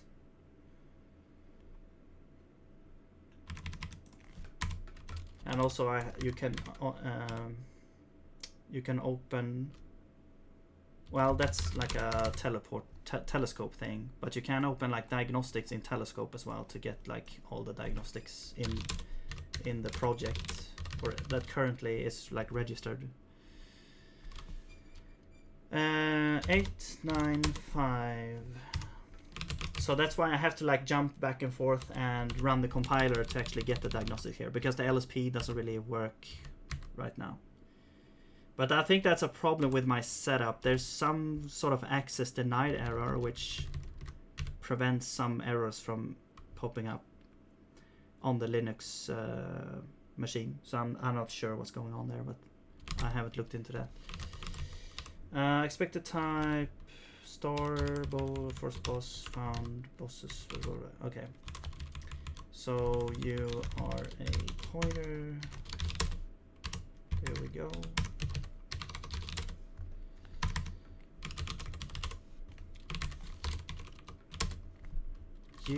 Can I figure this out? There we go. What's the name of that text enter box which you got in the middle of the screen? Was that telescope? Yeah. Well, okay.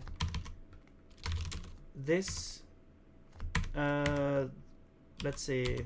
This is telescope. Right now I'm in, well, okay, if we go here, this is telescope. It's basically a way to sort of get a list of things that you can choose from. You can filter. Now this specific view is for all the different sort of telescope like pickers that I can just choose between here if I want. But then I've mapped the stuff like finding files. No, that's just this one. To telescope, and you can also, I think, yeah, you can enable like previews if you want. But yeah, it's a really nice tool plugin.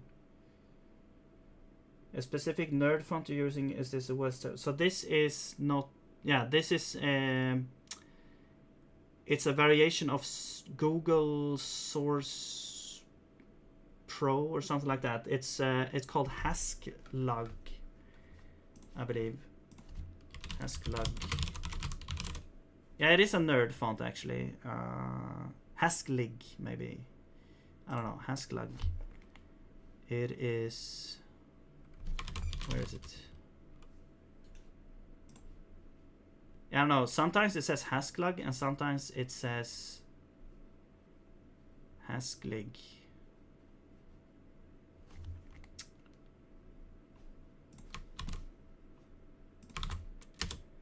It's the Haskellug there, or Haskellug or whatever.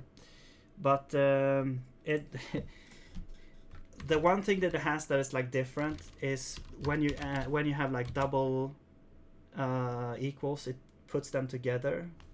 When you have this, it styles different things together. Not that one, but like not equals.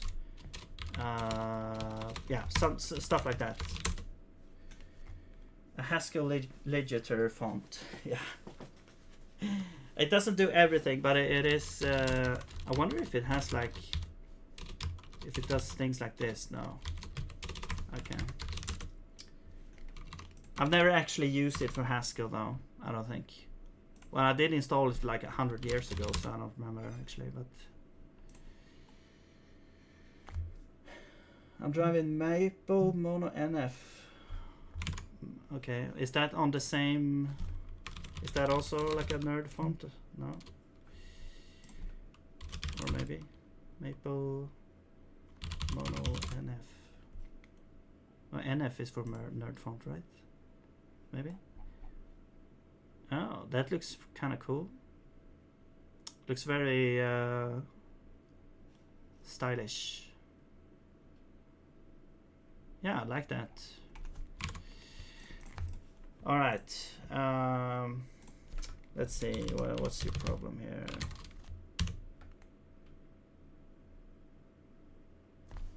I like that it has to-dos macros to show them.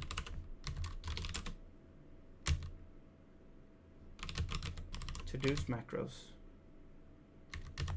I have actually my own. This is my own thing. So I basically just I made my own picker. So I just it's actually pretty nice. I'm not using it that much to be honest, but sometimes I go in here and look at stuff that I need to figure out. But it is kind of nice to have that. You also jump directly to the place where it is, so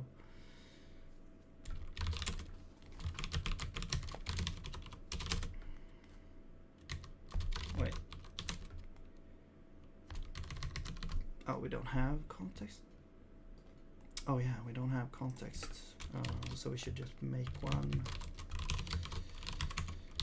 entity T. No, this is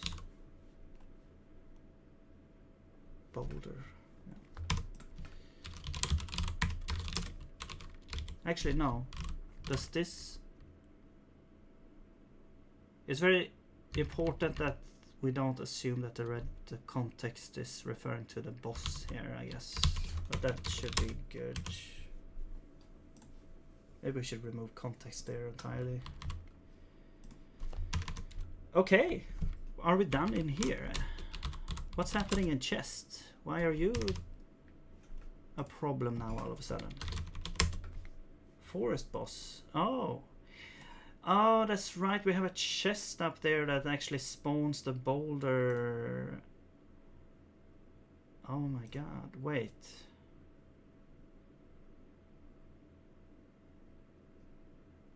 This is kind of funny. Okay, so... Oh, okay, I totally forgot about this, actually. Okay, yeah. I was thinking about the old way of spawning the boulder, so actually... Okay, I need to fix this. This is actually not happening at this point. There we go.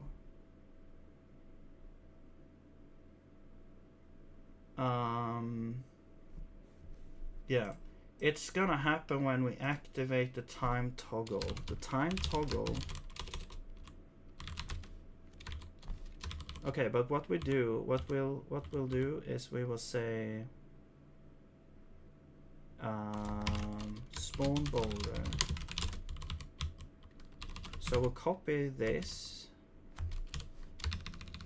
and we will make a context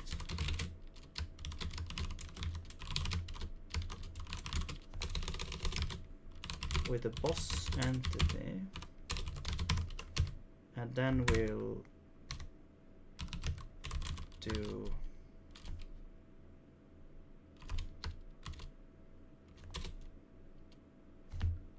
this is kind of convoluted here. I'm gonna have to do this.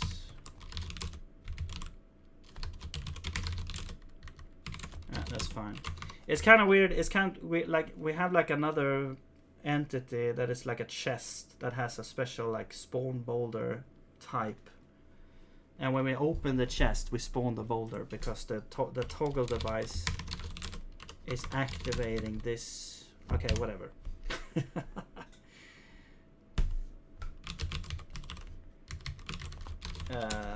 Forest boss is this get forest boss? What? Unused local. Oh, this is not used. Okay. Fine. Systems. Oops.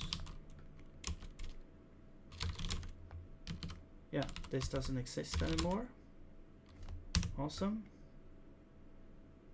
And so that should also be like here. Boss system.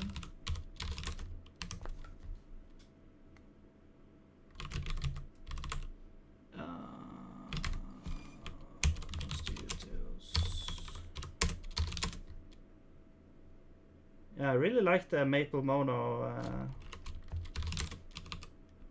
but I don't think I would use it. I would just get distracted, I think.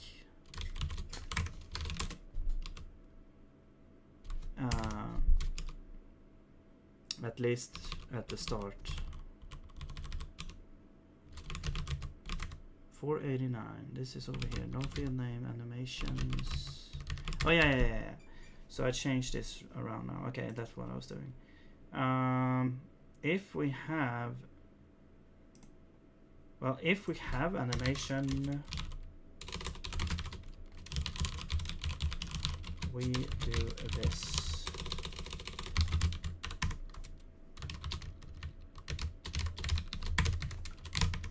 Otherwise we don't.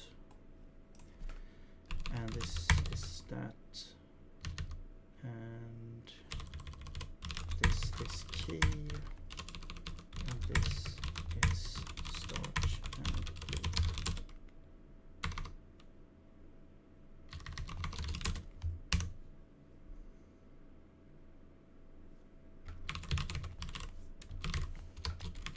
loop. Okay.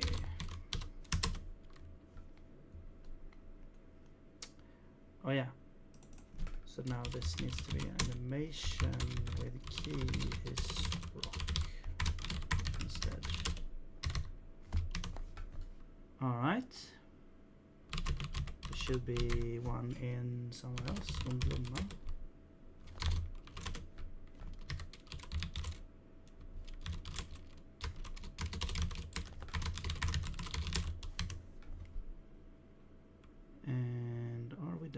Oh my god, are we done? It's gonna be really interesting to see what kind of bugs is gonna come out of this.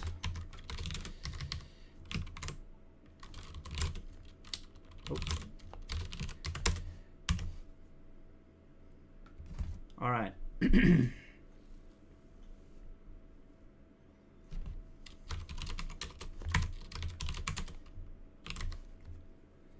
Let's see.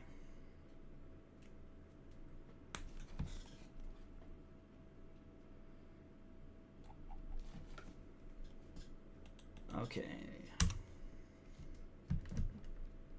Okay, immediate crash. Well, that is to be expected. Let's check this here.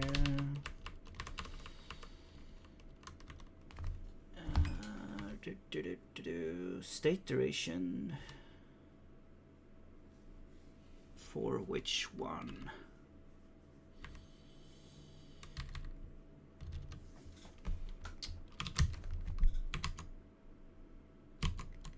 Hang on. Get state started at. Oh, now we actually do need that every time. Okay, yeah. Let's go master utils.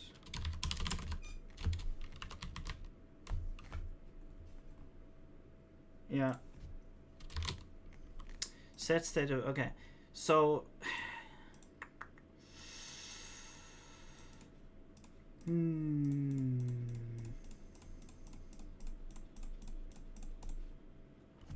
there's gonna be a little bit of cross referencing here.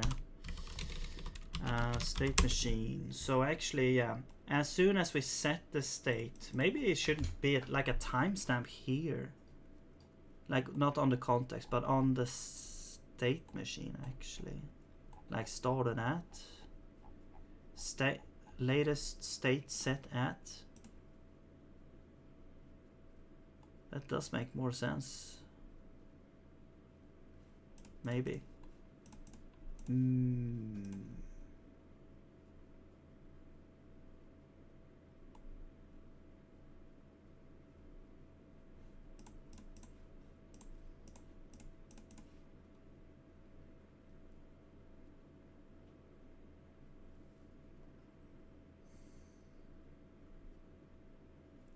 Yeah, we might actually just move the duration in here. Alright, I think it's pretty easy actually to do. I'll just move this here.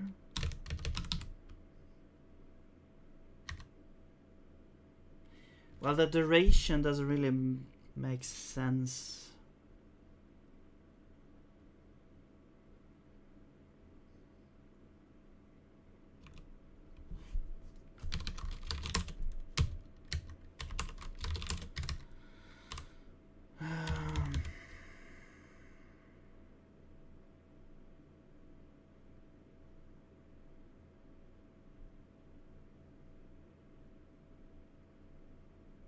Now we need T everywhere as well.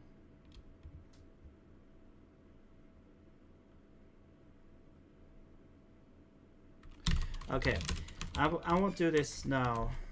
What I'm gonna do instead is I'm gonna just make sure that we actually set the duration at the start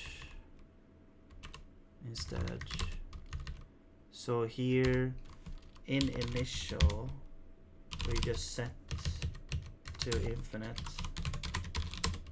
because that will make sure that we actually have the state or the duration there. Yeah, let's just do that. All right.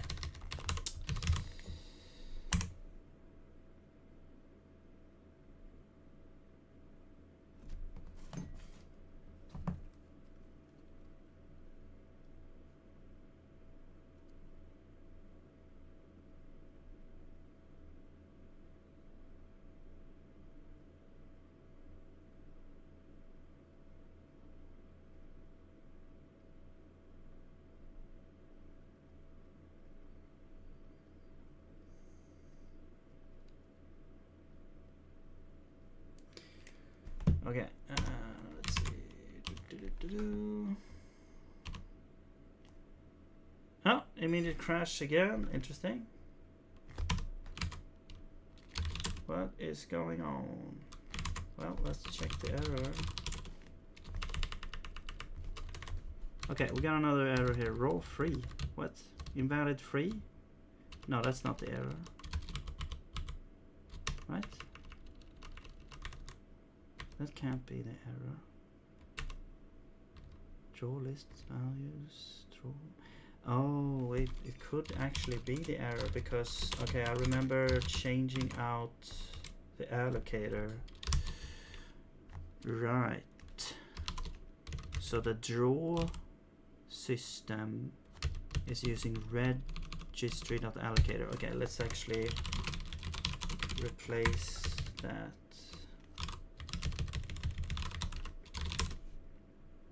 There we go.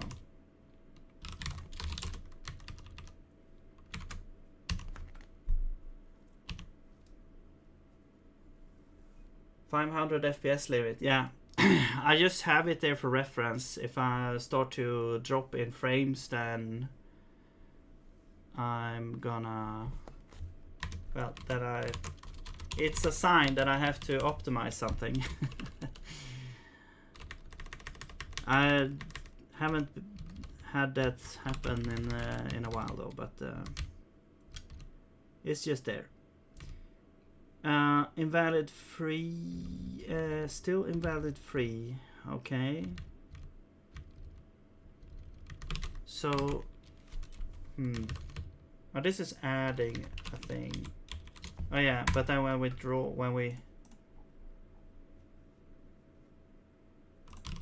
when we do this, do we actually deinitialize? We should use the same allocator for that. There we go. But why?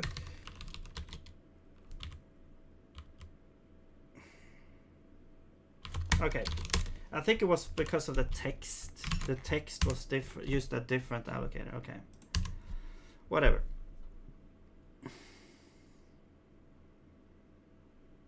Should always use that one. There we go. Okay, it immediately went into attack. Let's just try some stuff here. Whoops.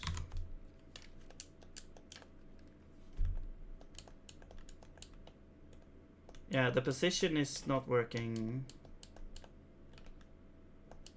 Oh, that was a quick.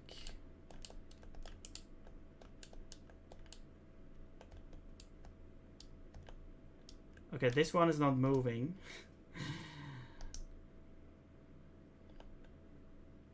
Okay, that works. Cool.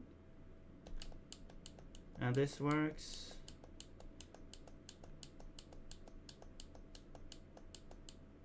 And then it crashes. Okay, cool. So we got a couple of issues. But it's moving forward.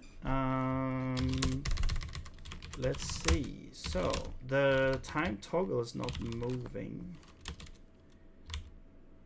for some reason. Did I forget to add this to the... Oh yeah, I totally forgot to add that to the time toggle thing. Okay.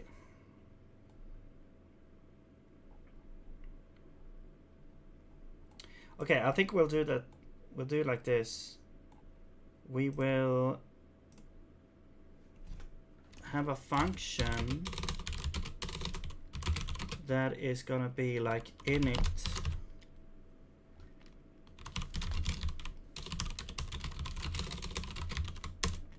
and we get this.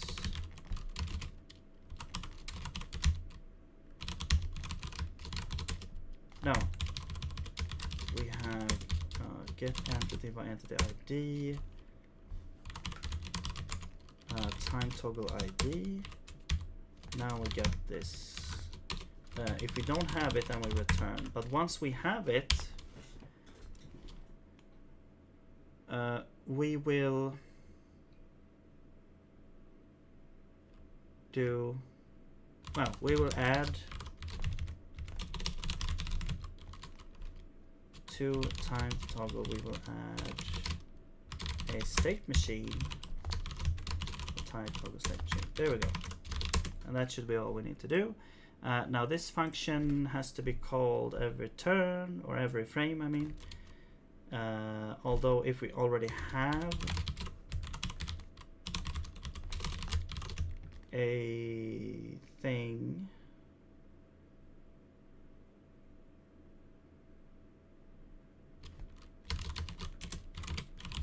on you, we return.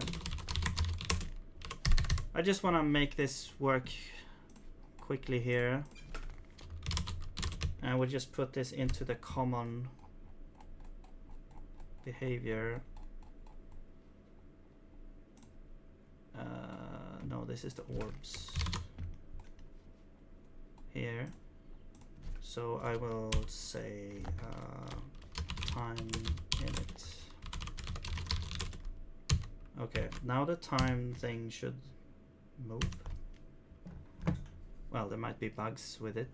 Oh, and we got some compiler errors.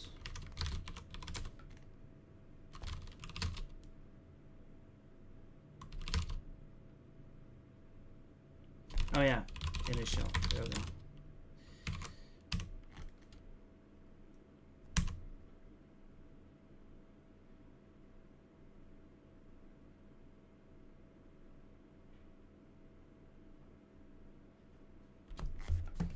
Okay, now it's moving. Great. So what's the other issue? There was some issue with the rotate, like the position there. It looks a bit weird actually.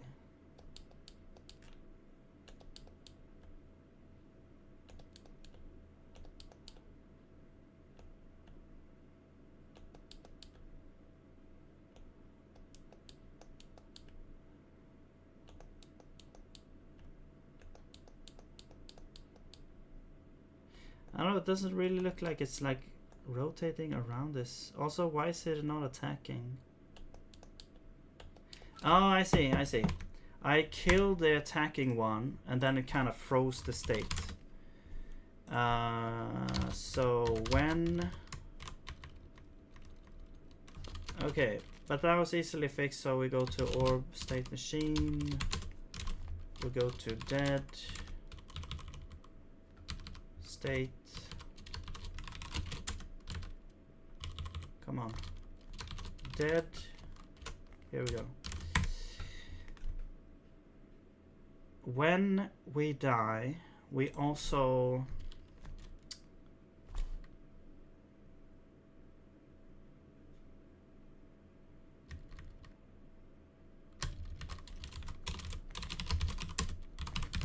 say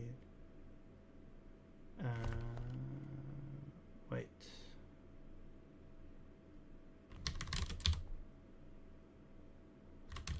Yeah, we basically reset the attack if we're the one attacking, I guess. So if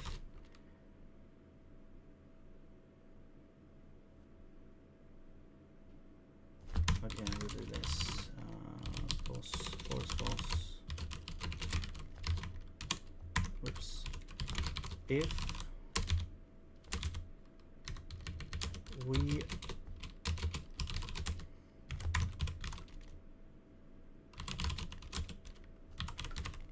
If we are attacking, the attack is cancelled here, basically.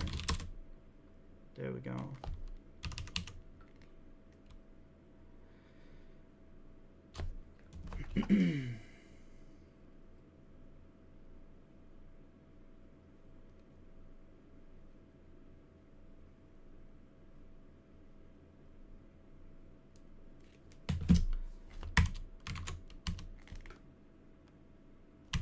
Okay, let's see. So let's kill this guy while it's attacking. There we go. Now we'll wait a little bit. And the next guy should attack. There we go. Great. Alright, now the telegraph is a bit weird.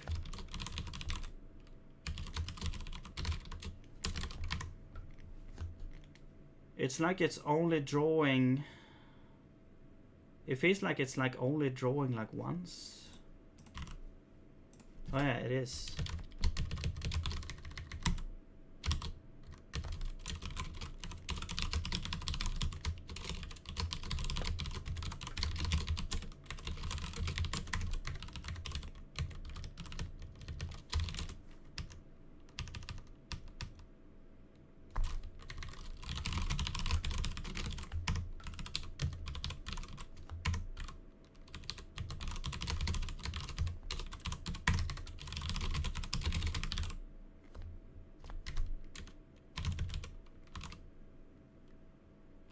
No, this is the boss. There we go.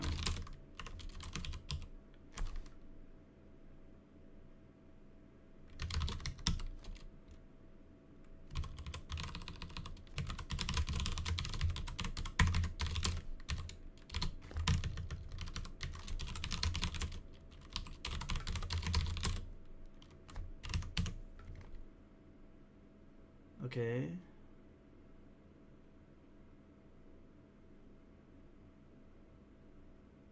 Alright, it compiles.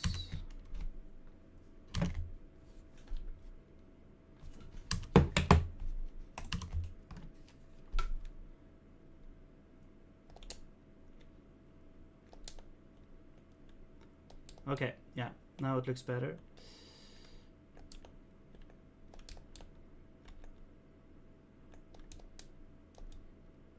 There we go. Let's see if this cycle works. There we go. There's the boulder. Well, the boulder actually did spawn. Now, so now it crashed before when it like reset the cycle here. Yeah, it crashes. Okay. So what's the issue?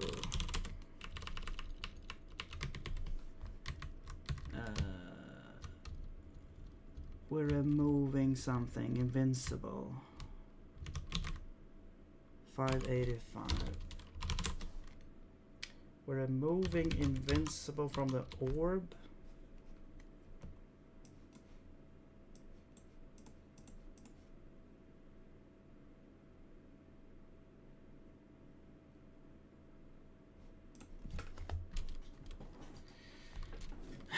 Why is that an issue? Oh. Here's the answer to that.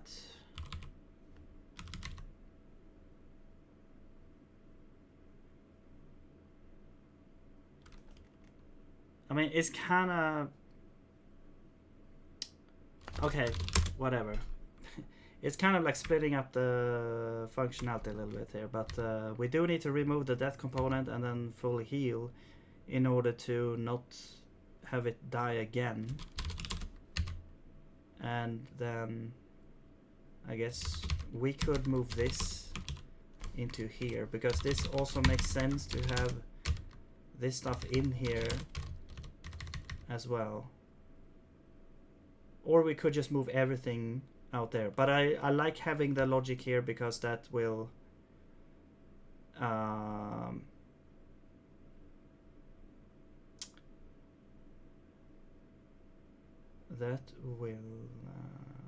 yeah, that you know, that it gathers it a little bit here.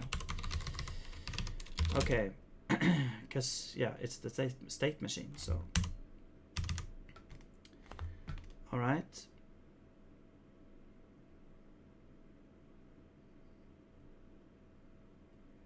Okay, one thing as well, I want to check the attack. Like, it's supposed to be set here to the first cooldown. Are we even calling this function is the question.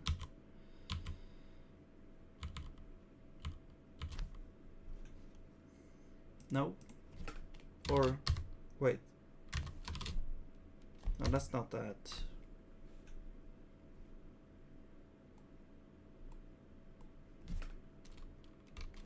Wait, can attack at. That's the orb state. Oh, that's the different thing. Okay.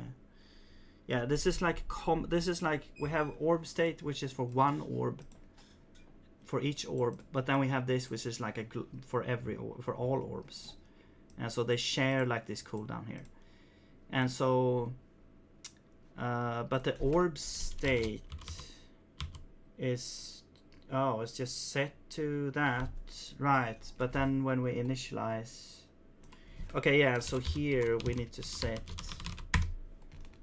Let's not then set it here actually, so we can set it here. Orb state is equal to dot init t. There we go. Yes.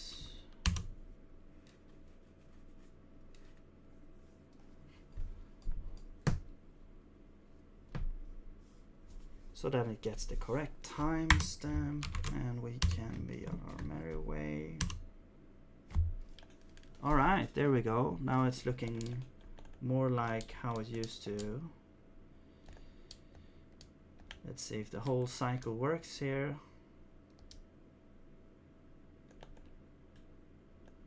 There we go. Well, that did work before, so.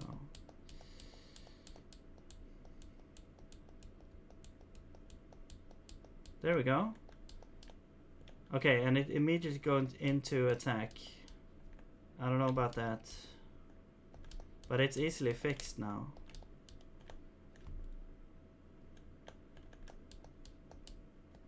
Okay. Now let's just wait here for the timer to run out. Does the regeneration work actually? Yes. Does it kill something? I think so, maybe. Oh, that doesn't work. Okay. So that should... okay. But now we know exactly where to go, actually, because it's in the exiting, regenerative, blah, blah, blah. And when it's done, we open the... Well, that should happen, though.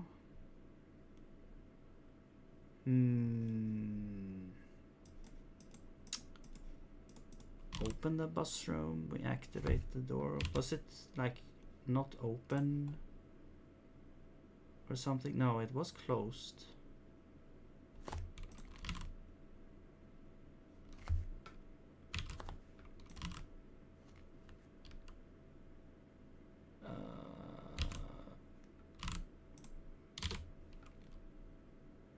Yeah, it's closed at the start.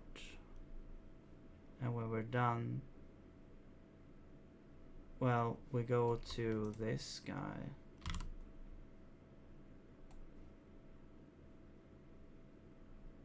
Yeah. We push the player. And when the player is pushed to the place, we exit. We set the state back to active. We end the puzzle. We open the bus room. So why did that not do that?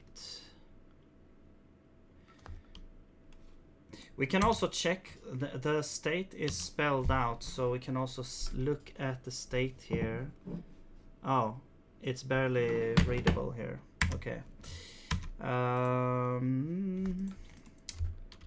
Okay, I wish there was like a short version of this. Like, I only want this basically, but it's showing like the full thing there. Okay, maybe. Yeah, we don't really see anything here. Boss, forest boss dot. Okay. Oh yeah, and now the state is ruined. So I have to remove the save file. I really need to fix these devices that they don't like. Oh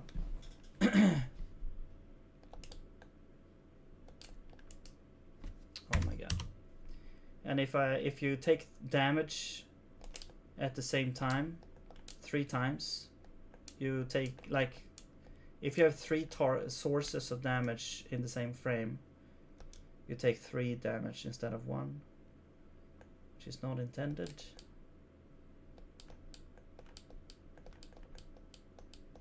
Okay, now it says, well, we can't even see what it says because it's over there. Okay,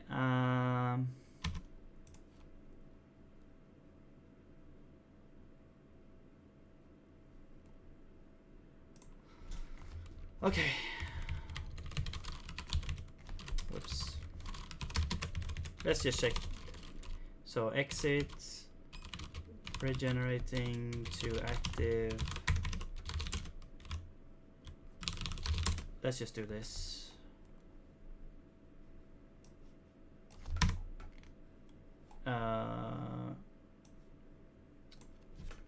This is regenerating.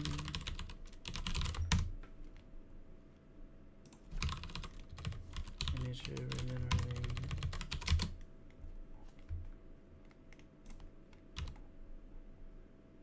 I thought I was so clever doing that, but it turned out it didn't work at all.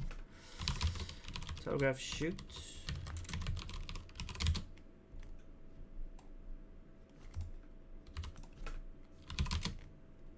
This is active.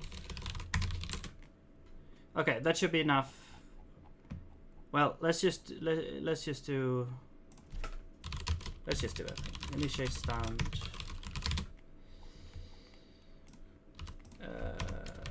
Stand. And I guess we can also do for dead. All right. Let's just see if that compiles.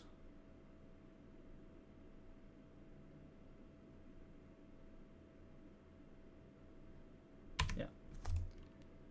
Okay, I need to go through this again to make sure what is that, like what the states of everything was. Now you can see the state there. Yeah, regenerating this close. That's what should happen there. Initiate stunned. Okay, that works as intended.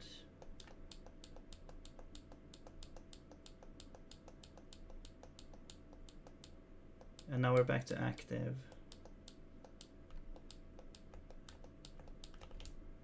Whoops.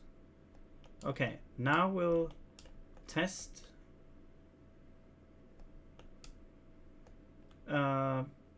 running out of time here.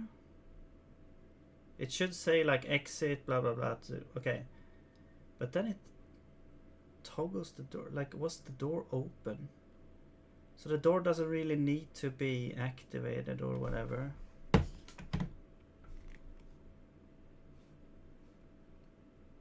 It goes back to regenerating. Wait. Hang on.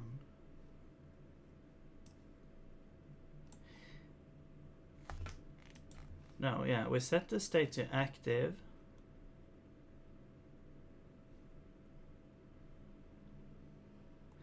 Oh, wait.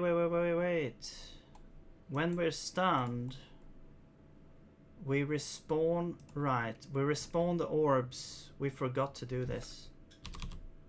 Or I forgot to do this, I mean. We spawn the spawns should respawn at this point. Because otherwise we just go back to the regenerate. Okay, yeah. I forgot about that. Should they respawn immediately or? Okay, well, no, that should be fine.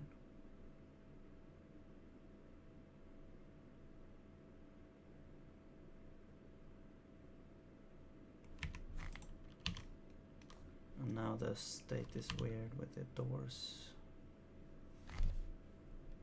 Okay, I wonder if this still crashes when you do this. No. What happened?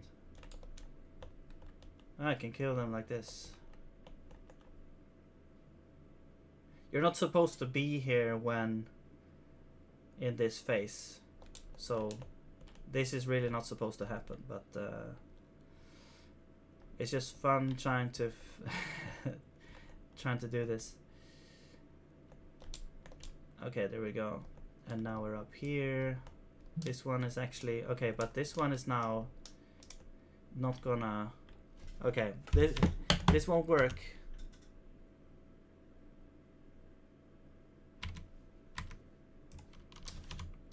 I'll just reset here. And I have to enter and exit so I can get the correct state there. Okay, there we go. Boom.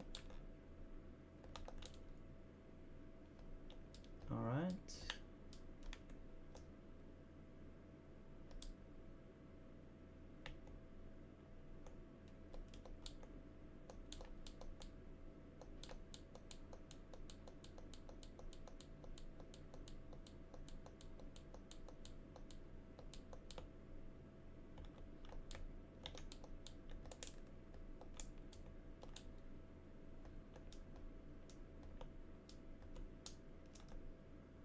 No. Now we should wait.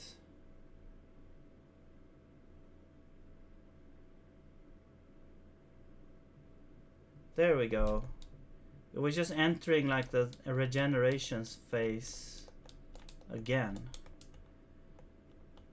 But there was something weird about the positions. I have to check that as well. The positions, like, it felt like the attack positions and stuff was weird.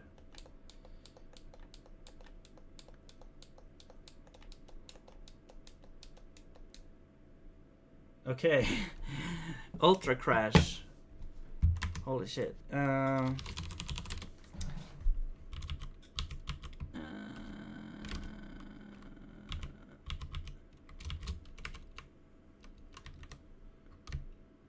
Index out of bound. Okay. Where does this happen? Like, okay, we got the state machine. Is this still? Oh wait, that's weird. Hang on.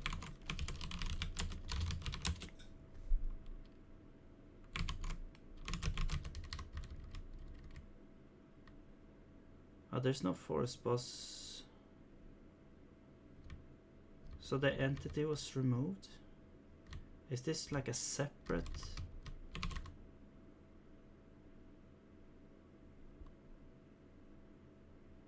Oh, wait. Oh yeah, the time toggle is still alive.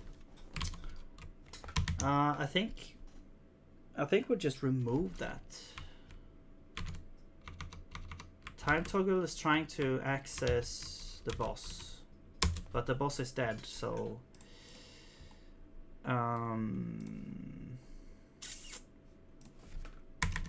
when the boss dies, we kill the time toggle.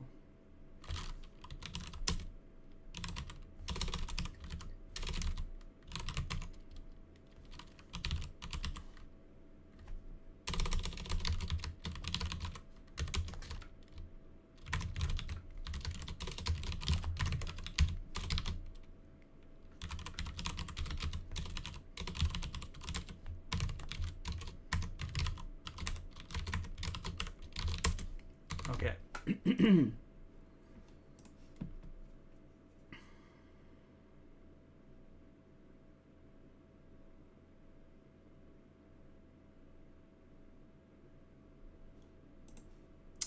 And the orbs. I mean, the orbs should probably also die.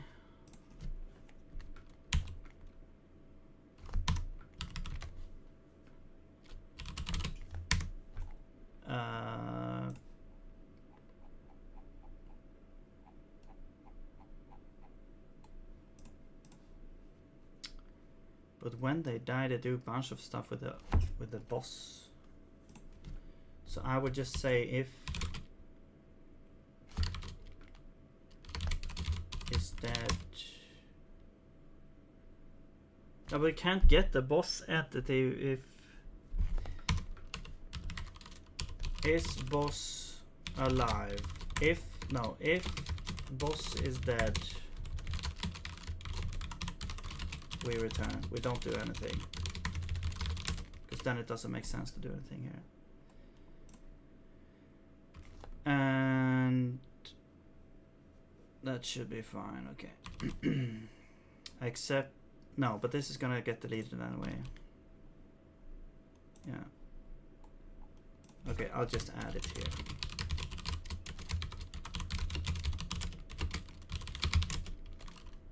We will return if we are looking at a view of the forest boss and the length is 0. Then it's gone. I guess we call this is boss void instead. There we go. And here we want to kill all the orbs. Actually, we could do get boss orb state or get orb state orbs. So we'll go through those. Now this is like, yeah, that's an entity. Okay, yeah. And then we say, yeah, just mark for death. Can even do this. All right, so we kill stuff. Everything that needs to be killed is killed.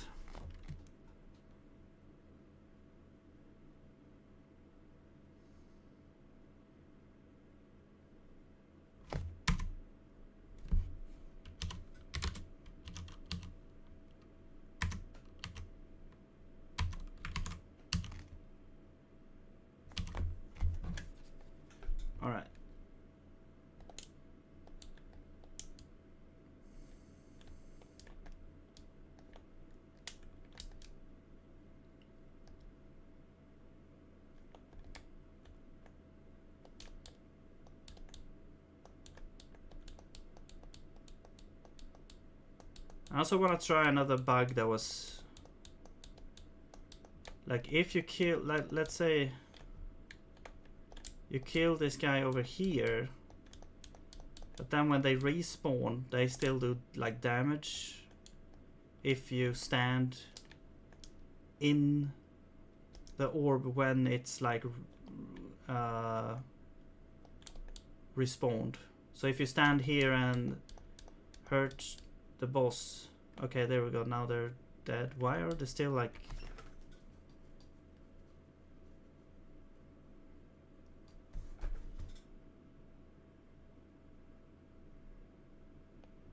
Why are these still here? That's weird.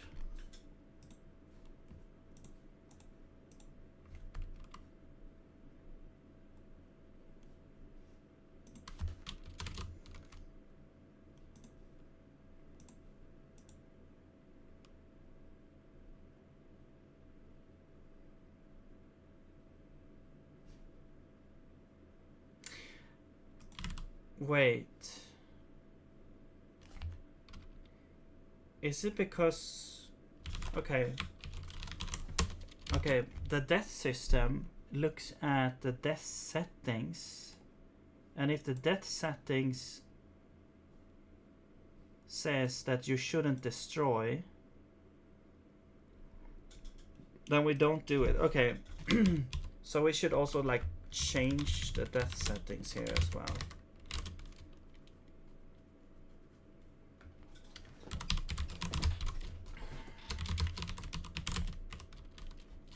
Let's get... Wait, I forgot. Was it this first? And then, yeah, I think it's like this. And then should destroy is now true.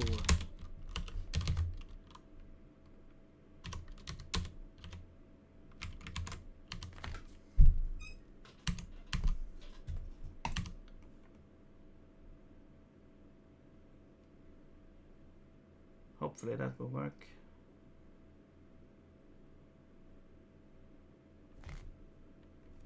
I need to do this. There we go. Now I have this one.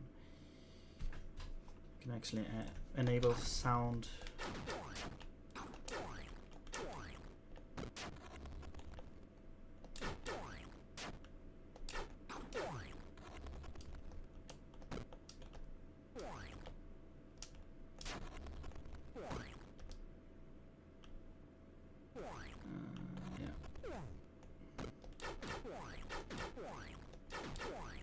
Okay, now we can test this as well.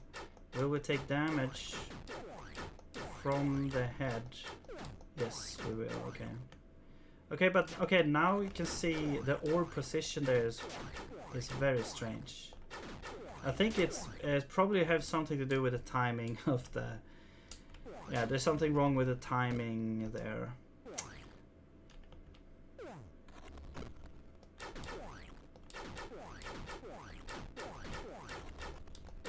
There we go.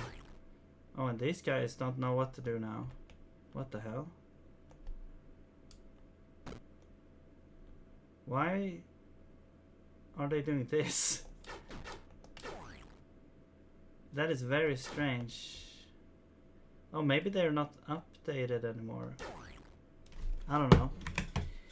It was kind of a weird coincidence, actually. Like, you're destroying the spawner, and that causes them to kind of freak out and don't know what to do. Okay, well, they die now. Great. So, what about the position of the rotation there? So it's going to be rotating here.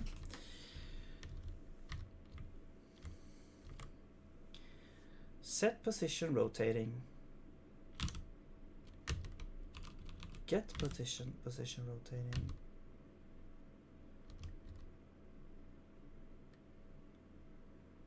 I was about to sneeze, but I think it gave up. Alright, so we have offset, that is the boss position.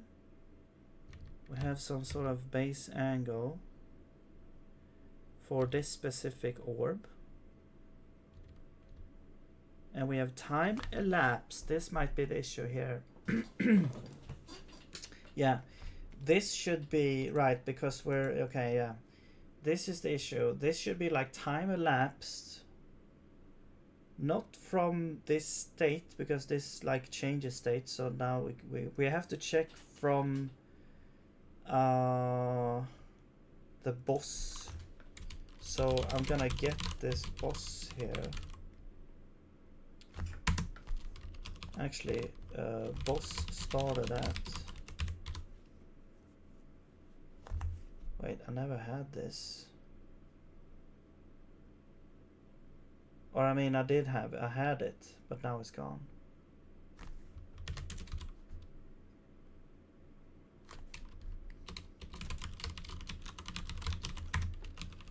Okay, let's put it back.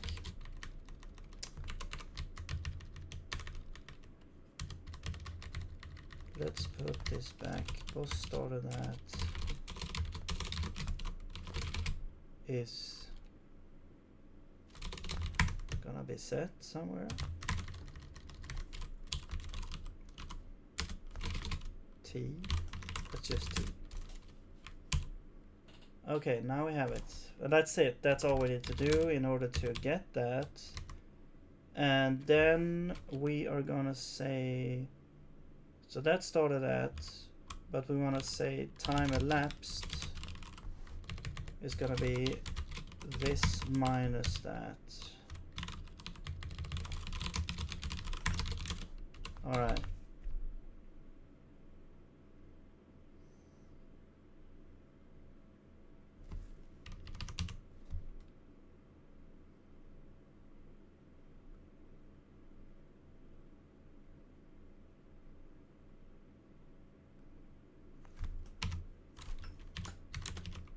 And we have to delete the save because the boss is dead and won't spawn otherwise. All right.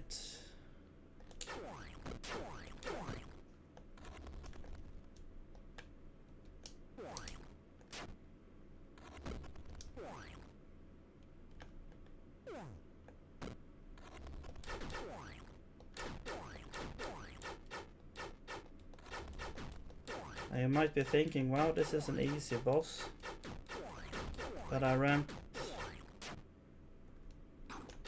or I nerfed it because I want to debug it. Oh yeah, also this, yeah, there's a bunch of tweaks that I want to do to the boss. But I figured I want to get back to the functionality we had from before this refactoring. Okay. Wait, what was I trying to do here?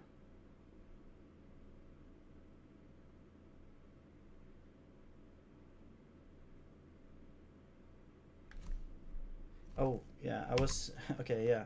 So the, oh yeah, now it's gone. I was, whoops. I was trying to see if the positions were still bugged. So let's have him sort of attack.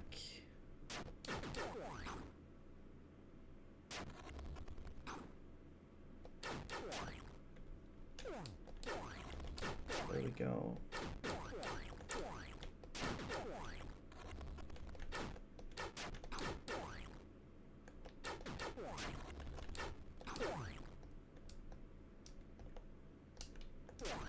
And now when they reset, they should all reset into perfect positions.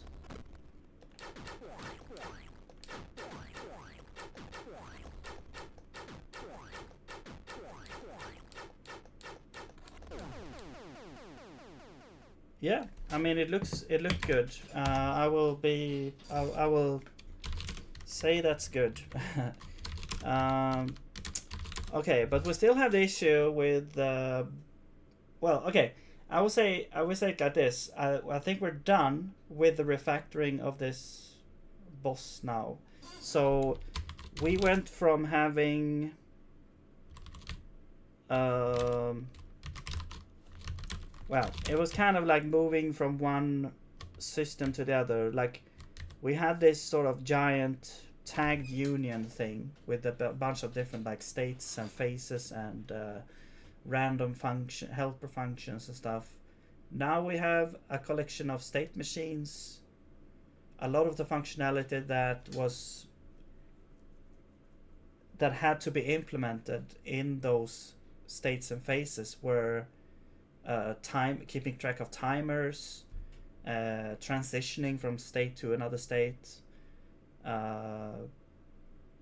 what's going to happen at the transition point, stuff like that. Now that is all sort of how would you say, like, built into a pattern where you have this state machine and we can set the state to some sort of state, and when we do that, it's gonna run this pre-function one time. So that handles the transition of the state to this active state, and then we have an update function that runs for that specific state. And then we change to another state. Maybe all the orbs are dead, so we change to this state. Then we run this function, and then we do the update. And when we're done, we go to regenerating, and also you have this optional post function that you can sort of clean up things at the end of a state as well. So now we have this pattern instead of having everything sort of built into the boss ad hoc wise. Which is nice because it enables us to easily sort of find each state. Like, all states are now defined here, and their behavior as well. So before it was very fragmented and you have to jump around and look in several different places. Now it's mostly, I would say, in here. The only thing that is like outside is sort of something, when things die, it's not really part of the state machine. It's like handled outside, as well as like taking damage and actually doing damage and stuff like that. But we can still listen to if we actually are dead, and then do trigger stuff on that. But actually handling, like destroying the entity and stuff like that, is not done here. But yeah, a lot of stuff that's actually important for the sort of state flow, you say, like state flow chart or whatever, is handled in here now. And then we also have these state like actual state that we need to keep track of in order to do whatever we need. We can keep in these structs, and then we do have some sort of helper functions here as well. So it's a little bit, it's not all in the state machines, but I feel this, like, when it makes sense, we have these things here. Okay. And then we have this time toggle state machine as well. Maybe we should move this guy, these guys. Oh, that's the orb. Maybe. Well, I mean, orbs are. This is kind of grouped together, I guess. It doesn't really matter that much, as long as we have everything here. We could also move things out from here, but the problem with that, though, is that we have this sort of constant thing, which is used by all of them. So then we have to move that out as well. We could move out things into different files just to make this a little bit less huge, but well, whatever.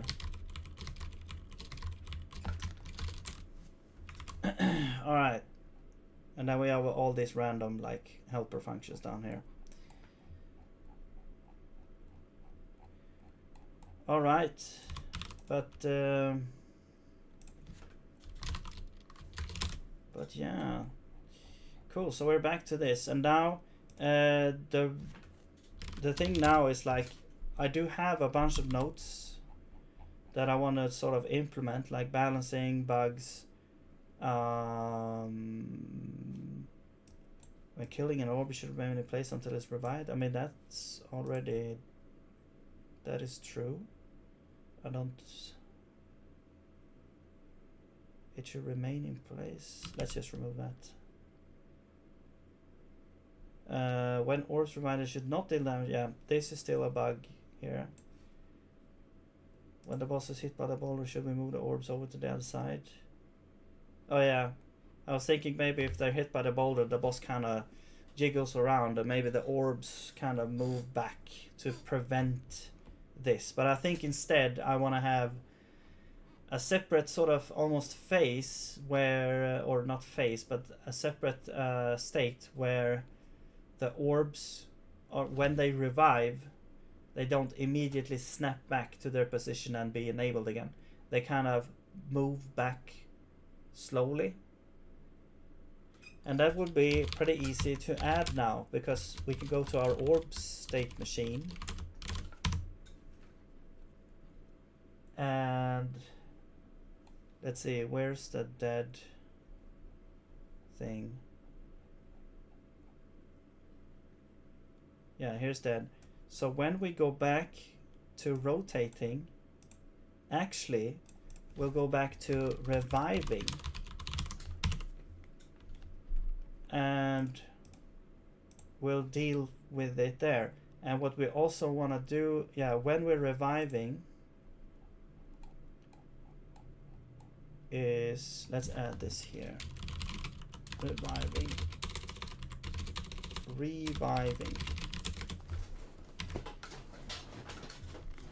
So it's just nice to have a pattern that works, because it's way easier to know what to do when you want to add new stuff. So we'll have this reviving here, and then in the pre we want to store the position. We want to store the current position of the orb, because we want to interpolate between the current position and back to the sort of rotating position. And then when we're back, we enter the rotating position again, so we go back there. So we need to store the position, and so let's grab, what would we need? Well, we have the orb state, so we could get the orb state, and we can add dead position or something like that.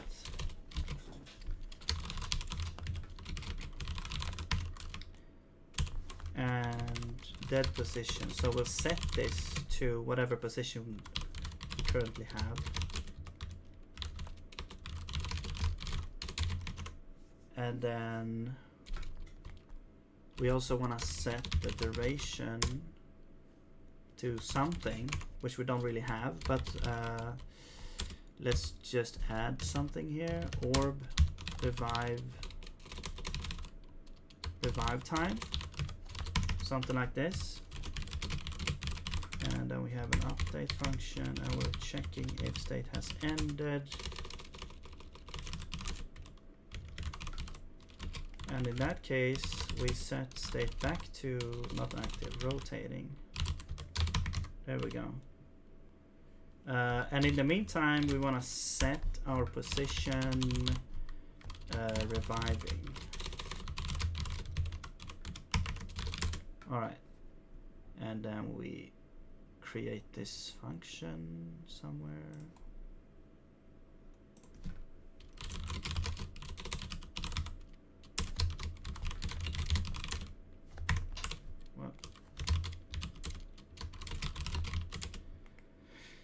So from is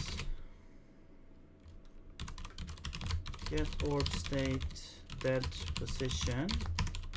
To is gonna be get position rotating, and position will be interposition time elapsed ratio from 2. There we go. Easy peasy. So now we have this state. We just need to define the revive time. somewhere.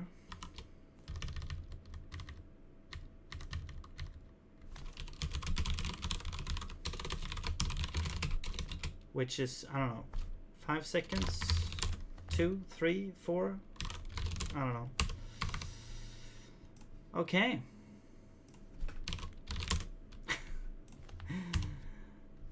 Cool. Let's see if that works.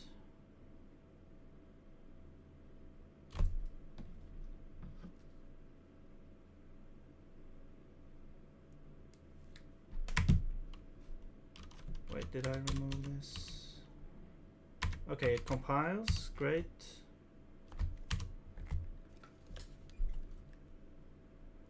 Okay. I do want to have someone attack because otherwise it's gonna be...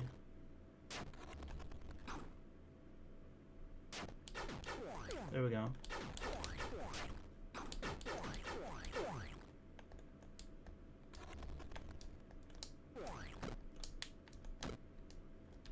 What? Okay, there we go. And sometimes my controller, like when I press the left button, it doesn't really register.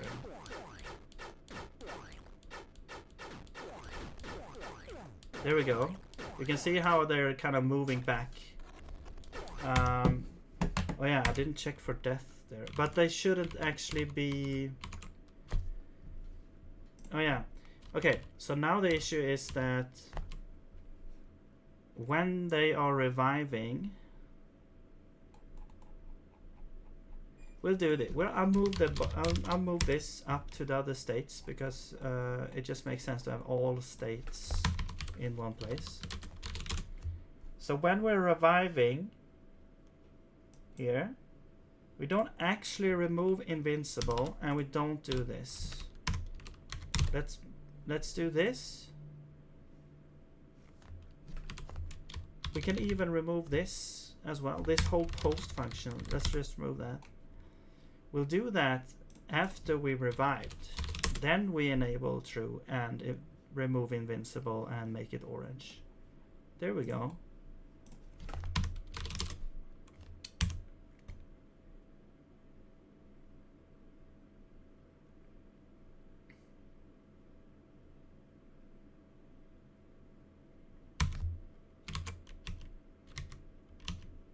Oops.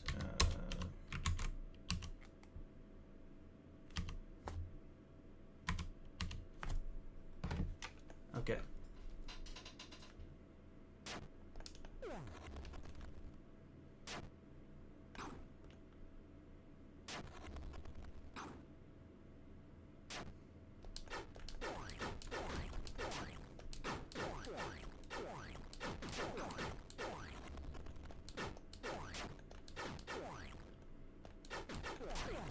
Oops.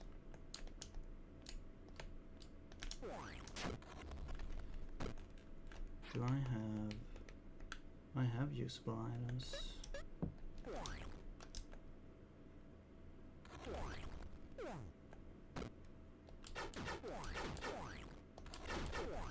Okay, let's see now. So they should still be like inactive or whatever, but they move back to their position. There we go. Alright, it works. Now the attack timer doesn't reset. We could also do that. But yeah. That was very easy to do that now. I mean,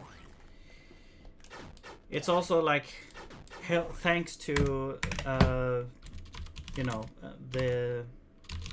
some of these functions, like very easy to calculate the position and stuff. This is like the most time consuming thing sometimes, but yeah. All right, cool. So we actually fixed this issue here, and we have no bugs at all.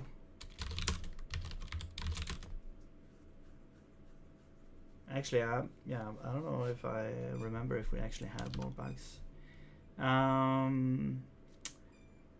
Yes, we have a bunch of things here. Disable being damaged by spawn during spawn time.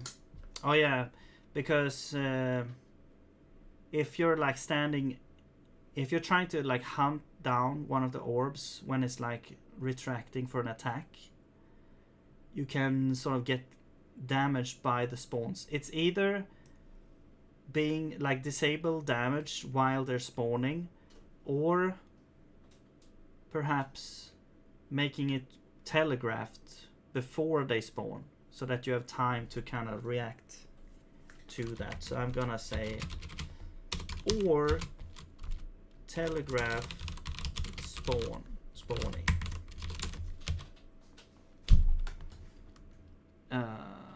Both of which are pretty easy though to do. Make boss projectiles shoot in direction. Although the telegraph would be harder, like I guess asset wise.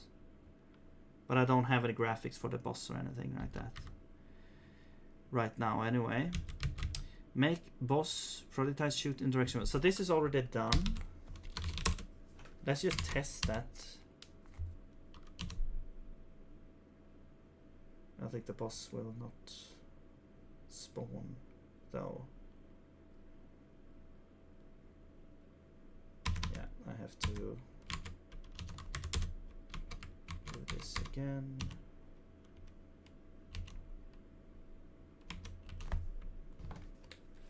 So if I'm over here, it's gonna shoot over here. If I go over here, it's shooting over here. Okay, yeah. So that is done. Make sure spawn dots get stuck in the left corner when the door is closed. Yeah, so an idea is that they would have like an invisible wall only for them, maybe at the door or something. We could also, yeah, I mean,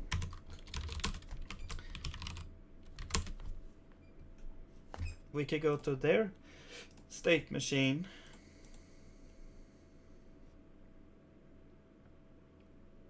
and yeah, we have default walk, so we could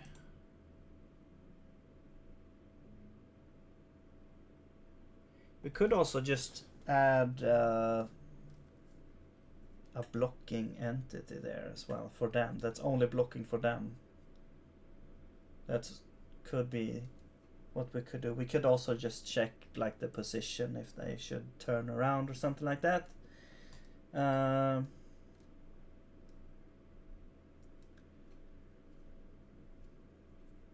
I guess we could make an entity, a special entity type that is only like blocking for monsters or something like that, because that's needed some in other places as well.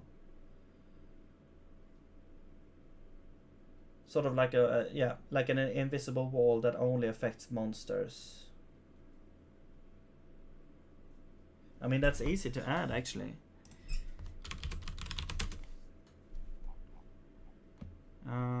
Device upgrade other. So let's just do like monster wall and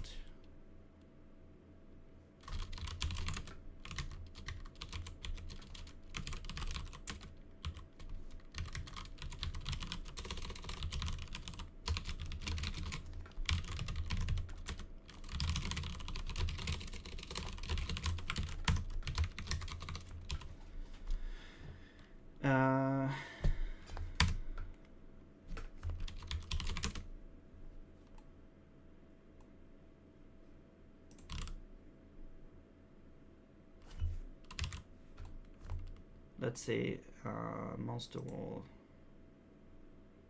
Alright, we're gonna need to add like a physics body.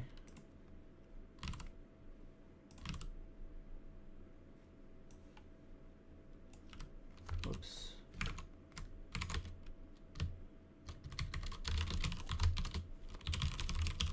I'll just add it here.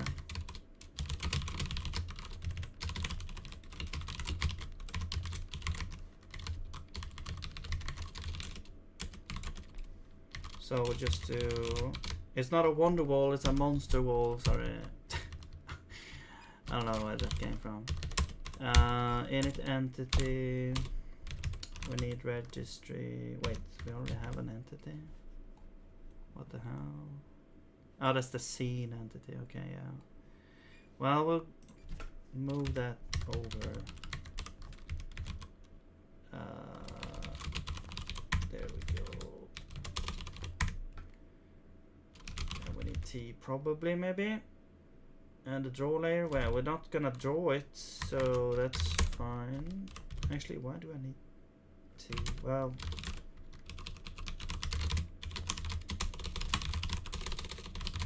registry, scene entity.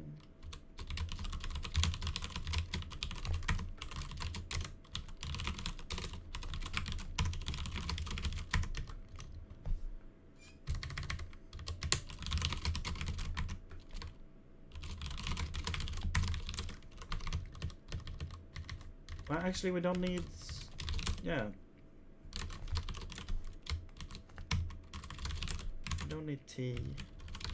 That's the only thing we need. So we just add this to monster wall.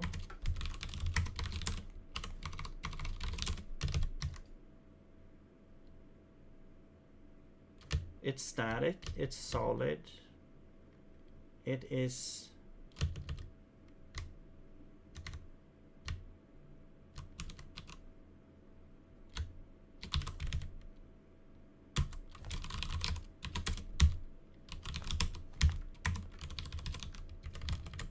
has this size.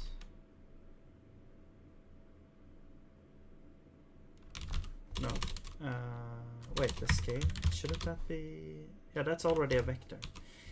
And then hitbox center. That's the no, that's just 0.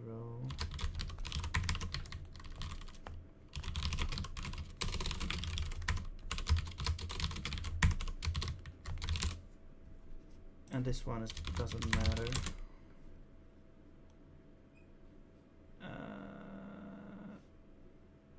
This is scene entity position. Scale, whatever. Okay. Collisions add to group. Allocator. Allocator.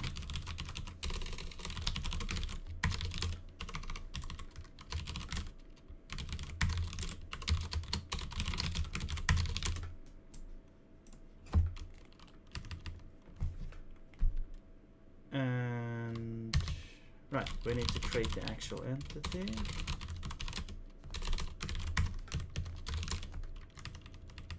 Device type. No, we don't have a hitbox. There we go. Okay, but now we need to create collision. Oops. What happened? Create collision. No, group. There we go. We need to create. I mean, we could, I guess we could add this.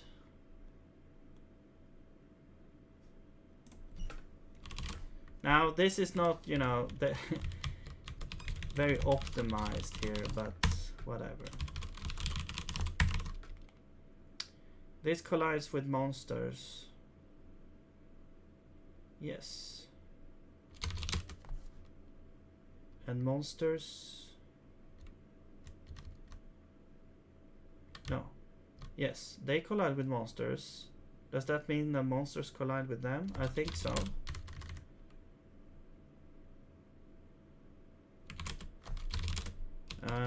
It should be mutual. So it's not monster wall, it's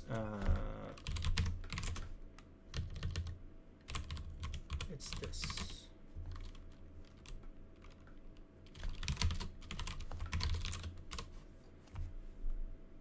Okay. Right. So now we have support for adding monster walls. And We can use that in a variety of ways, but one way I would like to use it is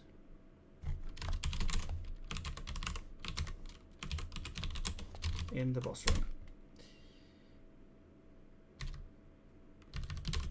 Oh yeah, I need to add this guy over here somewhere. Monster wall. No, that's not invalid, that's no properties. There we go.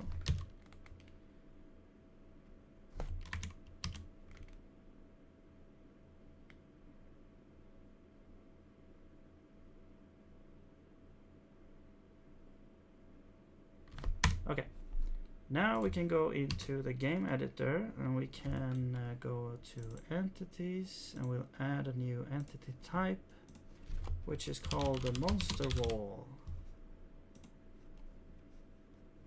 And we're done. I mean, I guess it could be scaled from a tile. So we could change the scale or the size, like this times the tile size.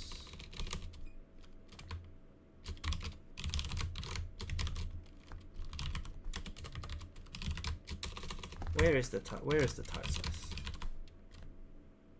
UI? What?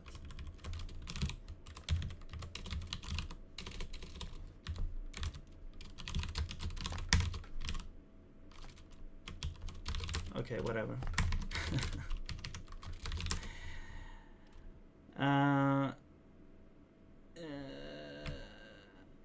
Yeah. And now we go to the boss room and we add this monster wall over here, and that should prevent those from going there. Another thing that we want to do is add invisible to that thing, but let's just try it first.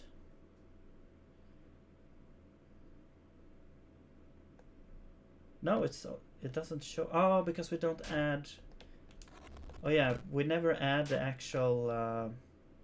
But there we go. The monsters now move away there. Cool. And that's good because we don't want them to get like stuck over here. Great.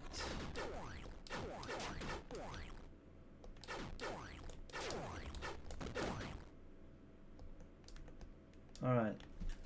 Okay. Yeah, so we don't need to hide them because they are not. We don't add any like graphics to them here. I forgot about that. Okay. All right. What else can we just quickly do here while we're on a roll? So this is fixed. Before 50%, only do orb attacks after killing 2 of the orbs. Right. So this is like the enrage thing. It's like the orbs at the start they are more passive, but then when the boss reaches 50%. No, before. Okay, this is not the enrage. Sorry, this is the enrage, but this is before it's enraged. Then we only attack with the orbs after the 2 orbs has died. Then the last one is like attacking. Then after 50% of the boss we go enrage. The orb always attack. Maybe we spawn more often or regenerating. Maybe we increase the orb attack speed. And maybe we do like more projectiles or something like that. I don't know. We can try all these different kind of things. But yeah, I think it's way easier to actually do these things now.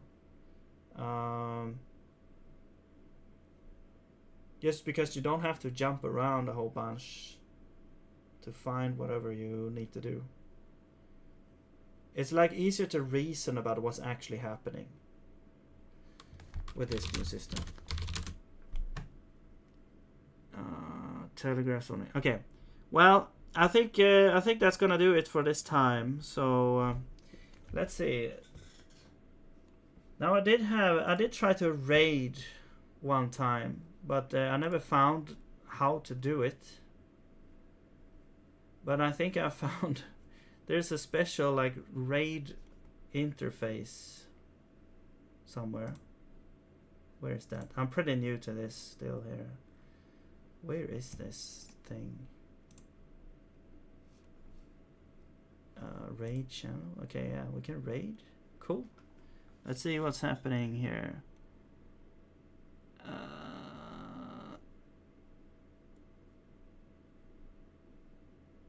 Well, you can't really see it here, but well, I guess I can. Maybe I can show the browser. There we go. Let's see.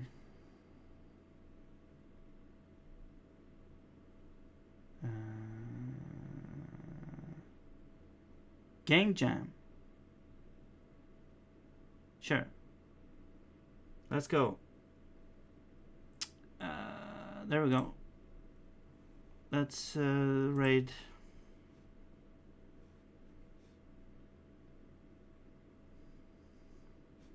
Oh no, I can't hear this guy. Yeah, thank you for watching.